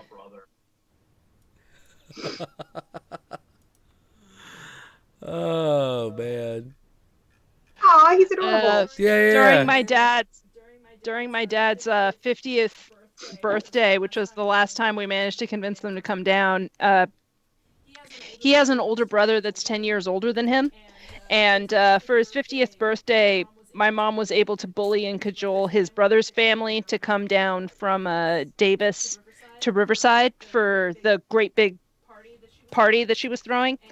And thing you should know about my dad and his brother is they look startlingly similar. Like, they look a lot alike. And so my uncle, being the guy he was, he would sit by the door, and every time someone walked through it, he would stand up and say, "Hi, I'm David. I've had a rough week." Oh man, I gotta tell you the story. David being my dad's name. So it's like, he's turning 50 and he was very self-conscious about it. And his brother, who's 60, was like, "Hey, I'm David. I'm old now." Oh man, I gotta tell you a really quick story behind this picture of me.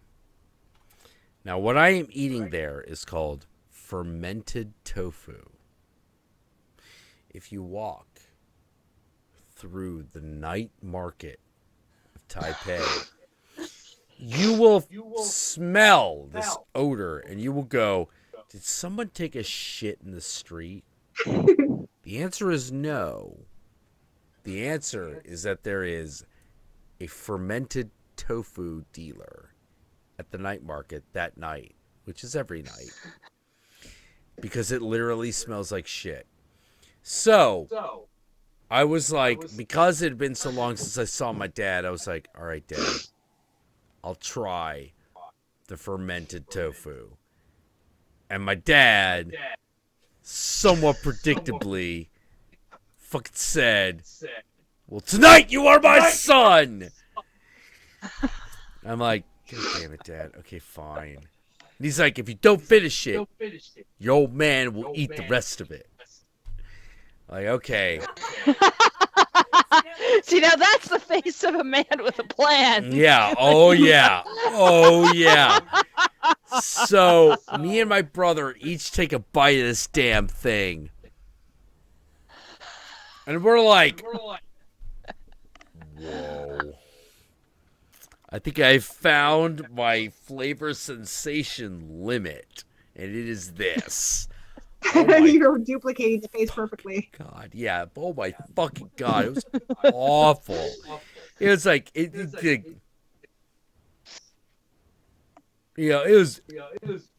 was bad. You know, and we're like, "Oh God, dude." And like, My brother's girlfriend like moves in. He's like, "Are you okay?" And he's like, "No, don't get close to me. Don't kiss me for about an hour. You will regret it. This is awful." And of course, my dad is like, "I don't know what you boys are talking about." Oh, Like, God damn it, Dad.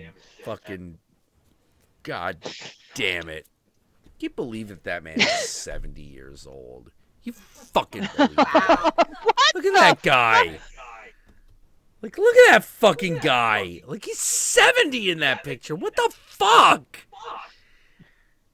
God. Fucking. Your dad has amazing hair. Yeah, doesn't he? yeah.